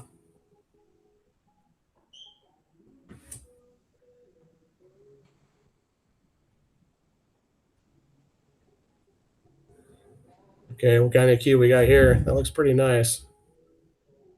Some sort of segmented deal. God, that light color wood almost looks like ash. Half snooker cue, half bull cue. Probably maple, but that grain almost looks like ash. I'm gonna say that that's a is that a Q-Tech shaft?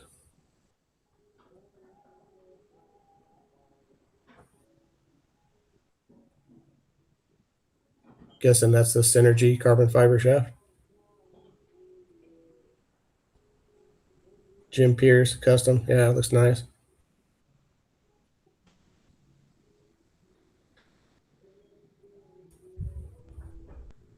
Got some inside information. I'm guessing you guys are local Utah folks who know Victor well.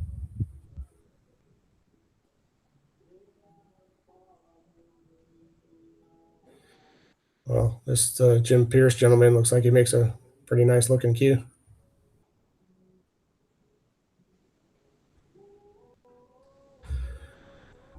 Well, see what he's going to do. I mean, from this range, I almost like that draw shot I was looking at.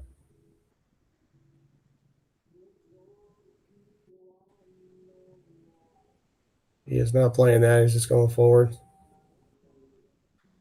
Or probably like 11 o'clock on the key ball or so, 11:30 maybe. Slight bit of left. No. Okay. Pretty good.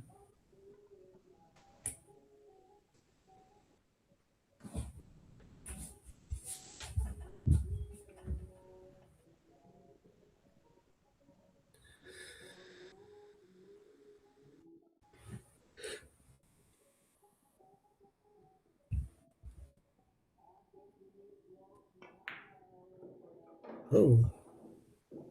Okay. Well, that's going to be game.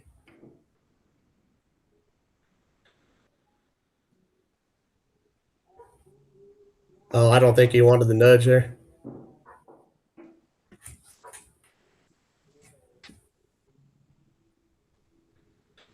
Yeah, you probably would have been trying to bank the 8 ball if you got that, or the 7 ball.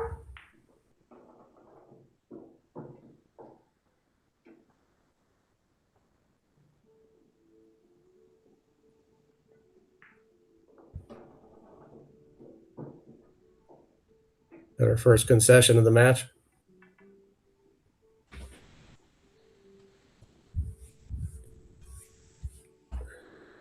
It's funny. You don't even have to make a great playing cue anymore. Everybody slaps a carbon fiber shaft on everything.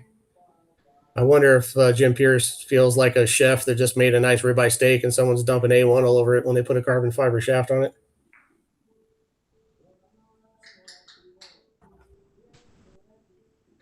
Oh, Rob started drinking. Speaking of which, I'm going to step away for a second and grab something.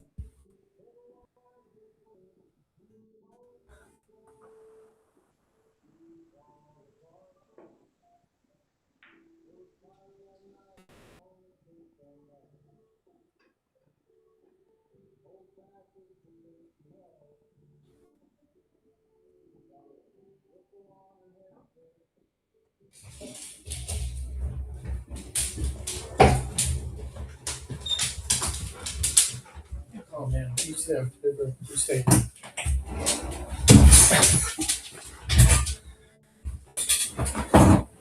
Oh.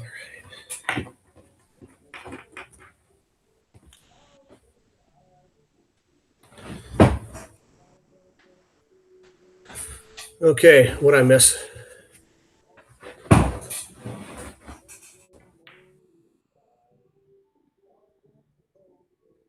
Yeah, that's going to leak out. Dead combo. Okay, opportunity time. Well, can you see this? I didn't see the 2 ball there. Yeah, I think it's doable. Keelwood. You know, it's funny. I just ordered a sawdust cue on account of I'm poor. That's a custom cue maker out of Singapore. They advertise it on Facebook. Makes really nice looking cues. Nothing for the price. They're great. And he sent me a Keelwood shaft, and I don't know if I hit a ball with it yet. I just slapped my Revo on there and go, and I've been playing with the same Revo shaft for a few years now. But yeah, he sent me a nice Keelwood shaft. I gotta test it out more. See, I might have hit like 2 or 3 shots with it, and it seemed to hit all right. But I'm just used to the carbon.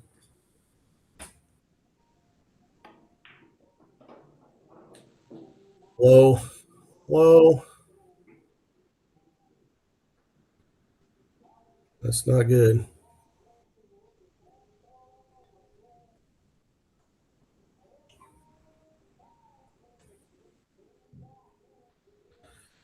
Well, let's see here. If he doesn't have the very edge of it, you might have to go 2 rails at this one.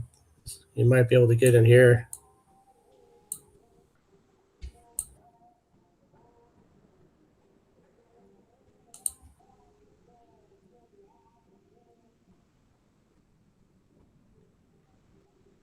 May go 1 rail. You have to load it up with a bunch of spin to try to clip it here.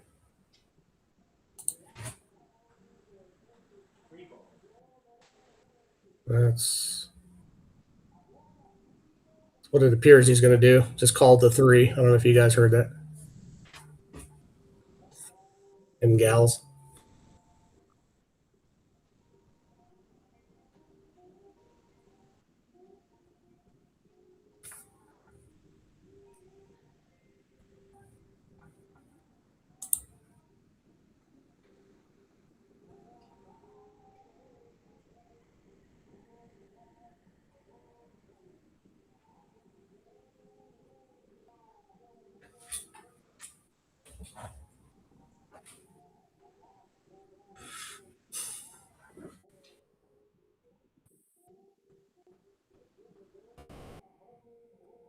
Oh, just cutting it real thin. Man.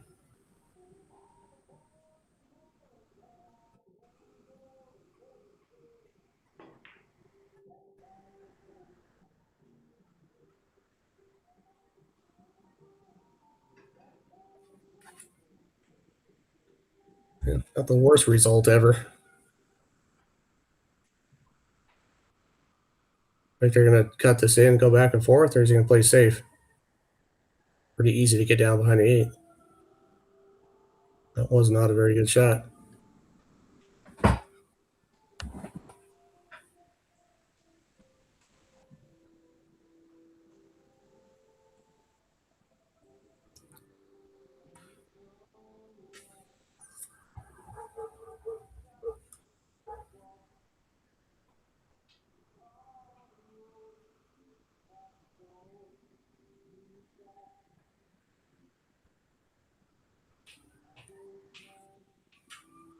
Michael, is that baby nice and clean now?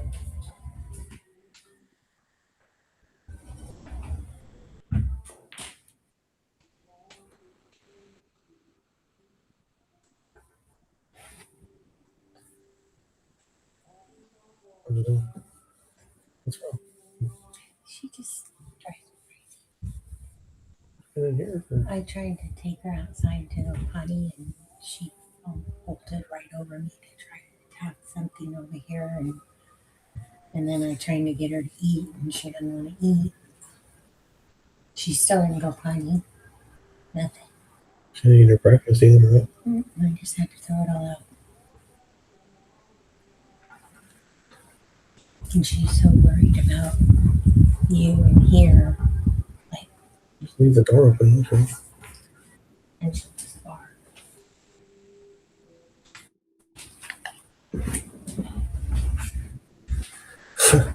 She had a big day watching a bunch of pool. Okay.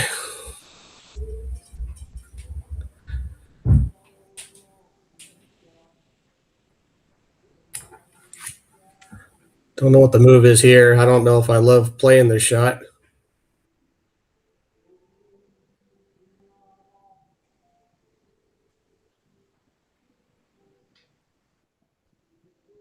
Might just nudge it this way and back up. Maybe see if I can get kind of push through the 10 ball and get my cue ball to leak down to the end rail or something like that. I don't really know.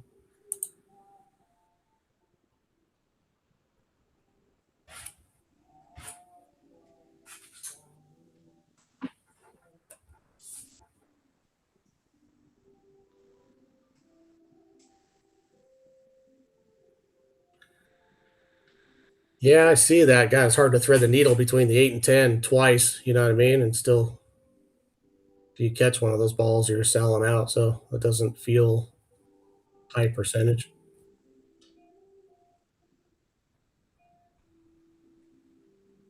And if you hit it hard enough to get all the way back up the other end of the table, I don't think you're going to hold it behind the. He's looking at what you're talking about.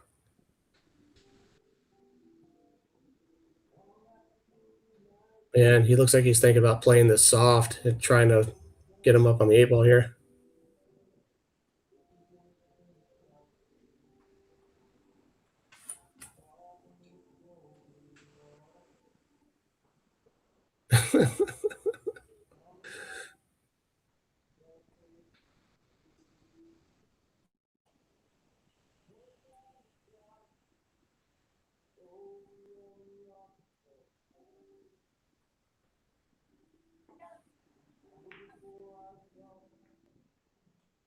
He hit it outstanding. That was a beauty of a shot right there. Good shot.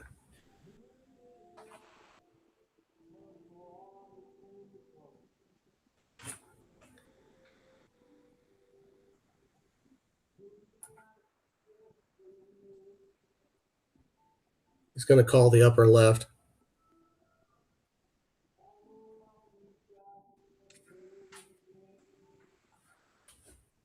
No? Okay.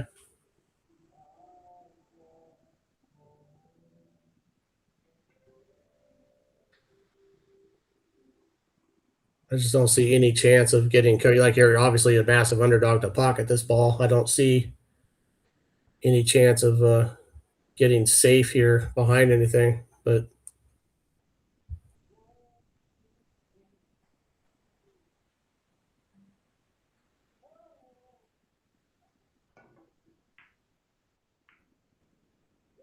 what do I know? Rob's marveling at his luck. I mean, I think he's probably got a shot. If not, yeah, rail first is awfully tough, but he did. He's got him. Rob will jump at this. I like going rail first. Like going over here. Probably end up with a cue ball just coming across. I like that because of the chance of kept clipping it fat and getting the 2 ball back up here or something like that. I mean, you jump at this. I don't know. What are you going to have? Be lucky not to follow this in. You might have a bank shot on the 3 if you're lucky.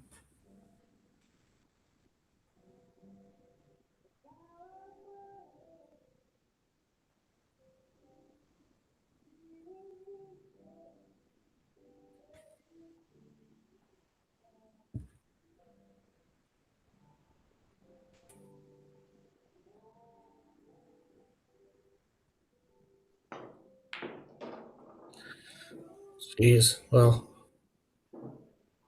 hell of a straight stroke right there.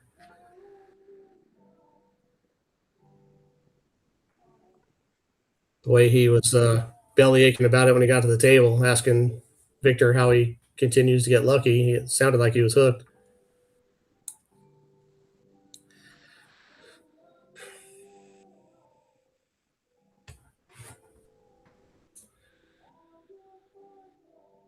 I think I like thinning the right side of this and trying to get my cue ball behind the 6. If you can cut this real thin, maybe get your 3 ball over to here, run your cue ball 2 rails over here.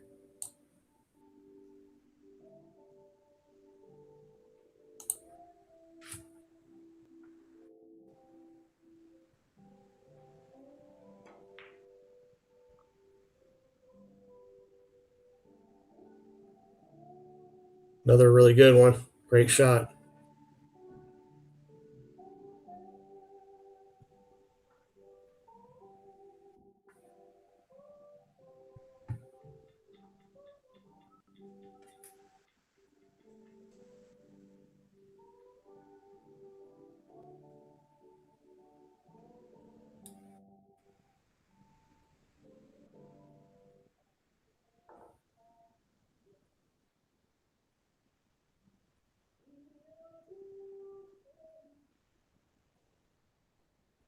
Yeah, good call, Ed Owens.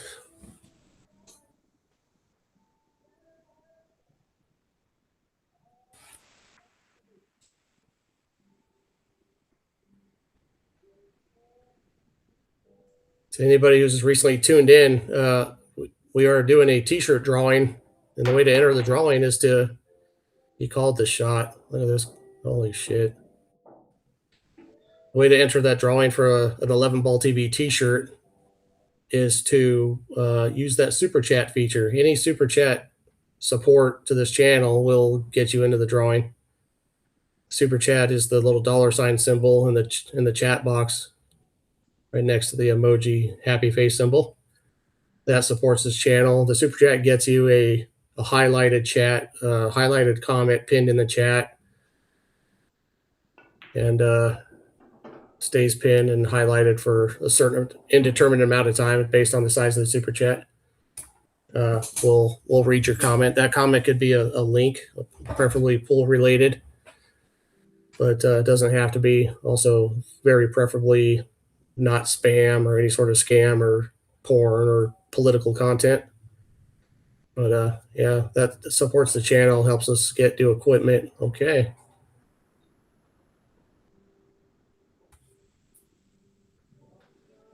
Still left a little bit tough. I think I like a safety here behind the 8.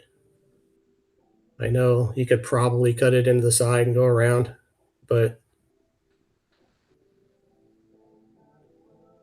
he can't afford to fall another game behind. He needs to keep this on lockdown.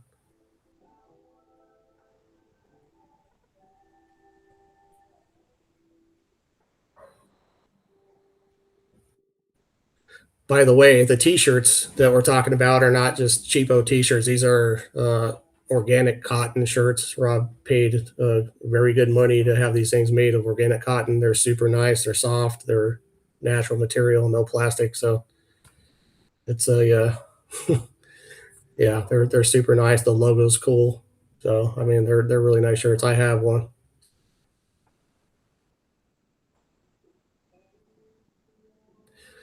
So it almost looks like he's looking now at banking this ball and trying to like check it up with inside. I don't know. This is a lot. If he's looking at playing the shot with some sort of inside draw, first of all, good luck pocketing it. But yeah, you're right. Victor's been running pretty good. Rob will ask Rob. He'll tell you all about it. He's telling Victor all about it every time it happens. Okay. I'm not going to be thrilled.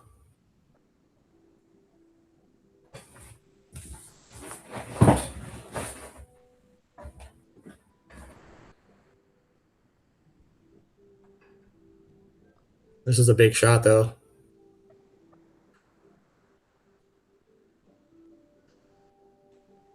not a very easy one. Victor hasn't been in dead stroke today, hasn't shown the kind of pure firepower that he showed in the previous set to this. This is at least their third meeting that I'm aware of. If you're just tuning in, the first one went hill. Victor got it. Second one was very one-sided in Victor's favor. I think the score was like 24-5 or 6 or something. It was crazy. Oh, geez. Okay, Rob finally got a shot here.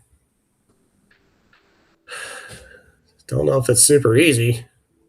Does he have to come around the 6 somehow? Not the easiest cue ball in the world here. Can he come off this ball? Does it go? That's what he's looking at. We'll see. Kind of looks like the path, just kind of natural, some running English. I don't know. I'd be careful about the running English. It looks like that might push it 2 rails into the 6. You don't want to hit the 6 here.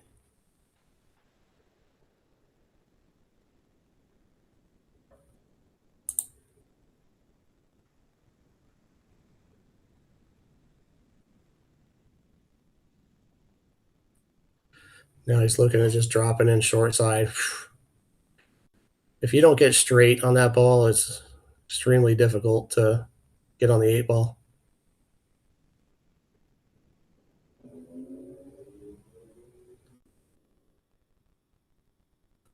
So that looked like the last thing. Looks like he's decided on just dropping in short side for the 6 ball. We've got to have good speed here.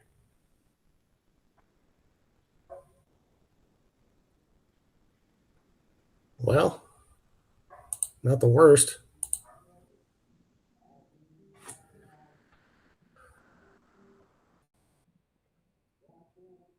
Not the best.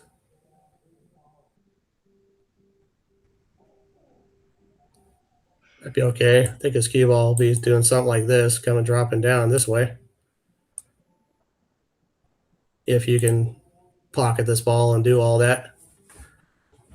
I don't think you want a bunch of right English. You don't want a bunch of running English on this. Because I think if you stroke this real good, if I'm looking at it right, you might even be able to hit the 10 ball from here. Maybe I'm wrong.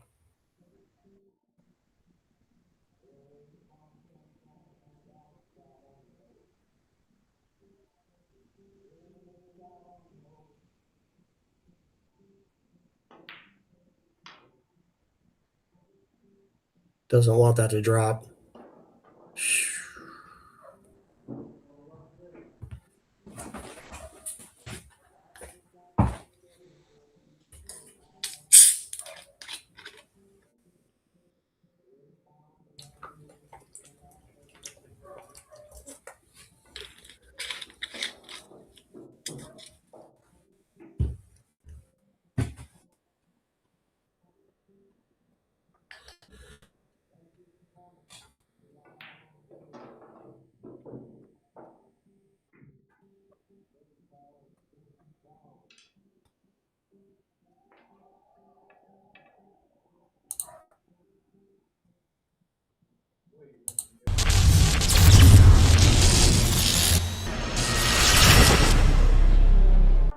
Introducing EvoSports, the future of live streaming.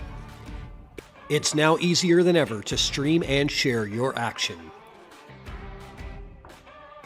We use the best equipment for high-quality HD image. Invite a commentator from anywhere in the world. EvoSports is the evolution in billiards entertainment. Live streaming has never been easier. Simply enter your name, add your race length, and start your stream. Join us on YouTube at EvoSports Streaming or at evosports.live.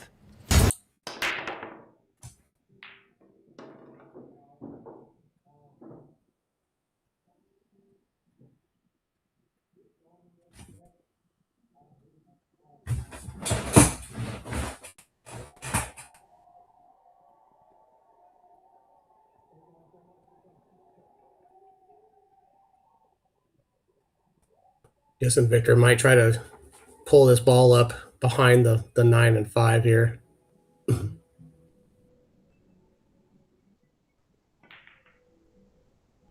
Or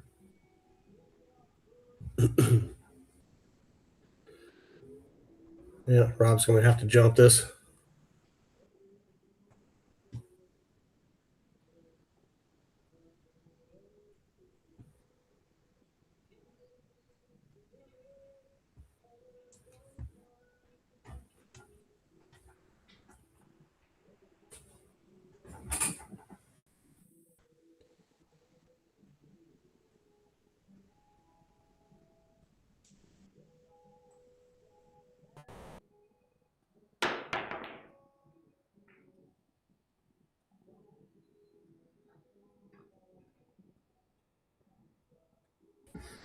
Yeah, things are starting to seem to run in Victor's favor here. So he's been missing, kind of lucky as of late. Rob has not been.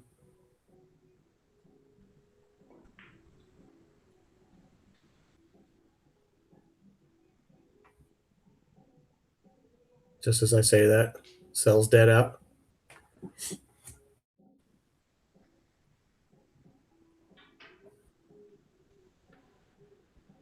Had to use my commentator abilities to change something.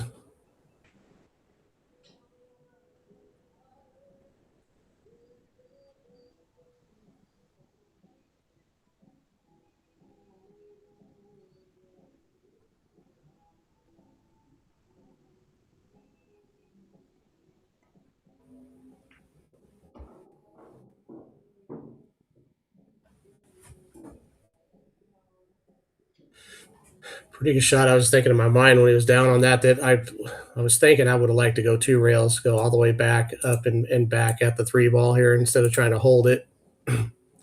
This isn't bad, but these pockets are pretty snug. This table's not very forgiving, so you just need to get this down. Don't try to go crazy. Just pull your cue ball over here. Actually, he probably has enough angle where he has to go to the other long rail, but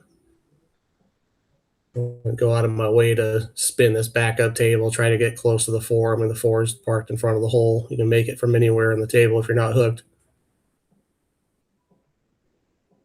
Might even just roll this and try to go into the 7. Yeah. Even better. Now from here, it'd probably be worth it to try to draw back and get yourself a good angle on the 5 ball. You don't want to stop this ball. Stopping this ball is not good. Not going to be easy to get good on the 6 from there. If he can cheat the pocket at all and go forward, that's fine. But you still want to. I'd be looking to be out in this neighborhood someplace if I could be.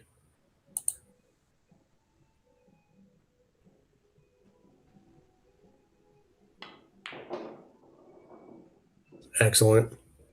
Great shot. Smart play.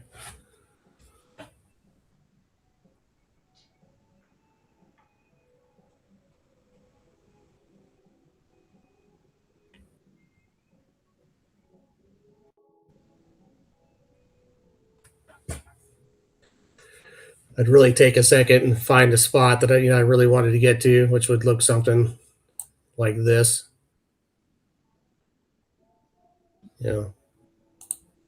You don't want to get funny on this 6 ball. To where you're like dead straight in or slightly on the wrong side of straight in or something funny like that. You're going to get.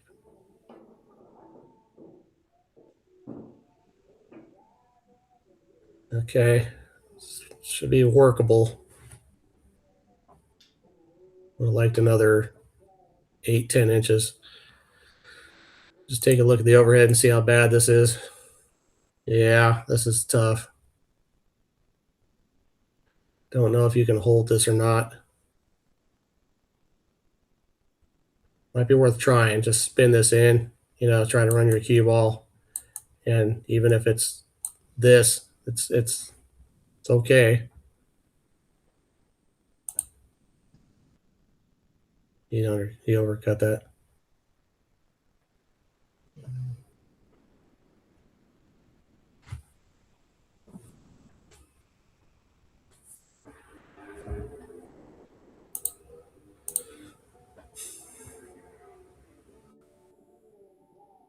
This is just dead natural.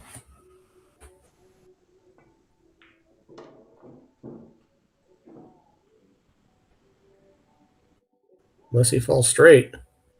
Unless he falls straight. This is tough. It's got funny. He may have to go forward and drop in and play short side on the 8 here. He could be shooting the 8 ball from like right here.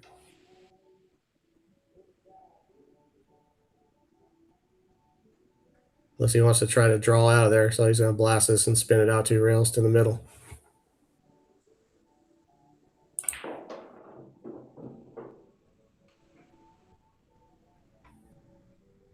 Okay, 1 rail. I think Rob just conceded the game. Yeah,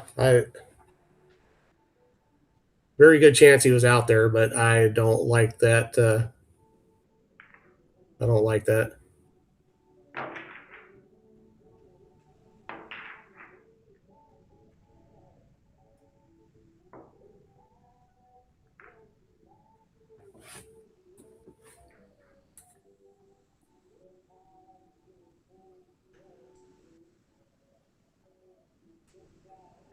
I at least want him to have to think about things and use some bandwidth concentrating on, whatever. You got to make him shoot those. That's probably more frustration than anything. That's like punishing yourself extra.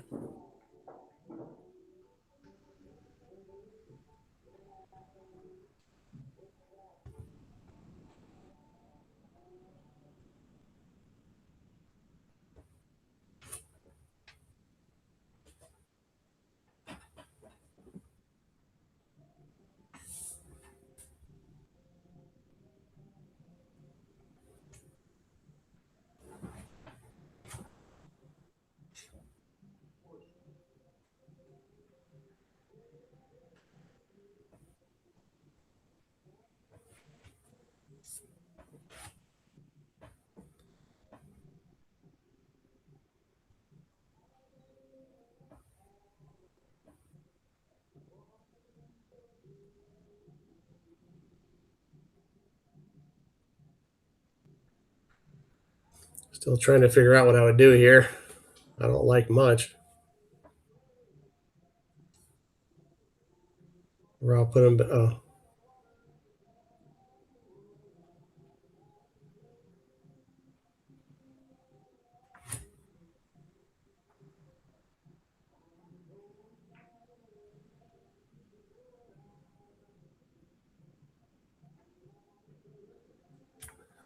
probably going to take the worst of that.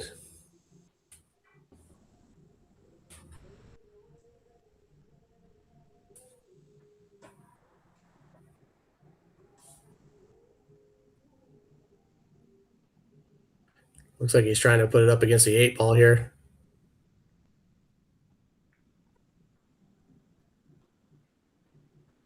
Rob will jump. Even if he has to carry his ball 4 feet, he doesn't care. Probably call the 10.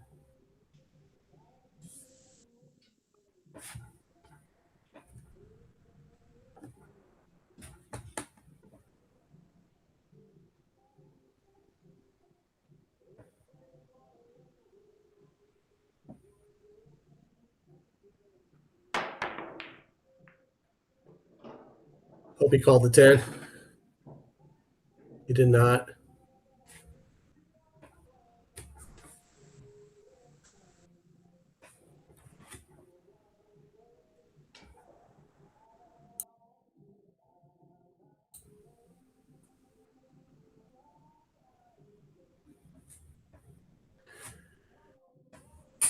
Am I still coming through on the audio?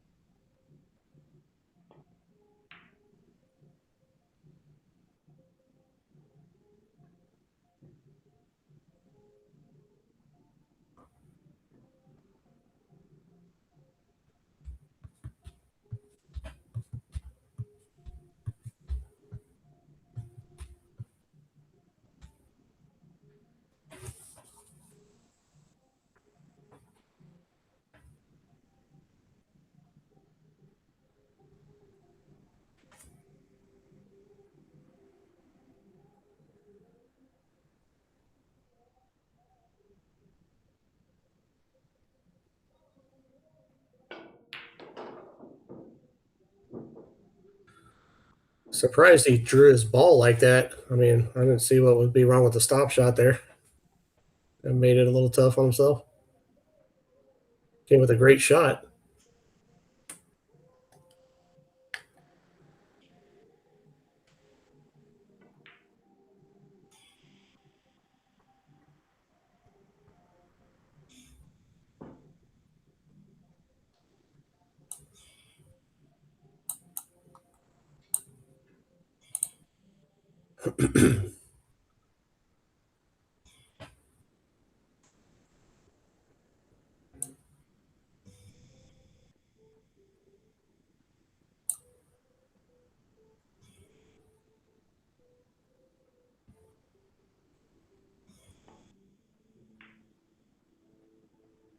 Good shot.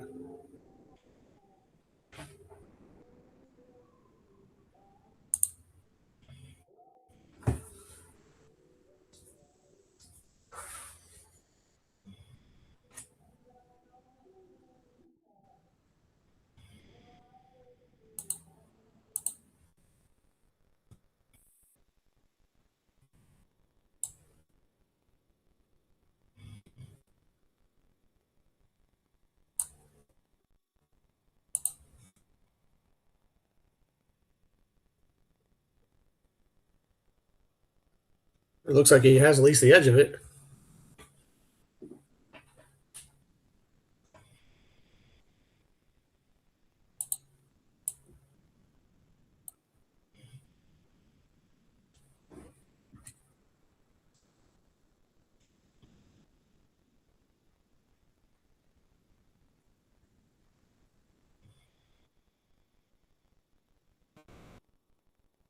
Oh, no good. Oh, it was. Looking at the wrong ball.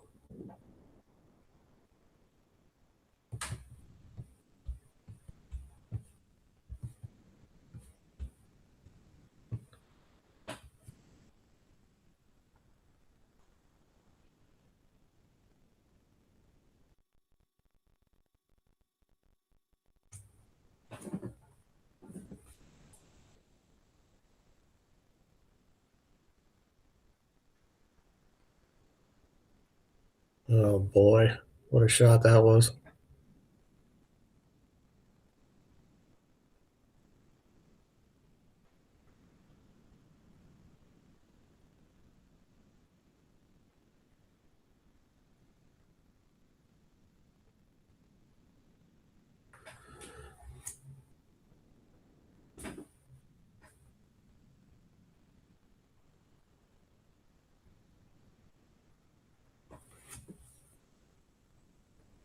I have to learn this math here.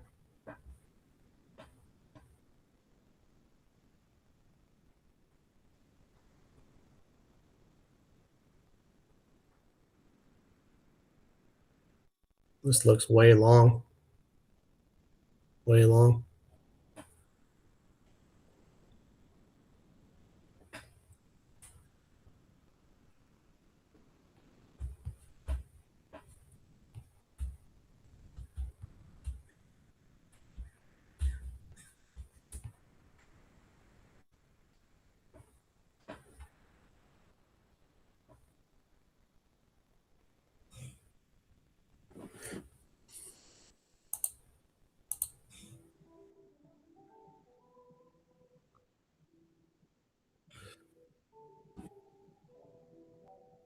He's going for maximum punishment. He's trying to play the three fouls now. This is pretty surprising. Every ball has a couple pockets here. This is just for okay. He's not doing it. Or is he? He still looks like he is. He's trying to put the 4 on the other side of the 8 and roll up against the 8. I don't know if I understand this. Sure looks easy enough to just make the 4 and come out here. Anywhere. This is just psychological warfare here. He's going to really try to.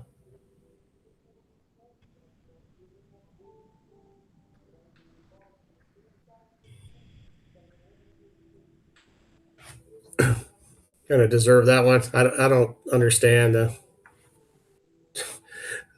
He's playing 3 foul just to mentally punish him or somehow. That's okay.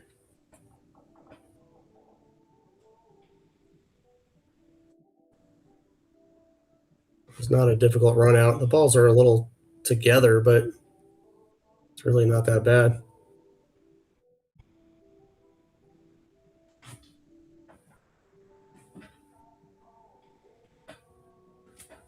So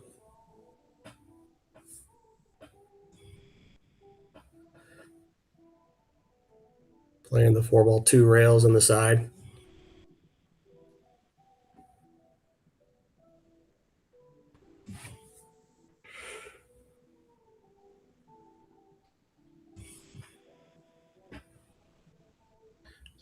And Owens, I don't know how this would happen. You have to show me that. I mean, I use something like that for 2-rail kicks, but I'll have to check. I need to learn something for 1 rails. I'm much more comfortable kicking 2 rails.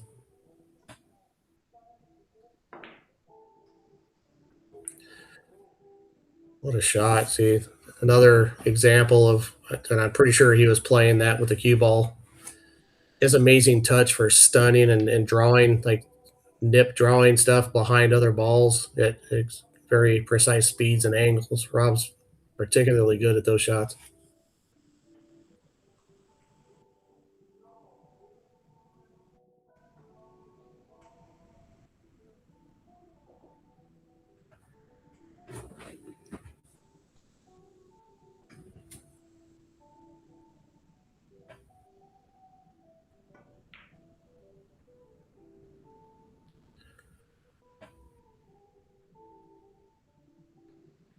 Really good speed there.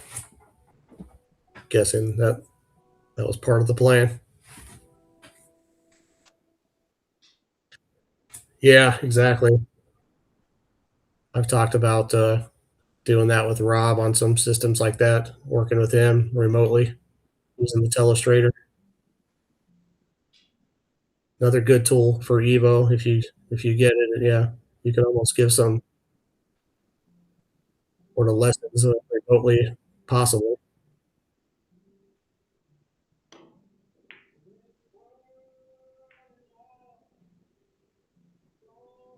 Boy.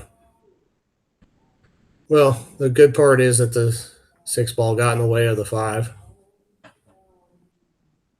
Don't know how much of a help that's going to be, but it didn't make it any easier.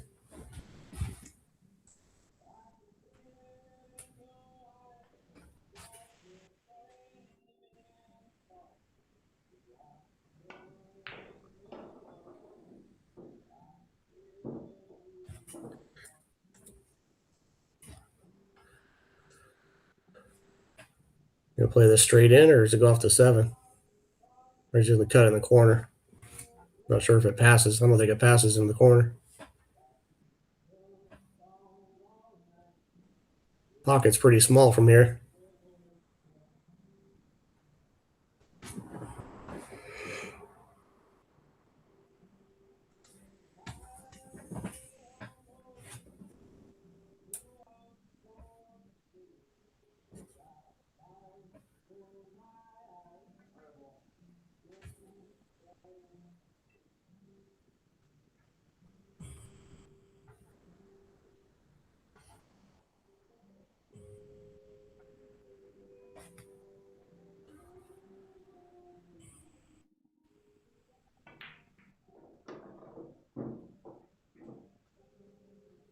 Pretty good shot.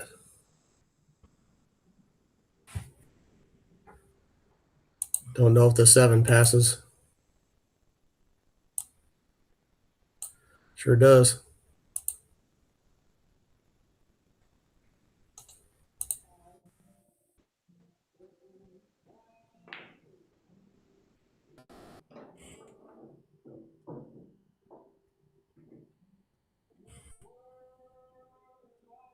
He got perfect. He's on the exact right side of this ball.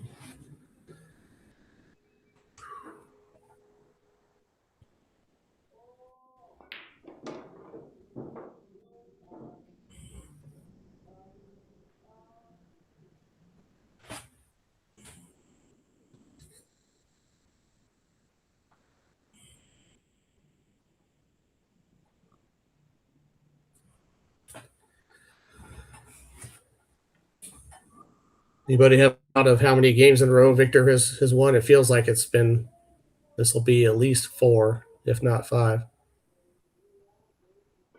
Seems like it was 11-7, maybe.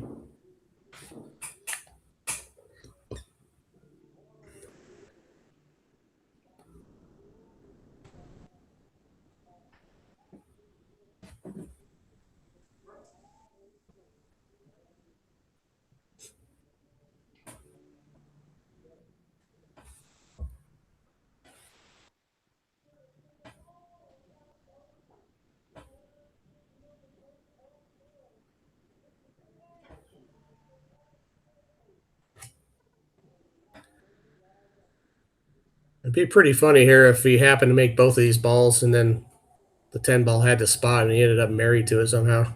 That'd be interesting.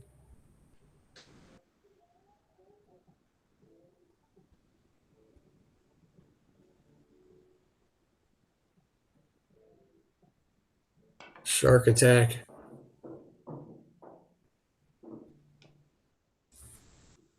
Well, we have to make a bit of a shot here.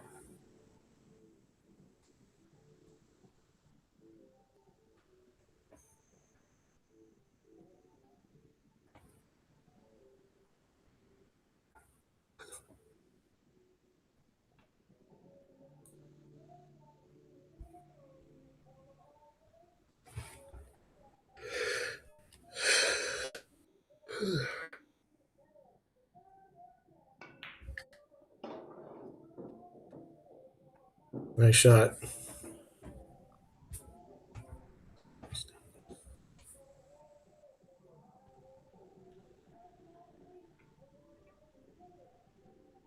So Victor's 2/3 of the way home. Rob's a game away from 2/3 of the way home. Still close. It's a tight one. If you get a second, share the stream. Tell a friend. This is fairly good money here. 10K in the middle. Got a 570 Fargo playing a 720 Fargo, a 24-12 race. If you haven't already, take a second and give us a like. That helps us out quite a bit.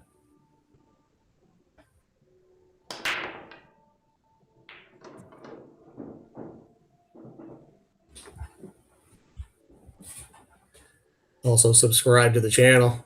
Don't want to miss this action. There's going to be more this week. Got some lined up for tomorrow, some lined up for Sunday. Oh, no, Ed's. Oh, he got rid of it.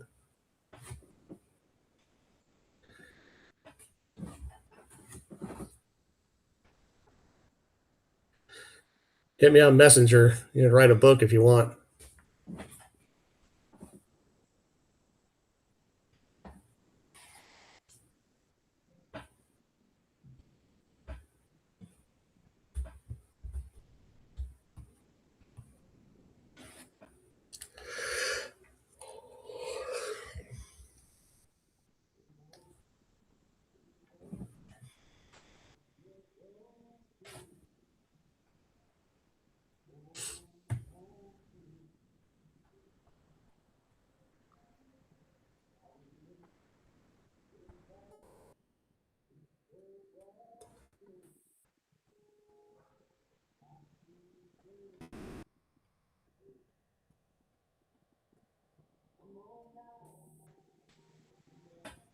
Looks like he's going all the way around, like 4 rails here.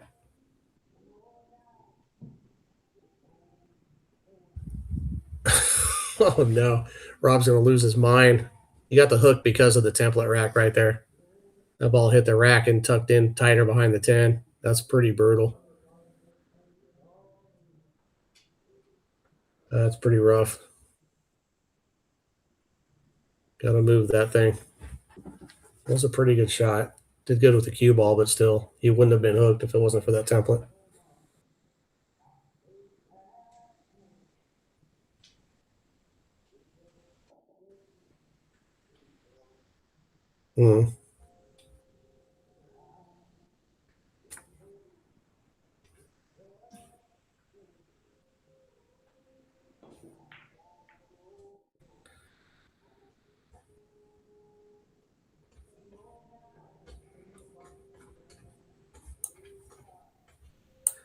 Good shot.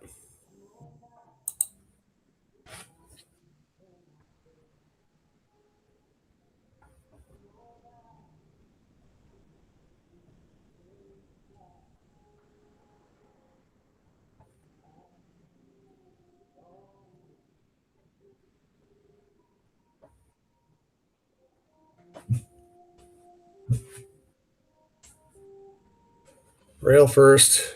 Let's see here. He's going to spend a little time behind that 8 ball. We'll see how this ends up. Assuming he makes this. Not a particularly difficult shot.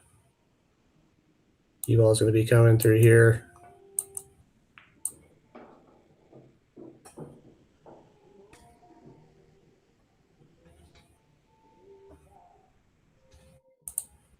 Pretty close. That's pretty good too. Well, a little tough to get on the 4.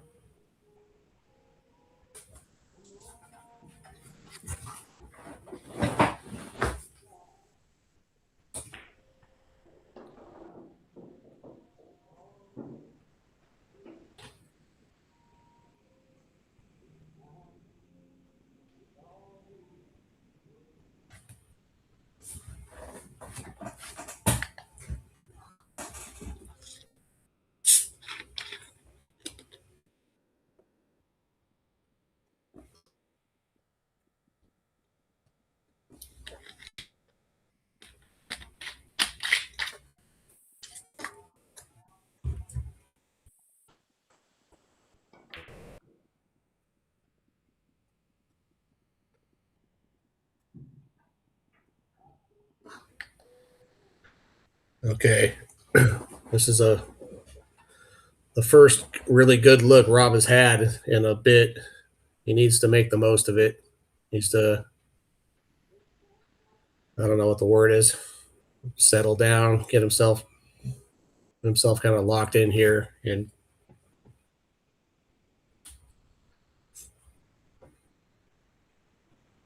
just make the most of this.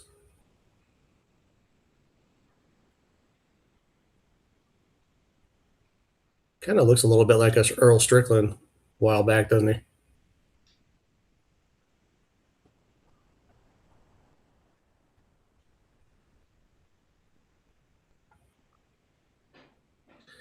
He looks like he's digging around the table. I do not like this at all. Oh, just drawing straight back. I didn't like that. Jeez. I didn't think that was necessary. The ball's that close. I mean, you can hit either side of it.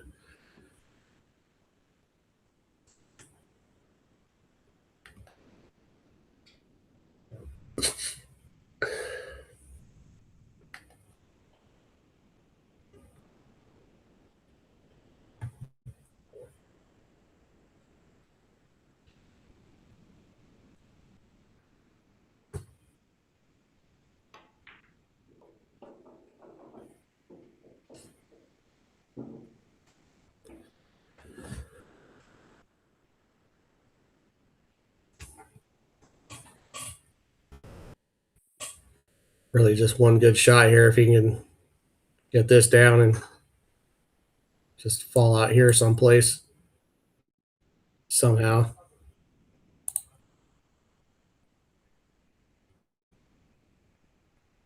So he's not going to be that close. He's leveling out, just going forward. So he's going to be a little bit far away. Needs to really get a good angle here. If he's going to have a lot of distance, you want the perfect angle.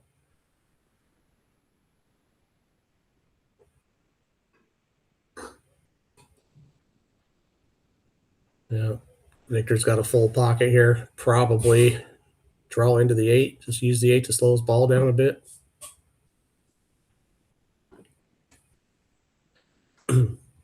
Maybe even now. Yeah, maybe even just push it in front of the side pocket.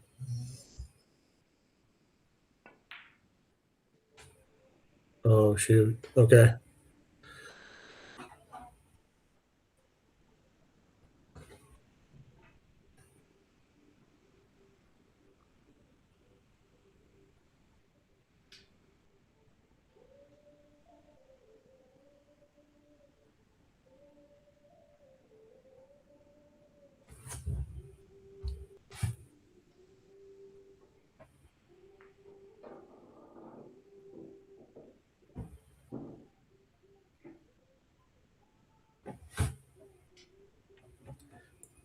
Pretty sure I just like dragging this down here, opening it up, trying to get straight on the 8.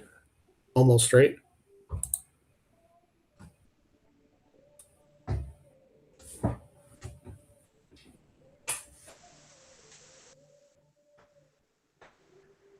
He's not doing that. So maybe he's thinner than I think. He's going to go back and forth.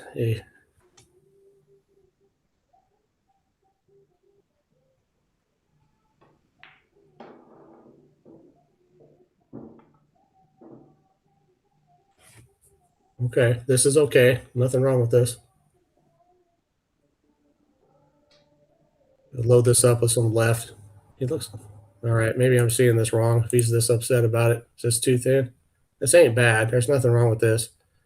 This cue ball should be able to go here, load up, just check back up with left and come back up like this.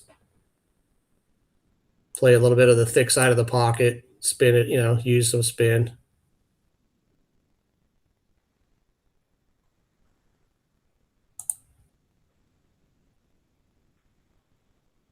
Should be no scratch here.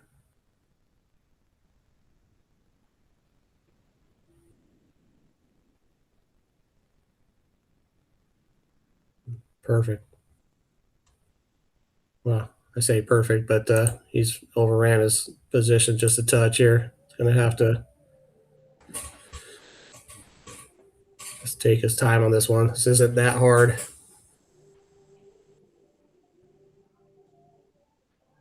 It's hard when you're stuck playing against a guy who's been shooting at you like this. Actually, Victor has been shooting at him as hard as he could be. But, I mean, yeah, you just really need to got to get this ball down.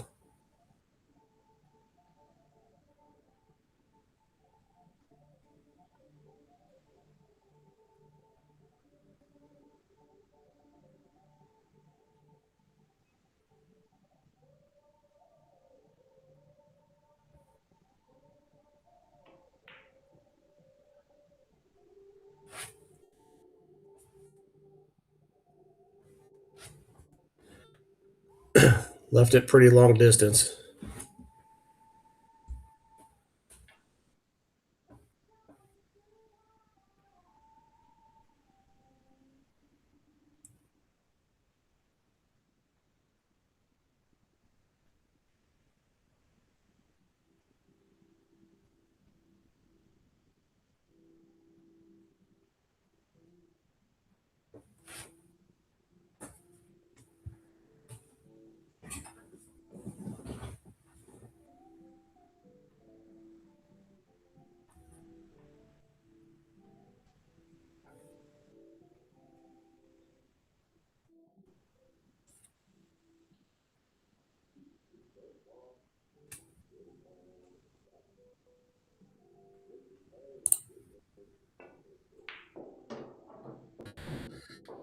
Yeah, it's trouble.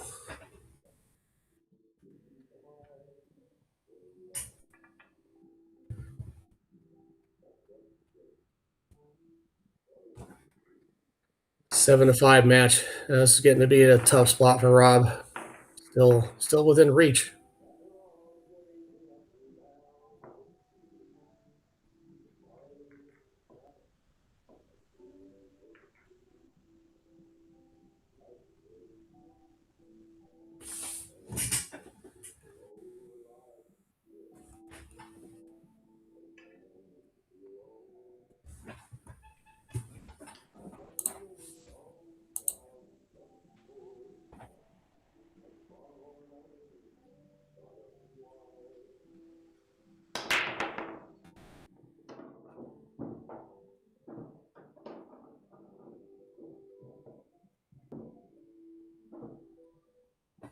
Real solid break there.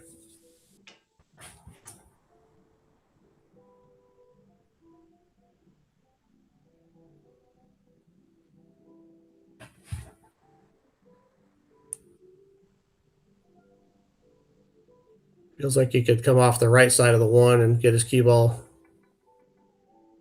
Okay, well, he's not doing that. Probably trying to get his cue ball near where it is now.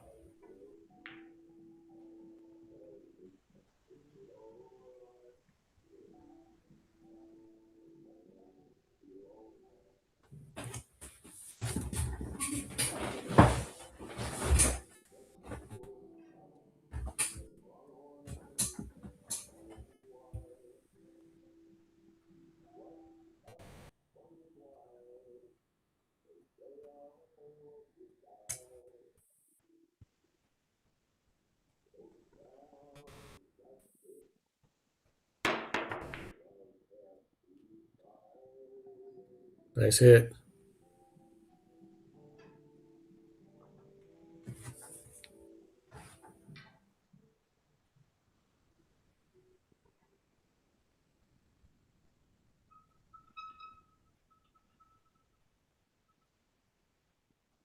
I don't know that Victor's going to try to pocket this in the upper right because there's a scratch in play. He might just try to stick it straight into it and send in the one ball around table.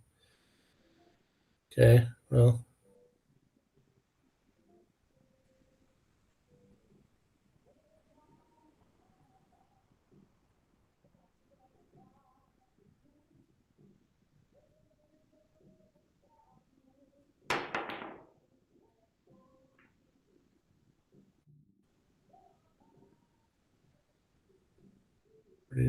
More run good.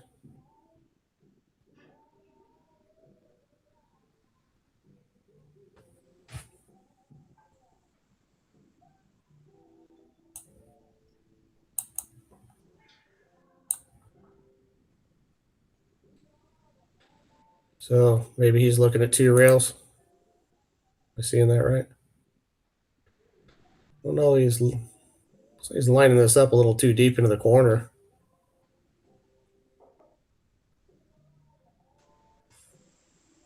I feel like he needs to be shooting to here to have a chance. Yeah, kind of is.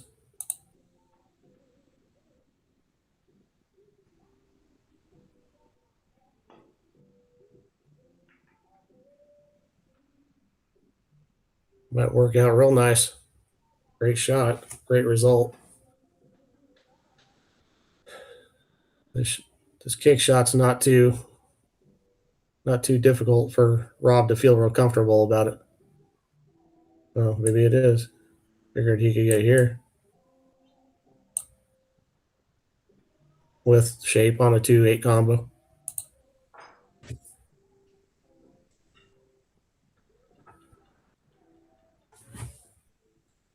A little bit surprising. He's jumping at this.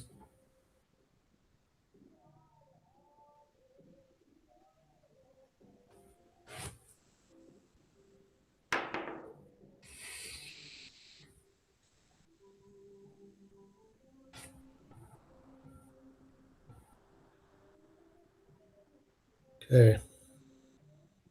Rob needs to make him pay for this. Should be a sellout.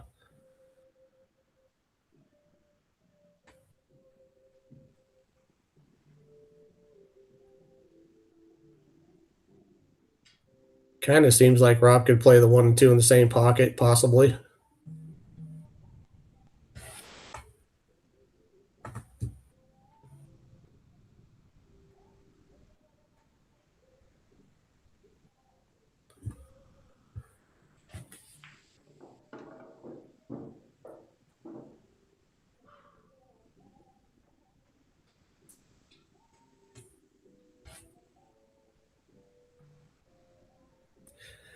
This 7 ball's kind of big here. Kind of feels like the natural path of the cue ball is up here, so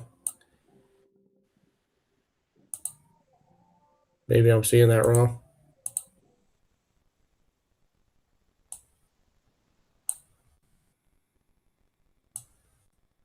Yeah, should be all right.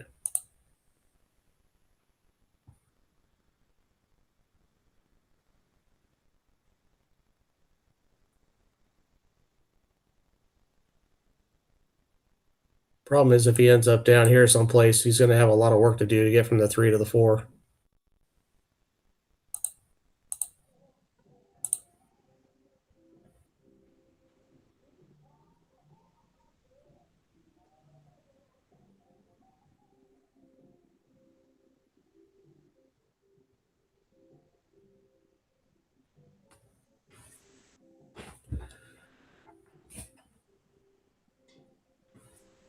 Notice how the dog's nowhere to be found when Rob's at the table?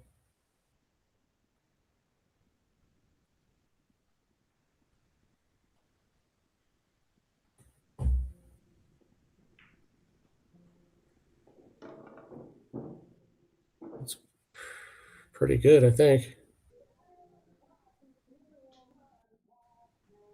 You'll need to just get a little bit of insight on this. Is he looking all the way over there? Hope not.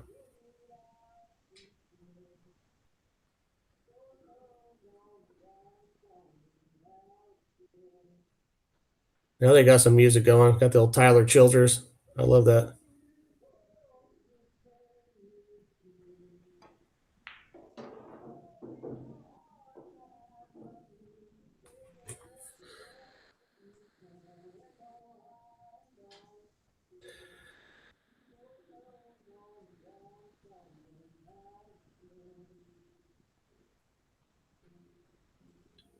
What's that, the music?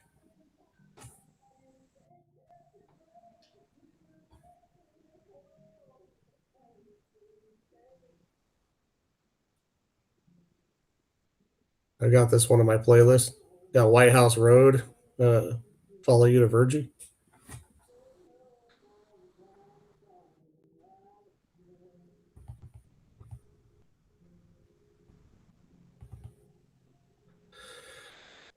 I don't think I play position for this combination. Seems easy. It's just a matter of where the four might end up after you make it. I like just stunning back out, trying to get out here. Lays pretty good. I mean, it's pretty easy to roll this in and get shape on the combination. There's a little bit of risk to it.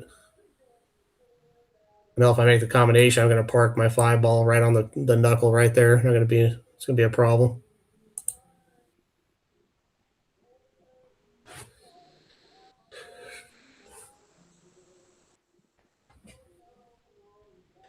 Kind of torn about whether I love the idea of him having to take so long in this, whether he's really just gathering himself or if he's feeling this bad about it. So hopefully it's the first.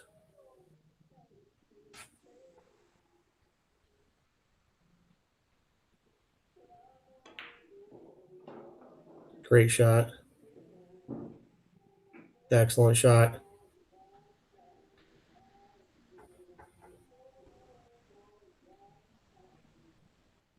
One more just like it, and he's, just about home free. Same type of stroke.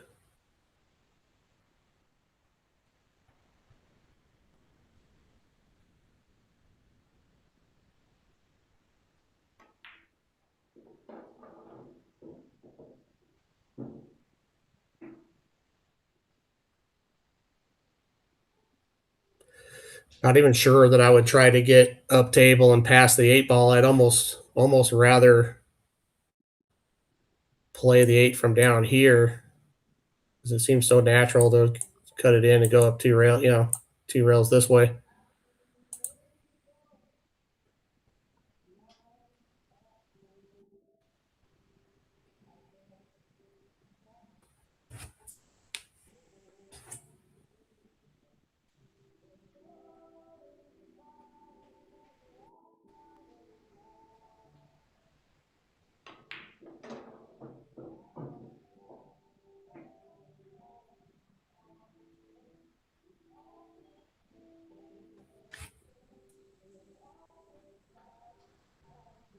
Well, I think I have to draw this now.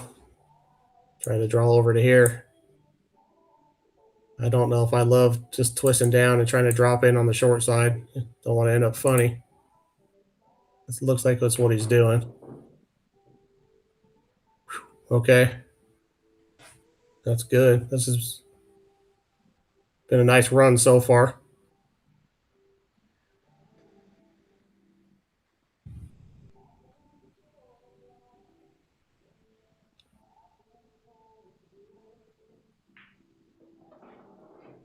Very nice out.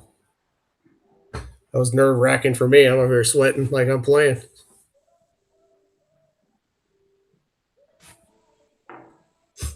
This is a significant bet.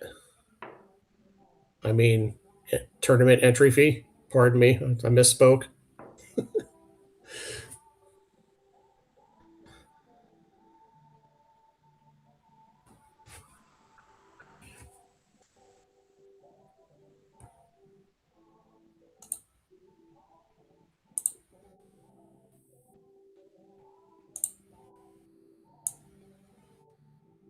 Take a look at these sponsor logos here in the upper left. We got the Gutter Boys, rain gutter installation, new rain gutters, rain gutter repairs, fascia board repairs, etc. And Tarma Homes. If you're interested in those, there's more information. There's contact info in the description of this video for those sponsors. We thank them for helping us bring these videos. And so also, if you want to get in touch with Rob, if you're interested in playing him on this channel or playing a match on this channel, there's our link tree link in there for all of Rob's social media contact info. You can reach out to him, say hi. There's a link to the commentary Venmo if you would like to help support the commentators in this video, myself and Matt Walker. That would be appreciated. Everything helps. Also, if you haven't heard, there is a drawing for a 11 Ball TV t-shirt. The way you enter yourself in the drawing is by using the super chat feature. Use that way to support the channel. Give a few bucks, get your, I mean, it's just as little as $2 or $1.99. You can get a comment pinned in the chat. That will enter you into the t-shirt drawing. We'll highlight the comment. We'll read it back to the viewers. It'll stay pinned for a while. And also, you'll then be in the running to win a 11 Ball TV t-shirt, which is made of 100% organic cotton. Because I quote Rob, yeah, he doesn't want to put any plastic on his body.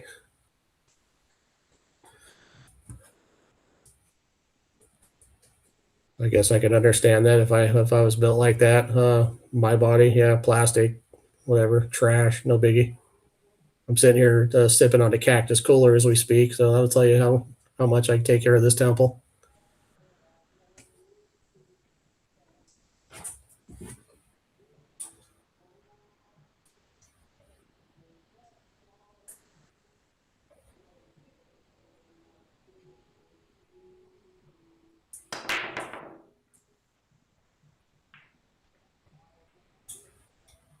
Oh boy, that's trouble. 5 ball and the 3 ball are going to take a little something.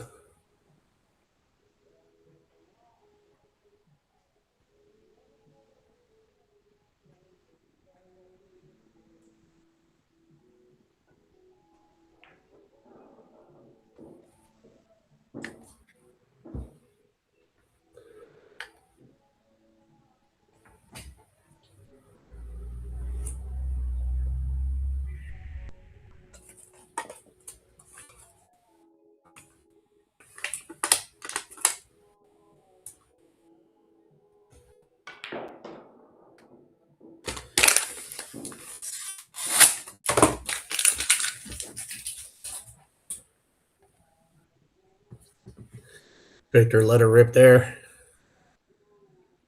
Think we're going to see some safety action. It's going to go simple, just get up against a 6, or is it going?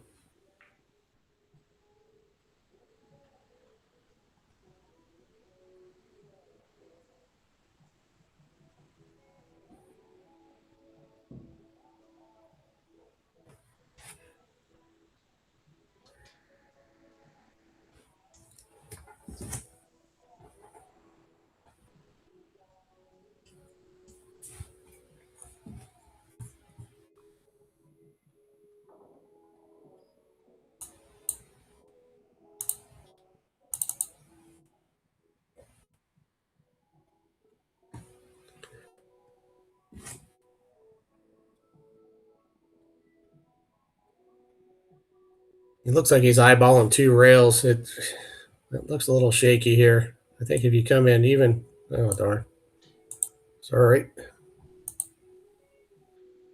Yeah, looks like if you come in this way, it's going to be hard to get. It feels like it wants to run a little bit long here. Let's see if I'm right here. No, I hit it great.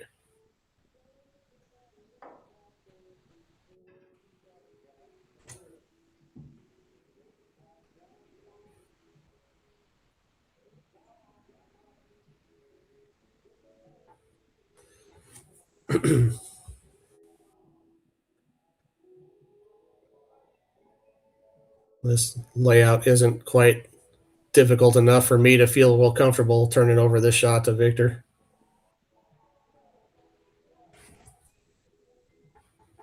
But there is some work to do when you get to the 5 ball.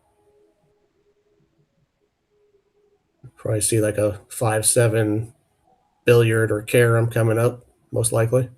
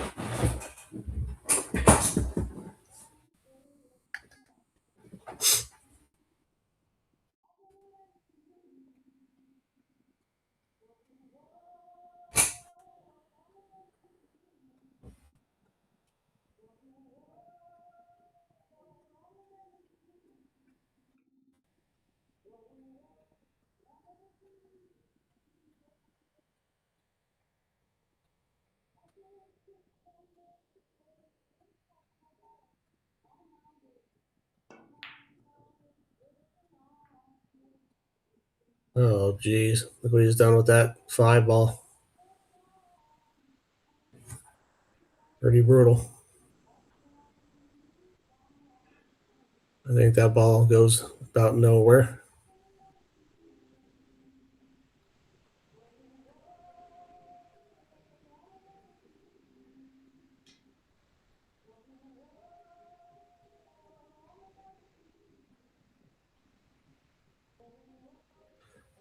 I don't have any idea what I would do here.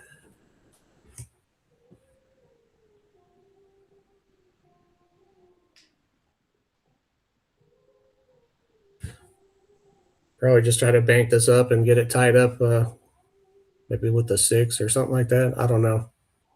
Bank it to the other side of the 10. Kind of go at it a little bit soft and just, I don't have any idea. That's pretty tough. He looks like he's thinking about trying to make it and do some wild stuff with the cue ball. I don't like this.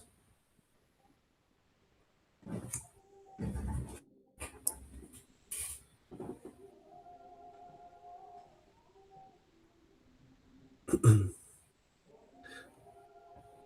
don't even know if I like playing the 4 and looking for a safety on the 5. I just don't really see one that's comes with any guarantees.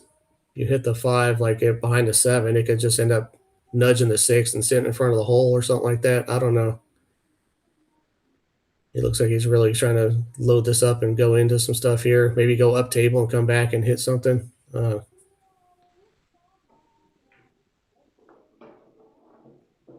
mean, he hit a pretty nice shot there.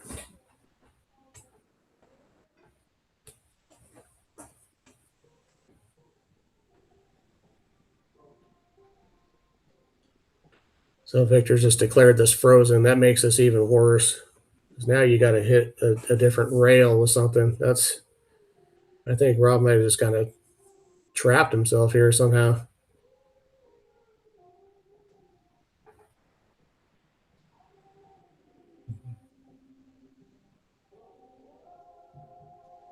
I don't think this goes. He's looking like he's trying to bank it off the rail and get it in the side off the 7 or something like that. I don't know. And with it frozen, if it wasn't frozen, you could just kind of go rail first and chip into it and get your cue ball off here on the other side of 7. But that would be a foul in this instance because that you're not going to get anything to a rail after the contact here. So this is First of all, if it was that close, Rob probably should have verified that the ball was or was not frozen before he shot the 4 ball. This makes this really tough here.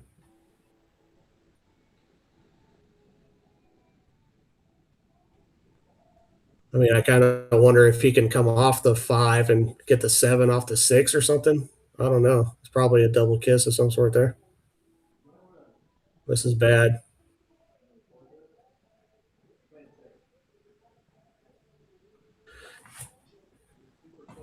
The only thing I see is if this goes past the 7 without touching it, and you can get it into the 6 and get the rail off the 6 and on that knuckle and then get them behind the 7 or something like that. This is pretty tricky.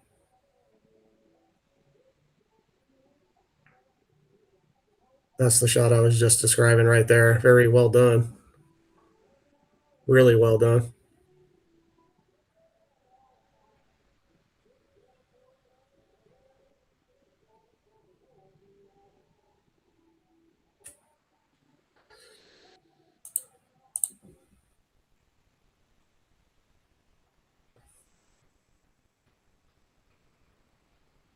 It sure doesn't look hittable from this angle.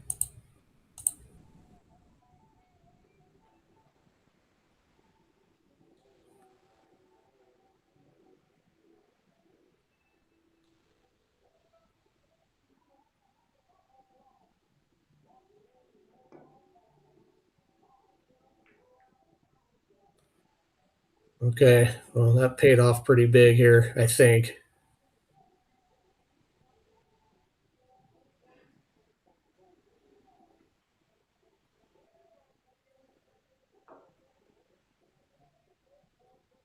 Still not super easy. Actually, not easy at all.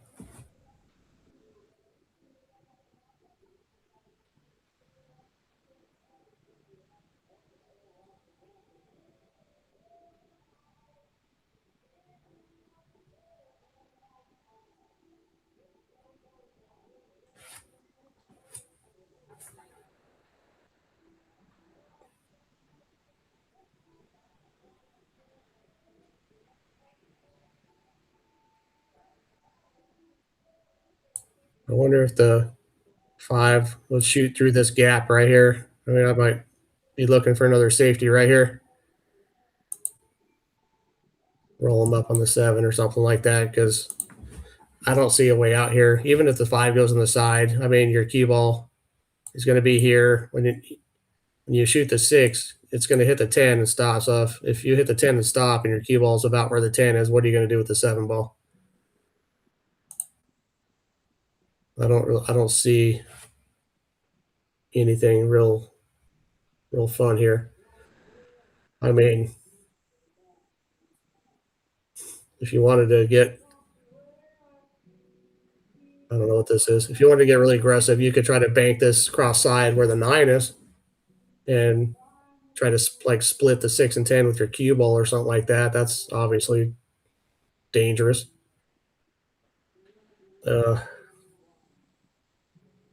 I don't like any of this. Glad it's him and not me.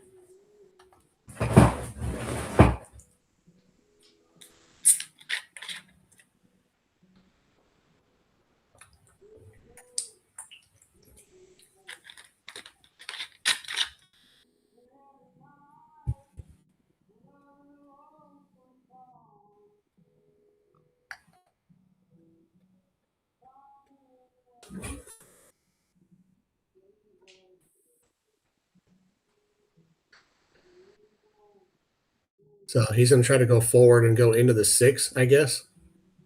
Golly. Guess not.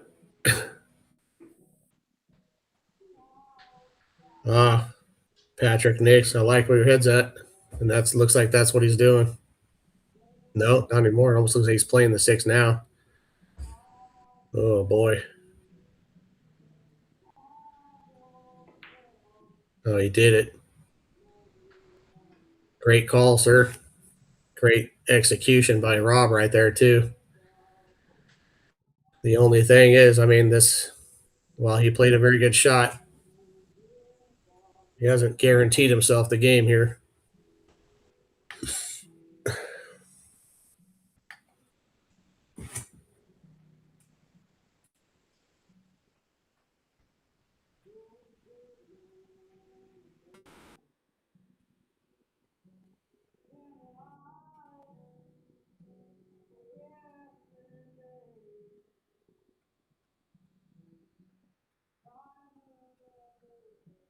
Yeah, good call, Ed, as well.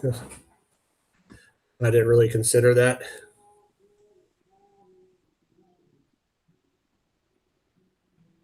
All right. Victor's called to 6 in the upper right.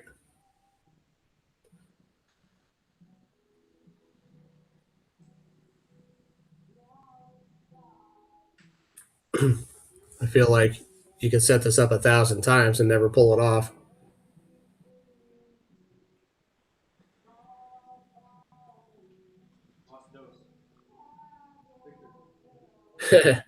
Yeah.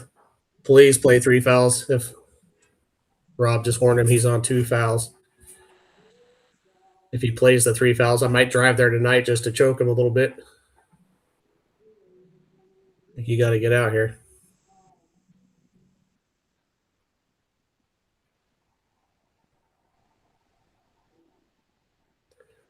Don't like that at all. I don't see any need to do that. Maybe I'll look at the overhead cam before I say that and see if that 9's not frozen on the knuckle or something. Yeah, maybe it is. Okay. I retract my previous statement.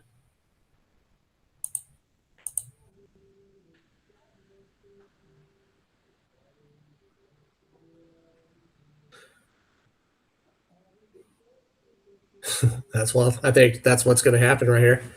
Okay. So he needs to play the 6 and disturb the 9 right now.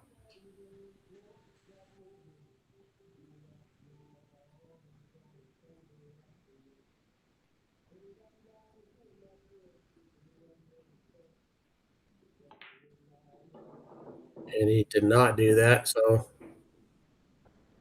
that would lead me to think maybe the 9 goes in the side. I would have liked to get a different angle. Oh boy. So okay, it does not go. This is a very tight. Yeah, I mean, should be doable.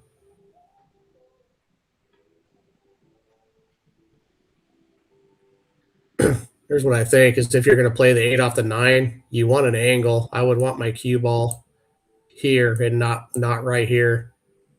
Because if that 9 clips the rail and goes up here, it's going to be upsetting.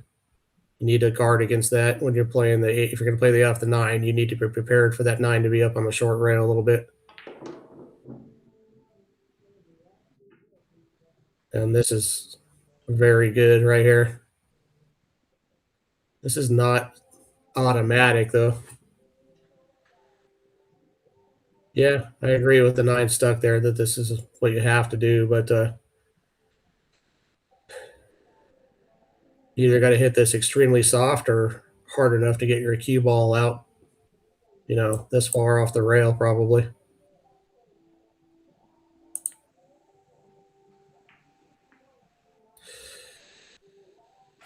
Oh, that's devastating. That was a small pocket still from where he was, even with the 9 there. But he did hit the wrong side of the 9.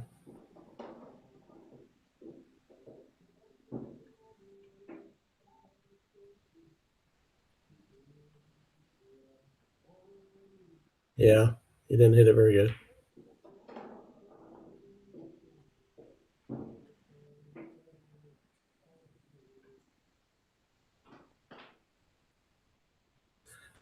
Man, that out would have been so huge right there. That's such a big game at this point in the match. Man.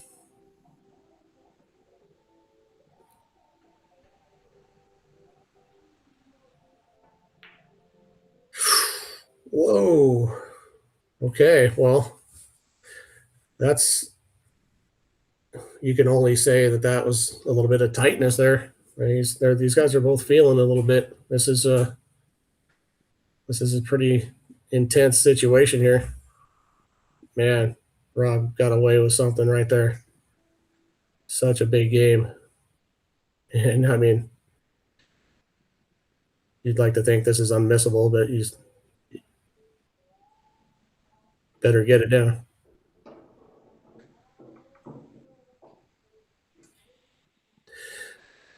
Yeah, I know. And honestly, he's not supposed to miss, especially that bad of an undercut right there. That's undercuts generally kind of indicate some nerves. He's probably feeling some adrenaline right now, and that game was absolutely pivotal. Oh yeah, I'm sorry. I'm napping on the job here. What the? Oh my god! You got me, Matt. Ooh, this is I'm sweating here. This has been a good one.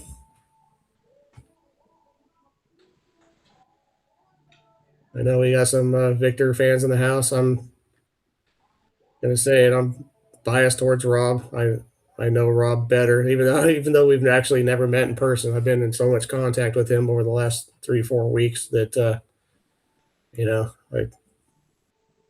he's been nothing but super nice and generous to me and pretty likable guy. Holy, oh my God. Apex Auto Sales coming through with $100 super chat. That's insane. Thank you so much, man. That's so huge.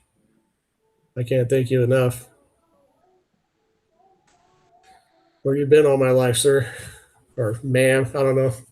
But that's definitely the largest super chat we've ever got, and I can't tell you how much I appreciate that. Rob will appreciate that as well. That's going to help us out tremendously. That's just awesome.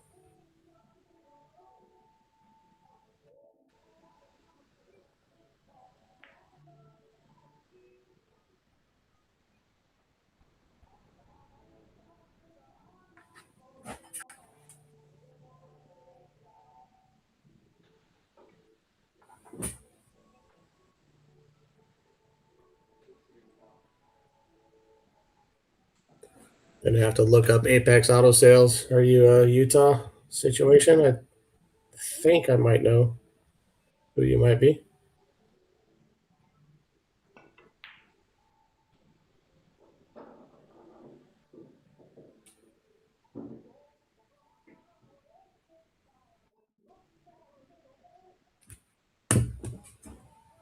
Well, I just looked up an Apex Auto Sales. Are you located in Garden Grove?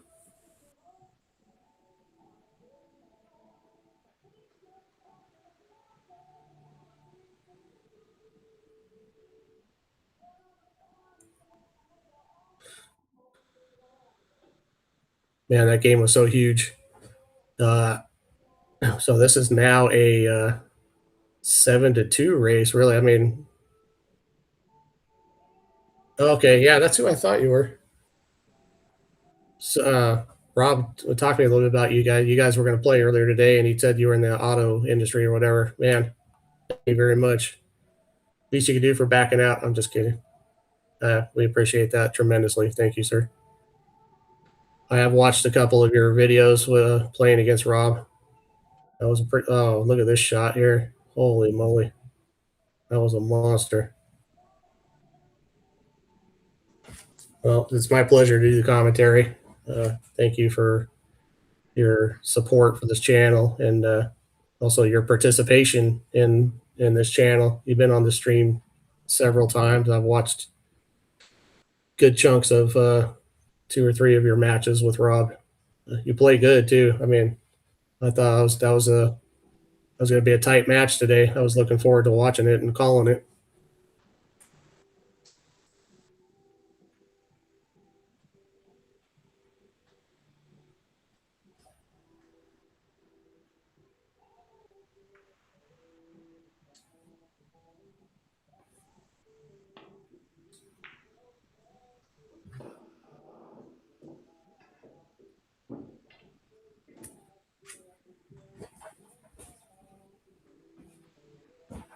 Yes, it was, Justin. Hugely appreciated. Far and away the largest super chat we've received so far. We've only had the super chat feature enabled for the last maybe 3 streams, something like that. It's really crossing that 500 subscriber mark has been a big deal for the channel and for for Rob and for the commentators. To be honest, it's a great way to help support the channel if you're enjoying what you're seeing, enjoying the commentary, whatever. It's fun for me to do it. I don't consider myself to be to know everything, but it's fun for me to kind of just watch along with the group here and just share my thoughts out loud as we're watching. I like reading your thoughts too, so I highly encourage you guys to participate in the chat.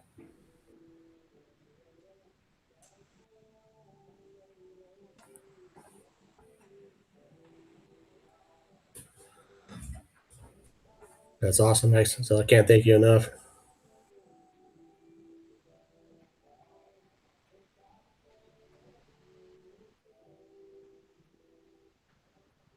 This match, Trucker 86, this match is being played in Salt Lake City, Utah.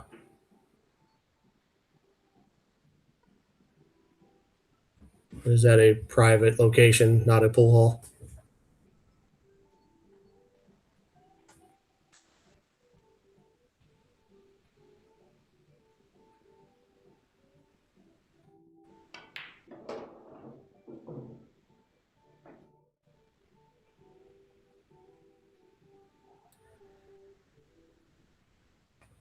Got into that one pretty good. Probably would have liked it to slow down a hair sooner. No biggie. Good shot.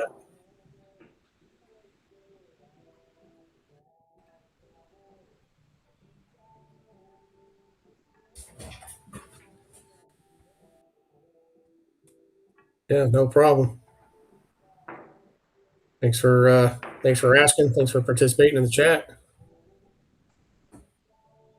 Makes it more interesting for me. I'm interested in the game, but when I get to interact with people from kind of all over the world, really, it just makes it very interesting for me.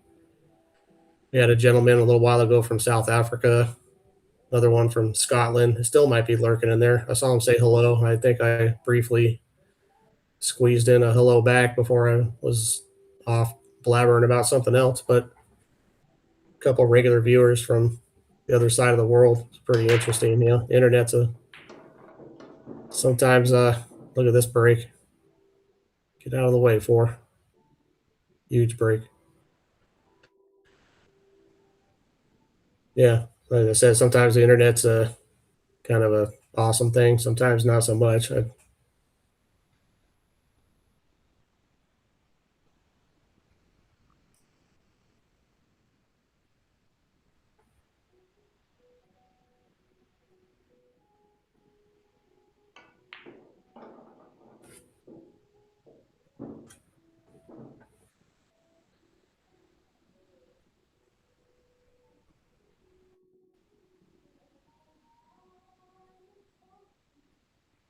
When I was a little kid, I always wanted to be a truck driver, as either a construction worker or a truck driver. I went the construction route and never drove, but still, I used to work on trucks a little bit and buses.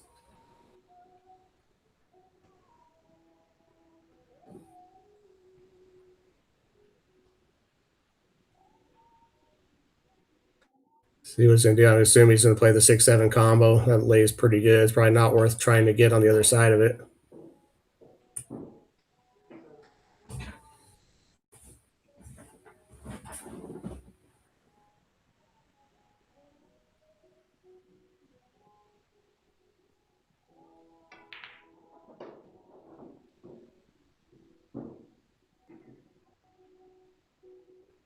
Yeah, that's right. Victor finally got a shot on the one, and look what he's doing with it. It'd be surprising from here if he didn't clear up.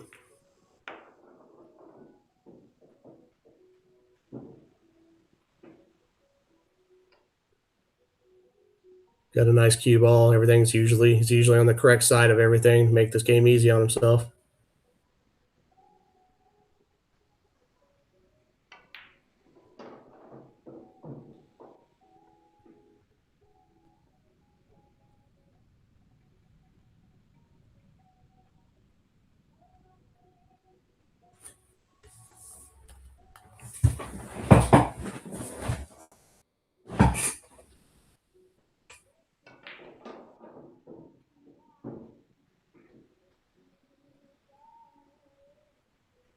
Pretty good speed there.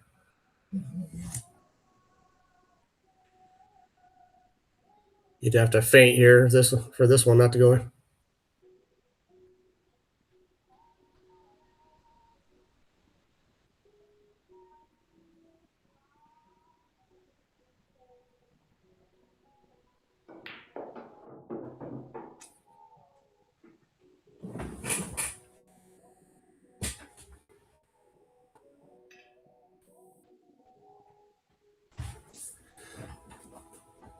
Really nice out there. Nice break and run. Haven't seen a bunch of those today, I don't think. Maybe a couple or three. I'll have to give them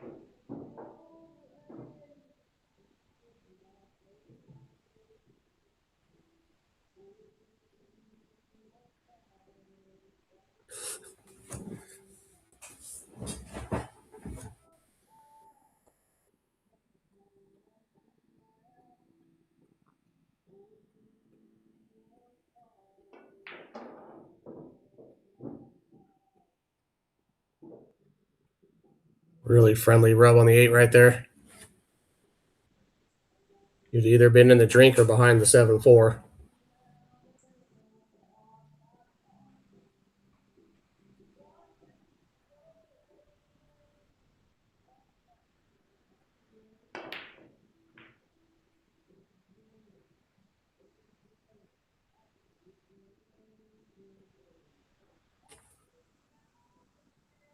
Pretty good break for Rob that 2 ball didn't fall. That makes this a little easier.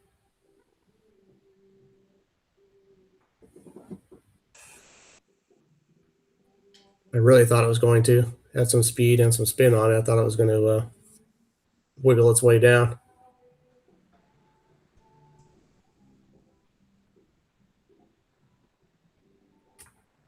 And I need a pretty good cue ball here. Spin out. I mean, if he had his absolute way, he'd probably put his cue ball about right here.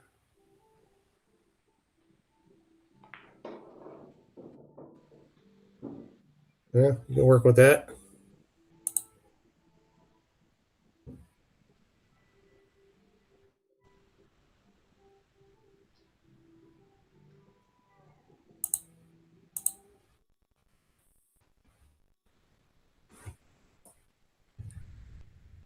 Got a pretty good angle. I think his cue ball will come across, and I mean, probably like to be, closer the better, but he's a little flat. Oh, I didn't see that coming.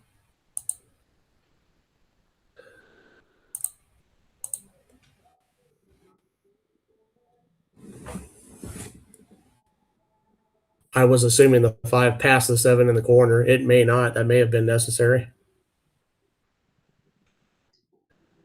This is not very easy right here.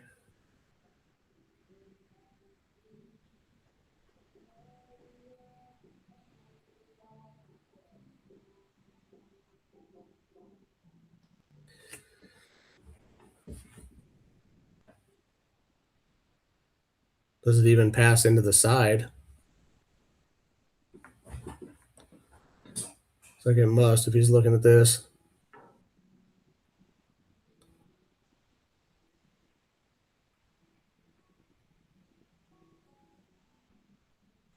That's not real natural. You have to elevate your cue and kind of dig down on this and get some stun and draw on this cue ball to do that. Shooting that off the rail with an elevated cue into a kind of a small side pocket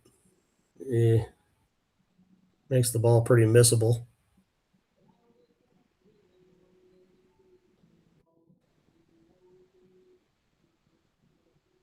Just see what he does here. I don't know. This requires a below center hit. This is going to have some backspin on it.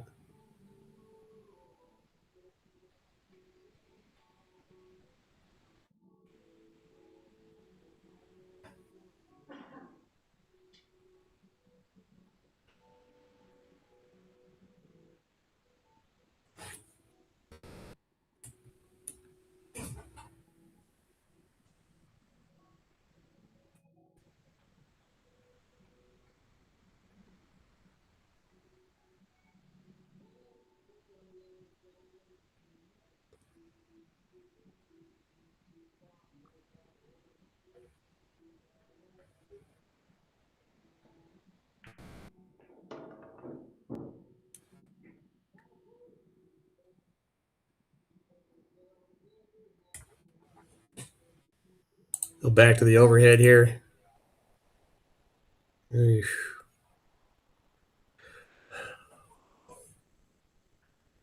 I don't like the bank shot here, even if he can make it. I think I prefer clipping this 6 thin this way, trying to get my cue ball. Maybe dropping down and trying to tuck it in behind the 9, maybe, if I could. It's a pretty thin hit.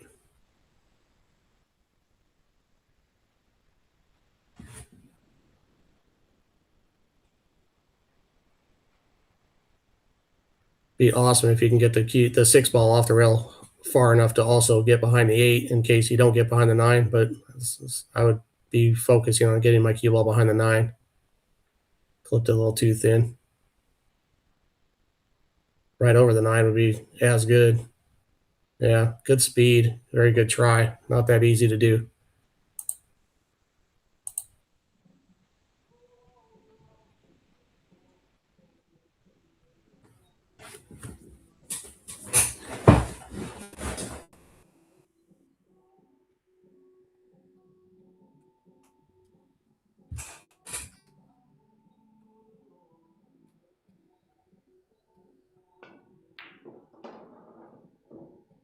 Jeez, just a tremendous shot right there.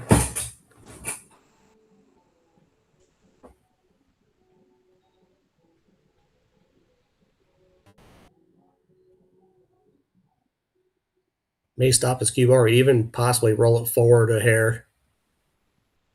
Just so he has a good angle if he's going to draw it to his cue ball to drift straight back up table on the 8. The stop shot would give you a little bit too much angle for that, maybe. So.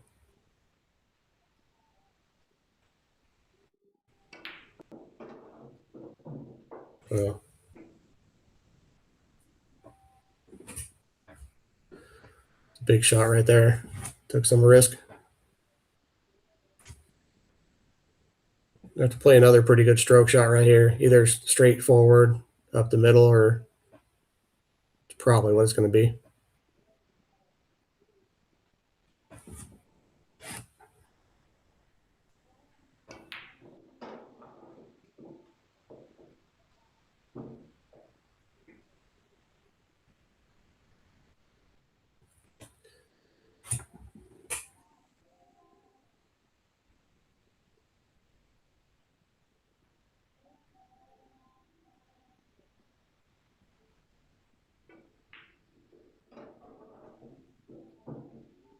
Danger.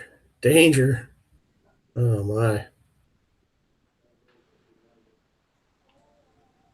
Got both of them excited.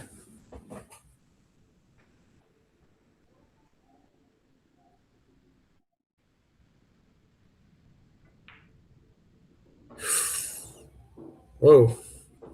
Used that entire pocket. Hell of an out there. That shot on the 6 was a monster.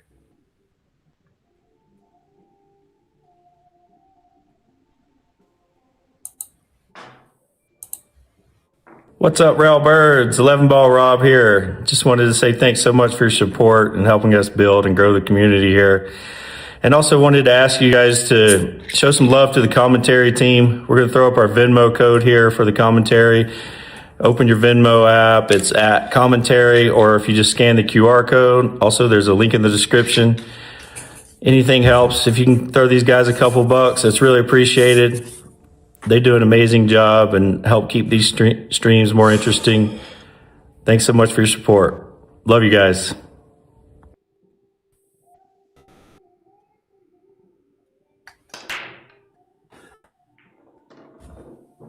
Sorry, I was yapping with my microphone muted for the last couple minutes. What's up, Mike? Oh, Mind if I join for a few? Not at all. I prefer it. All right. Well, I figured that we're getting close to the finish line. I was just watching and tuning in and thought, well, I'll hop on and join you on the mic. Awesome. Maybe close it out here. It looks like it's only a few racks away now. Victor needing 4 and Rob needing 3. Pretty exciting. Yeah, it is. You see that monstrosity of a 6-ball shot that Victor came with in that last rack to start that out. That was huge. I did, yeah. And then he got the break and run off of that, right? I think that was no, the rack before, sorry, was the break and run.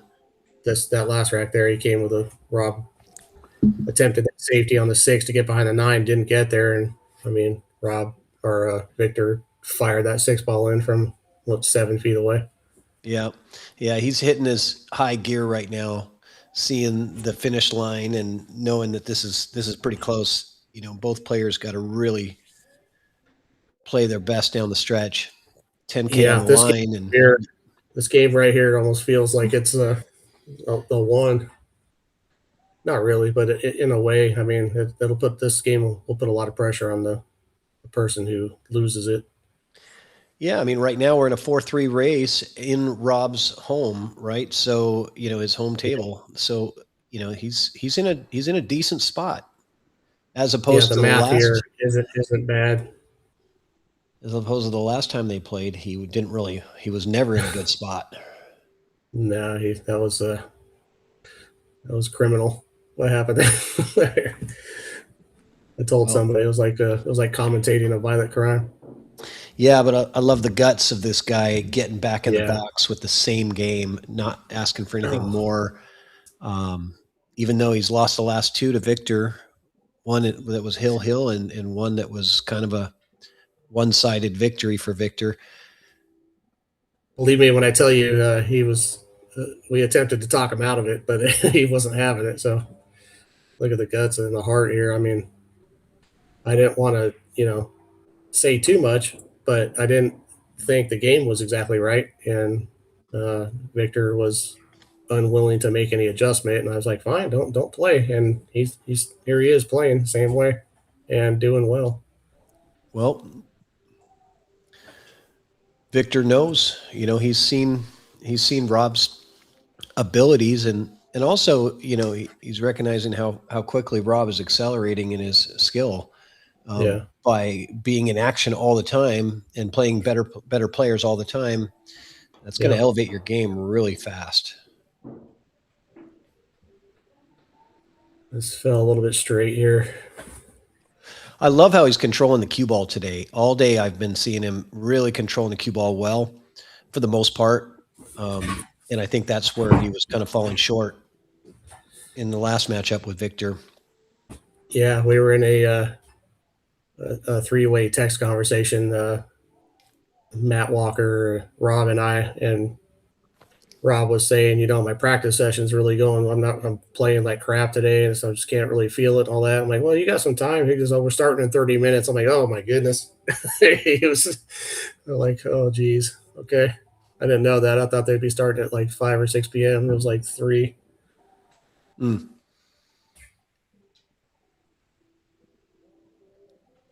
He got real straight on the 6, so probably going to get the cue ball just back a foot, I would think. Well, if he does, he's going to be on the wrong side to get from the 7 to the 8. That's going to make it tough. He's just going to come back a little bit, so he's not – that way it's just a draw shot from here. That's all he could do, really. Yeah, it's a little bit of an angle. Yeah. He could if he pull – I'm sorry. If he pulls it back, he should probably come up this way. Something like that, right? I mean, he goes straight on that 6 ball that it was like you don't want to try to cheat the pocket too much to try to get the cue ball over more. We all know what happens when you try to do that. Yeah. I was worried he may try to draw it back and play the 7 in the side, assuming it passes. If it passes the 9, don't know if it does for sure. I'm glad he didn't. I like just a pure draw stroke here. I think you can get the cue ball. I think you can bring the cue ball to that area there. That's kind of where I was looking with the, He finally got away with one. Yeah, he might have gotten really fortunate here. Doesn't mean he's going to love his next shot, but it's better than watching your opponent run out. Yeah, and I don't know if Victor's a big one pocket player or not, but certainly this is, or, really the shot is more to lay the 7 ball, lay the 7 ball here, right? And coming across with the cue ball, bringing the cue ball across and up there. That's the idea, but it's hard to miss the double kiss. And actually, I don't think the double kiss is that bad of a risk right here. Well, what do you put on? You got to put some outside on it, probably, right? If you go inside, you got to worry about hitting the 8, I guess. Yeah, I think just a touch outside and it gets you. Ideally, you're getting the cue ball down here somewhere. Yeah. And as long as that 7 doesn't go too far. The other one is maybe if he's got the full 7 ball, he could play like a stun follow on it and try to bring the cue ball, stun follow to the backside of the 8, sending the 7 around the table. But would that be the 7 going around this way? Yeah, but then you got colliding into the 10. You don't know what's going to happen there. So plus it's hard to get that stun follow from that distance. Yeah, there may be a big kiss on a shot like that, possibly. Maybe. Potentially, yeah. Because you're hitting it with a lot of pace. I like floating. I like floating it to the cue ball to the one end and 7 ball on the bottom. Might be worth trying to play it. Maybe we'll see what he does. Has he pointed anything yet? I didn't see him.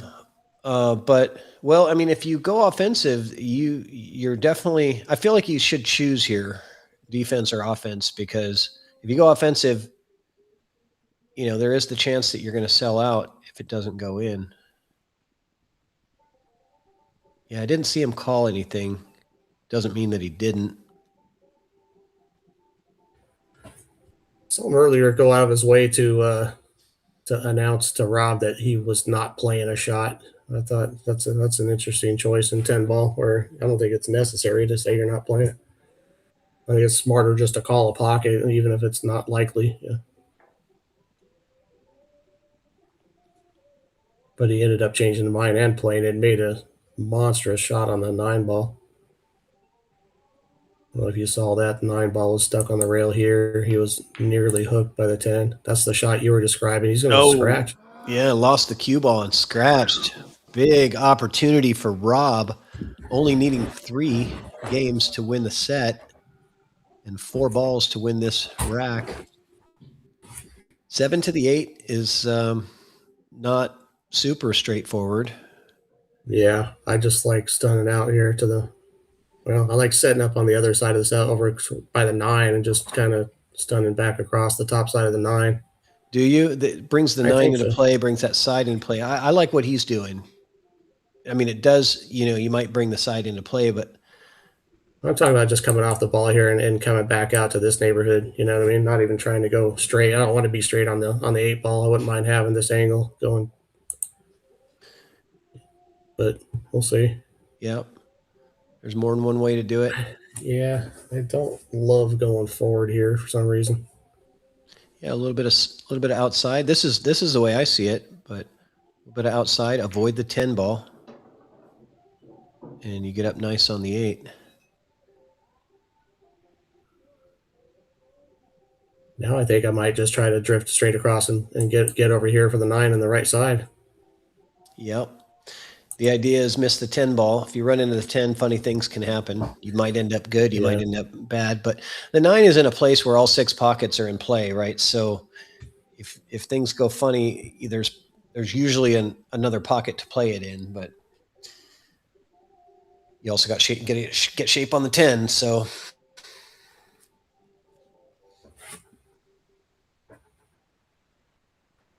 What do you think about just trying to run into the 10? Come straight across and just bump the 10. I would try to avoid the 10. I wouldn't attempt to hit it. Yeah. I think it could go wrong. You clip the bottom side of it, can end up behind it somehow. I think you just, if you just got this in with a little bit of left, I think you miss the 10 fairly easily. I mean, it feels natural. Your cue ball just kind of drop over here.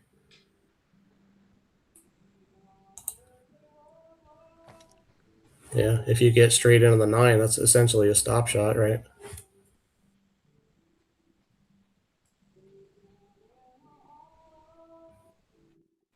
Yeah, that would be ideal.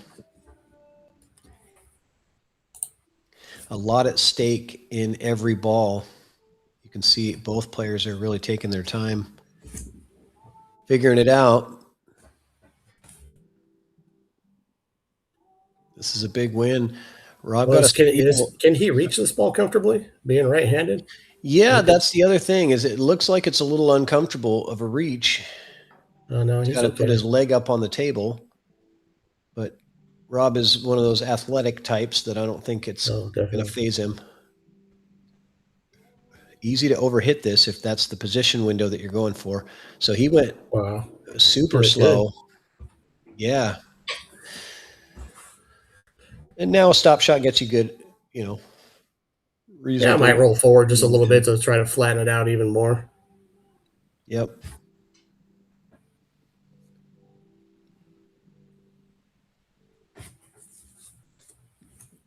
If we're seeing the angle correctly, if he's slightly on the bottom side of straight in, he may have to draw back. So looks like he's queuing low. I think hopefully this is just a stop shot. Yeah. Oh no. I wonder if he was thinking about trying to, cheap the cue ball over a little bit more to get a better angle on the 10. Oh boy. Oh man, that's a heartbreaker down the stretch. Those are the games that just really, actually there was a game like this where Rob had missed a late shot and then Victor ended up missing the 10 ball and giving it back to him. Yeah, I remember that a few games ago. So the steals will happen both ways, but down the stretch, it's always more painful, right? You can think back to like so many times during the long match that, it would have made a difference, but it's only the last few that you really remember the most down the finish line. Yeah, that one bummed me out a little bit. That's a real turning point. Now, now with this 10 ball, it'll be a straight up even 3-3 race. And Victor's break. They are playing winter break, right? Oh yeah, for sure.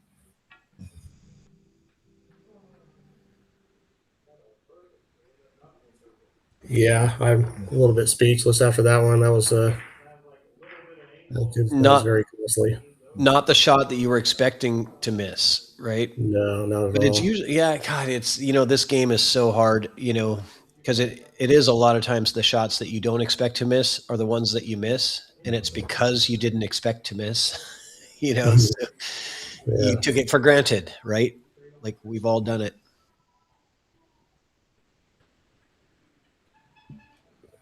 Almost like he was trying to cheat the pocket a little bit for a more. Yep. That's exactly what he was thinking. Yep. That's exactly what he was thinking. Just cheat to the other side of the pocket a little bit to get a little better angle on the 10. And the risk was not worth the reward because he got the max penalty for it. Just right there, that cue ball was looking like it wanted to scratch in the side pocket and got kicked away by another ball too. That could have been a big deal. Yeah. Just when you miss an easy shot, then your opponent gets some good rolls right after that. It's incredible. That's the way the pool gods like to do it. Just to really drive the stake in even further. I'm expecting a safety. Probably put the cue ball behind the no. I thought at the same time. I thought he was going to just narrowly miss the 8 ball, kind of two railing the 1 ball away and spinning back behind the 4 and 5. That's what I was looking for. Yeah, behind the 4-5, but he had a different idea. Well, He kind of got lucky the way that kissed off of there, but I think Rob can thin this, and maybe even if he brushes the 4 a little bit, it'd still be all right, getting the cue ball to come down to the bottom rail. Well, it'd be ideal if he could avoid brushing the 4, but even with a fatter hit, even I don't like he could play think the so. 1 into the 5 with being the 1 here and bring the 5 off the rail a little bit to help cover the 1 maybe. But yeah, it doesn't look like he could really miss a kiss on the 4. Yeah, That didn't go well. that was real touchy.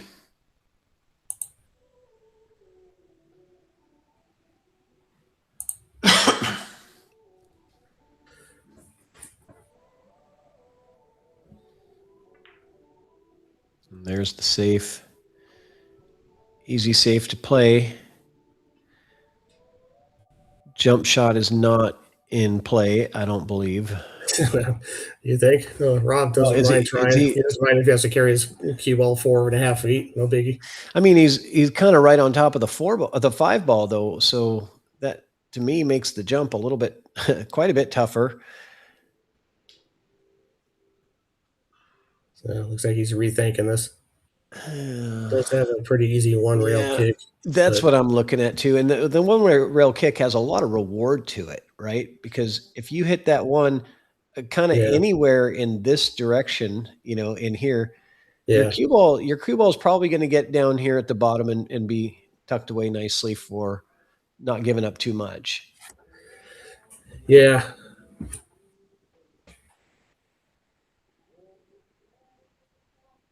I don't know. Yeah. Flip off the top side of the 1 ball. It may not go as well. It may not, but it also might as well. Yeah. There's a lot of things that could happen here. He hit it a little firmer than I was expecting.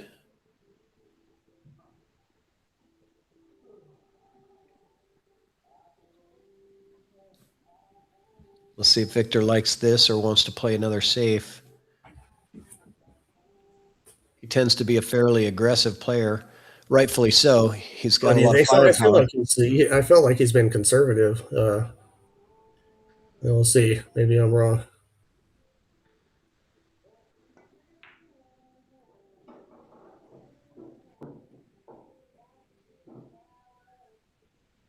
Okay, well, I mean, there wasn't great obvious safety opportunity on that 1 ball, so certainly wasn't easy to get going here. Now he's got to get the 2 and get to the 3. I feel like he just may have to accept getting to the long rail and taking a bit of a cut shot on the 3 ball.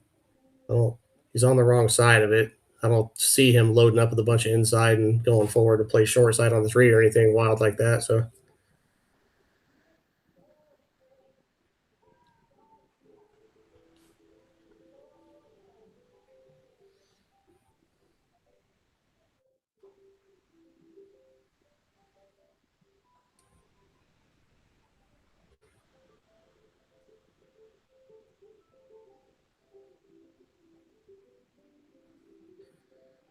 He almost looks like he's considering the cross bank, which comes with some sort of position, but he doesn't generally take these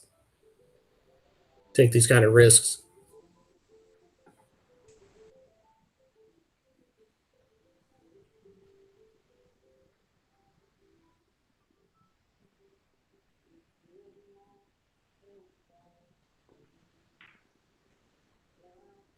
Yeah, just went for the simple safety. Yeah, just there wasn't a whole lot of reward to try to make the 2 there.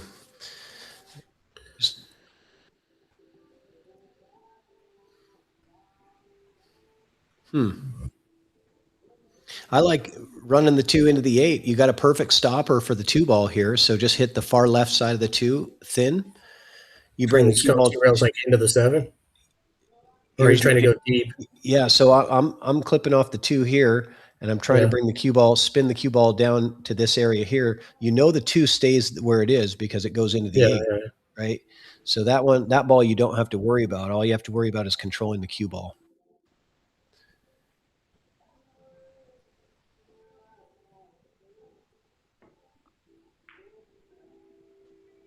Yeah, he hit that way fatter than.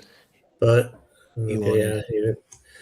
He and I have had a discussion about shots like that, and I've pointed out that I've seen him hit balls like that too fat on many occasions, and probably something he could work on. But Yeah, and I think he had some left spin on it, which causes deflection, right? So, there might be some of that involved on that shot.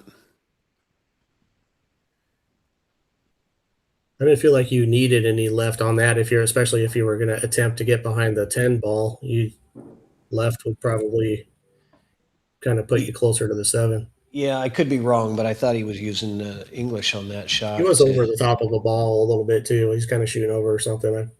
Yeah, he was using a little high left cue ball. I'm watching it back. Yeah, he just hit it really full.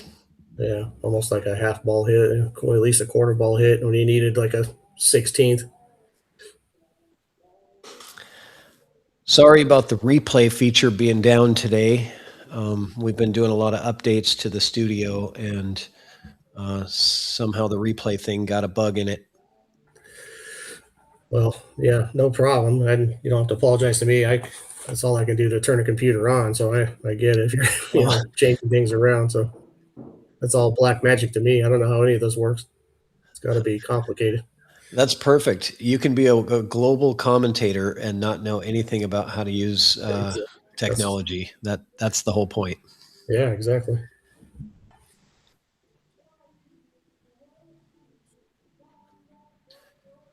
Yeah, when we built it, it had to be built for everybody to use, not just those that are smart. not saying you're not smart. I mean, like tech smart, Well, I am. I'm dumb as shit. I don't know what you're saying. I meant tech smart. Yeah, I know. Our motto in the beginning was, if you can type your name, you can live stream your match. Yeah. If you can't spell your name, we can't really help you. Oh, look at this. Look at this. We got drama. We got drama. Look at this. Man, okay. Down to the last couple of balls, you don't expect mistakes like that from Victor. And here we are. He's going to thin the ball, send the cue ball down table. Rob's not going to have much. Be careful how far you try to send it down table. I wouldn't try for too much because you could leave a shot here like this. This is a makeable shot. He did. You're absolutely right. He left a shot, and the up and down with the cue ball gets Rob back to the 10. Yeah. Honestly, you have to resist the urge to try to use a little outside to help you, because that'll bring you back maybe on the other side of the 10, which would be bad, but I think you got more room. I'd put either no English or a touch of inside. Just a touch, just enough to make sure you're not using outside by accident.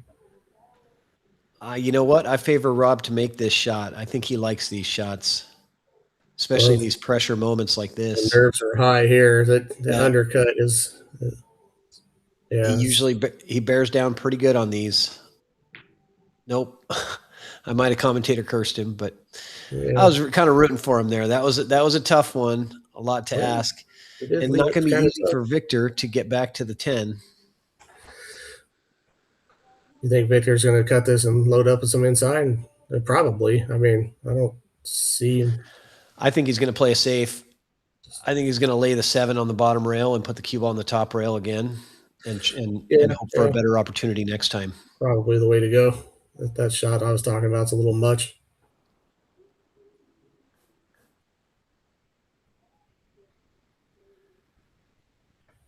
He's aiming to set the 7 down on the bottom rail. Oh, he hit it. So Rob's got another opportunity. He froze that thing up to the end rail. This is pretty tough. Yeah, that's a lot of distance. And you know what? I still think you're probably supposed to shoot at it. What are you going to do for a safety here that's reliable? You're not. You're going to shoot it. This is another opportunity. You missed your last one, and you get another opportunity at the table. So it's kind of your free rolling is where you have to. This one here, this shot here might you might almost play short side on the 10 here. It's kind of hard to pocket this with the cue ball on the rail, try to put enough inside to go up the middle and back to the same side of the 10 ball. It's more natural for the cue ball to go up and back and kind of land on the short side of the 10, it seems like.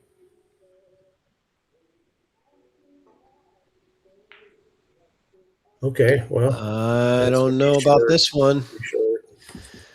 The natural angle to get shape on the 10. It really couldn't have laid out much better for Victor.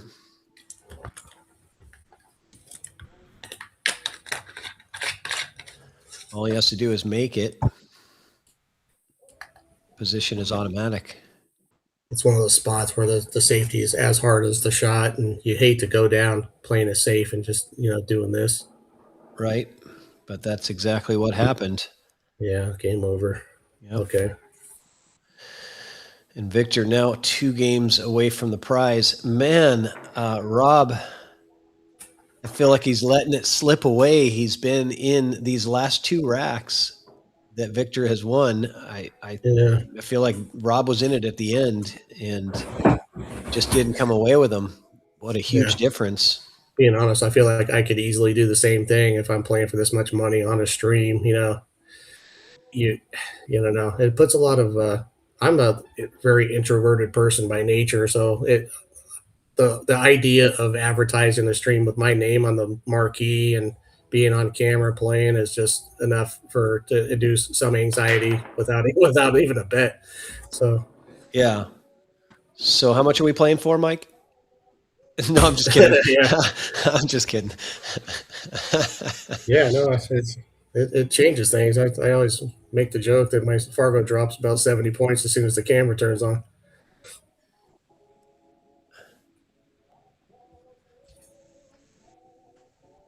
And yet I have done it on multiple occasions just to, try to overcome the anxiety or whatever. And it's always there. The first time I played a stream match, I mean, I was in the chat watching 2 guys play, and I'm thinking, I could play with these guys, you know what I mean? And then I started woofing in the chat, and I ended up with a match on that stream, and I literally almost had a panic attack in the bathroom before the match even started. I'm like, what am I doing? What am I doing here? Playing. Yeah. Yeah, I guess the reason that I got started in the live streaming industry, I guess, is during COVID, this guy Mike DeMarco out of the New England area, he had a live stream called Ship the Cash, and he remoted in 8 different players, and you would just set up your phone and you would stream at your house, and he connected your video to his stream. Is this like a ghost contest? Yeah, and you play the ghost, and you compete for scores. And I was in my house by myself on his live stream, like my heart was pounding, and I was like, man, afterwards, and I did well in the beginning, and then I kind of dogged it at the end, but I was like, the experience was so much different from just competing in a bar or whatever. It was like a whole different level of pressure. And I kind of got hooked on that. Yeah, I can see how that happens. But I definitely have yet to go play my very best pool on a live stream. But I kept trying to overcome it and whatever. It didn't work. I mean, I won some matches, lost some matches, whatever. Didn't. But well, that's why professional. If you're in the chat and go ahead, sorry. Go for it. I was going to say that's why professional athletes have sports psychologists, right? Yeah. To help them through the mental side of like people watching and, all that stuff. Yeah. Yeah. And a game like pool or golf or something is different to me than like a game like baseball or football or something. The small muscle movements and stuff are such a factor, with the accuracy of the pool that it's pretty unique. But, there's so many small movements that can get in your way. And so nerves play a big factor in pool because minute little movements in your head or body or arm or anything that you don't intend causes you to miss and lose by a country ass mile too. Yeah. Right? So as to say, if you're in the chat and you're you're thinking that it's a piece of cake to go on a stream and play for 5,000 or whatever, and play your best pool. Give it a shot. If you haven't done it, you haven't. It's hard to criticize somebody at least fairly. Well, I'll tell you what, though, it definitely it makes you a better player. Yeah. Because if you played on a stream where there's a few hundred people watching you or whatever. That was an outstanding shot right there. That was. He got right above the 2, which he needed to get down to the 3. A little concerned here because he needs to fall. Obviously, the 10's in the way, and he's going to end up pretty flat on the 3 ball. And, I mean, the 4 is kind of there, but you could get too straight here, and it could become a problem. Yeah, this whole run is difficult, right? From the 1. That was a great shot off the 1 to get above the 2. Well, come down to the 3. If he can get on the 4 ball, it gets significantly easier from there. Yeah, it's just, is he going to be too straight on the 3 to have a good opportunity to get to the 4? He did pretty good. He kept some angle there, so this is pretty good. I think so, yeah. Because, I mean, if you get straight here, you could try and play rail first, but these pockets don't accept too much nonsense, so that 3 would be missable if you try to play it rail first. Yeah, it looks like he's got a short angle, like 10-degree angle, so it should be enough to get him up to the 4, and then everything lays pretty nice from there. Go forward, your cue ball path is going to be, it's you want to kind of let it open up off that second rail. So yeah, 7 could be a factor. Perfect. He went right down your first line there. Yeah. He's even on the correct side of the 4. So, I mean, you don't want to have to run the rails from the 6 to the 7. So this would be fine if you can get your cue ball up here. That's good enough. But you don't want to shoot a stop shot and have to play the 6 from here, I don't think. Yep. I think he's going to hit your dot exactly, Mike. Let's see. It's fading away though, so I'll make it again. Oh, there you go.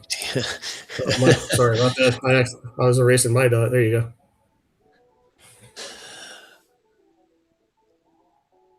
Does that look good? Yes, it does. We've done that before. We'll put circles as predictions and see who gets closer. Be funny, he's at the table. Why does that circle keep showing up? What's going on?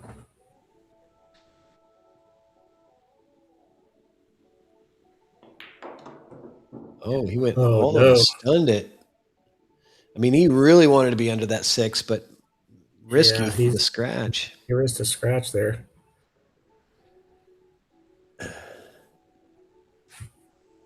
This will be a really nice out if he gets it.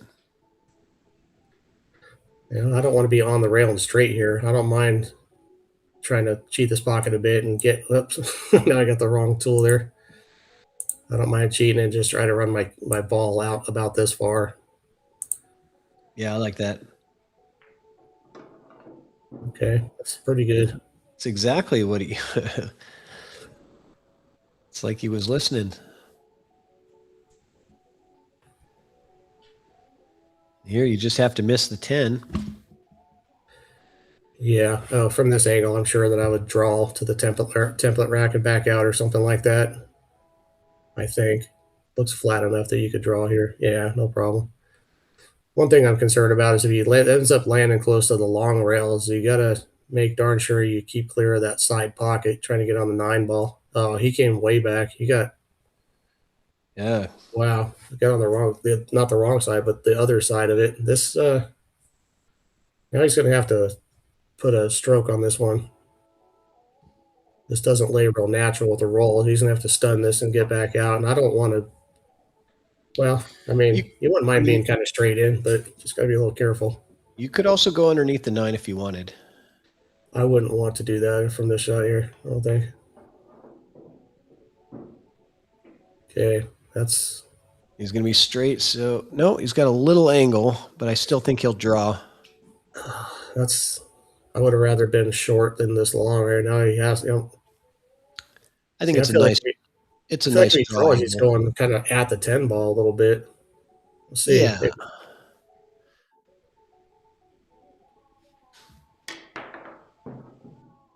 And he popped it Oh, up man. down the stretch for 10K. Rob Harrison miscues the draw shot, pops the cue ball up, just got too low on the cue ball. We all know what Yeah, that's and like. probably like a quick transition from backswing to forward. Yeah, it was a nervous stroke. Not a pure stroke right there. I tell you, man, this is painful. I feel for it. I know the nerves are real. You know what I mean? feel It's like- not easy to. I feel like every 570 in the world is rooting for Rob right now. You know, Yeah. we all know how hard that is. You know, like to beat a guy like Victor, even with the weight. Victor's a monster We got player. a concession too. No concession. That's good. I like that. He's a huge favorite to get this down about 990 times out of 1,000 or more. Okay. That puts him on the hill. Rob This needs is, to win 3 in a row now. What a huge game that was. dire circumstances for Rob, needing 3 straight here. This is he's going to need some good fortune and some good play. So that's 3 racks in a row that Rob was in it at the end. All 3 of those racks. Yeah, and the score literally could be on a strike the ball, right? The score could literally be 12-20 right now from the last 3 racks. But you can't think about that. That's in the past. It's over and done with. You can't change it. So just move on and try to win this rack to keep playing and extend the race.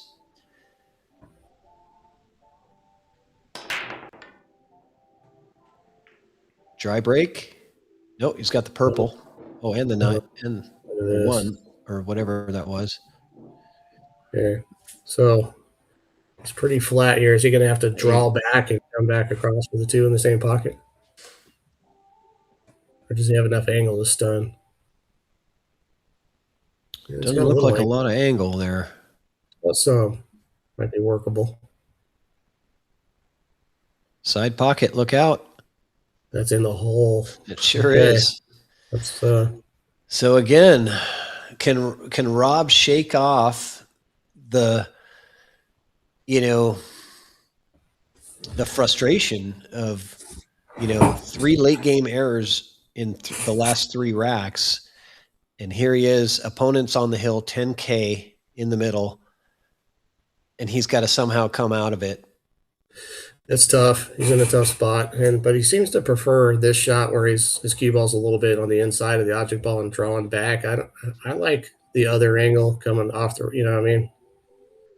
Because you can use a little bit more spin. You don't have to use pure draw to get where you need to go. It's just you can hit the ball a little bit easier. It's fine.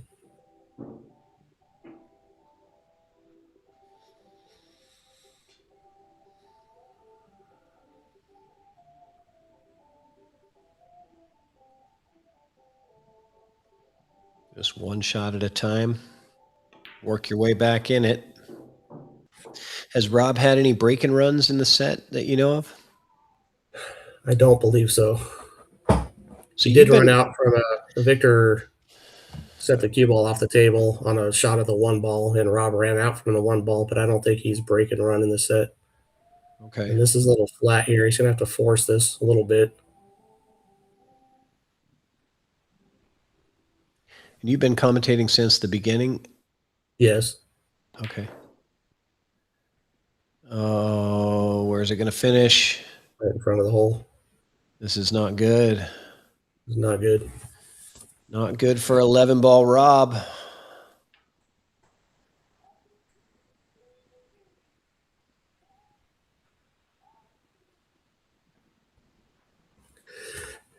I think Victor even has a way he could kind of dig down and spin and maybe drop in between the 9 and 10 if he wanted to if he needs a flatter angle on the 6, because if he avoids the 10 going straight up, he's going to have quite a bit of angle on the 6 ball, I think. So I'm just wondering if he's looking at it now, or if he wants to try to kind of dig in and get out through here. Mm-hmm. Looks like he's going to try that. This, if he hits something here, it could go wrong. No, he hit it good. Pretty. Man, that's so smooth. Yeah. So what do you do here? Do you roll under the 9 and play the 7 in the side, or do you draw it up? Not if the seven passes the 10, which I'm nearly sure it does. I just draw back. So you don't have to get straight in or pass straight in. If you got back where the cue ball is now, it'd be acceptable, but it's probably go a little further.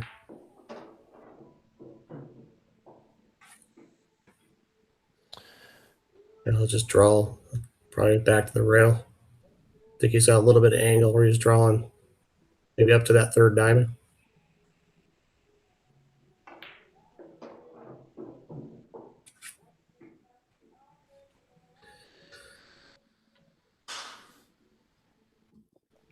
I just draw this about 6 inches. I don't think he's going to try to hit the rail or anything. Just straight draw back. Well, he did hit the rail.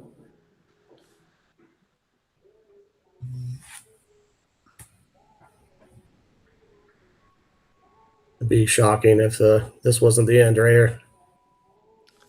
Exciting. It does look that way. Victor CUCUZZA, another defeat of 11 ball Rob. This is 3 in a row, right? It is, yeah. And I don't think the game is right necessarily. This one was close. The first one was close or whatever. But I think when Victor plays his best game, yeah, but you say that, but then Rob had opportunity in every one of those last racks, the last 4 racks that Victor won. Yeah, Rob had opportunity with control of the table and made errors in every rack.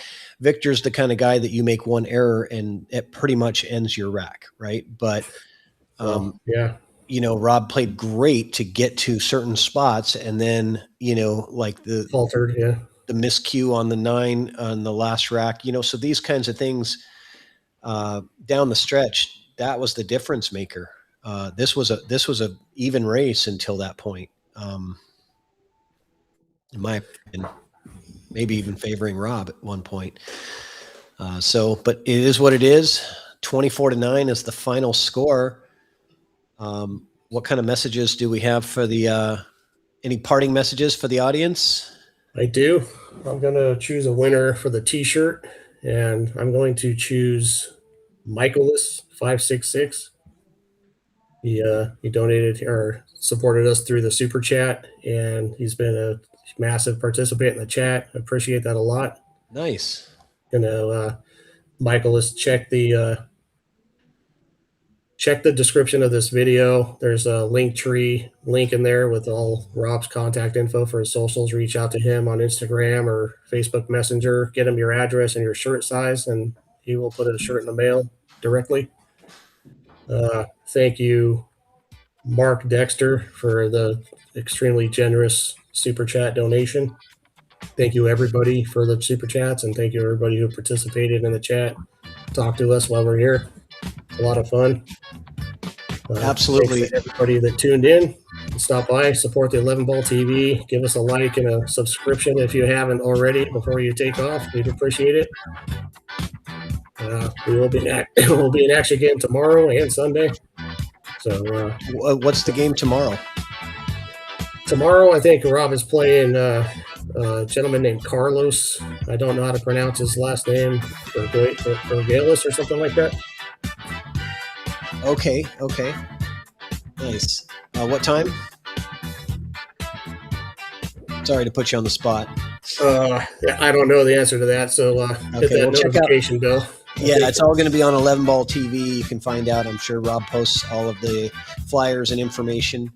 And thanks for having me, Mike. I really appreciate it. I enjoyed commentating the last 3 racks with you. And, thank you for helping me out with that. Yeah, it's been great. It's always better with 2. I enjoy doing commentary, especially in rotation games. I can do it alone, but it's much more fun with someone to bounce ideas off of and talk to. It's just easier. Yeah, absolutely. I agree. All right. Well, with that, have a great weekend. Yeah, you too. Thanks for coming on in. I appreciate it. See you next time. All right. See you. And thanks again to everybody for stopping in. It's been a lot of fun for me. Once again, please do give us a like on the way out. And we appreciate your support. It's been great. Let me double check the chats here. Yeah, Michaelis, okay? Yeah, so that's great. Thanks again, buddy. You're always fun to talk to in the chat. Thank you to who else is that? Ed Owens for being a big participant. Thank you, Mike Liberty, Trucker 86, Justin the Day. Once again to Mark Dexter and everybody else who watched. Man, it's been a lot of fun. So we'll catch you next time.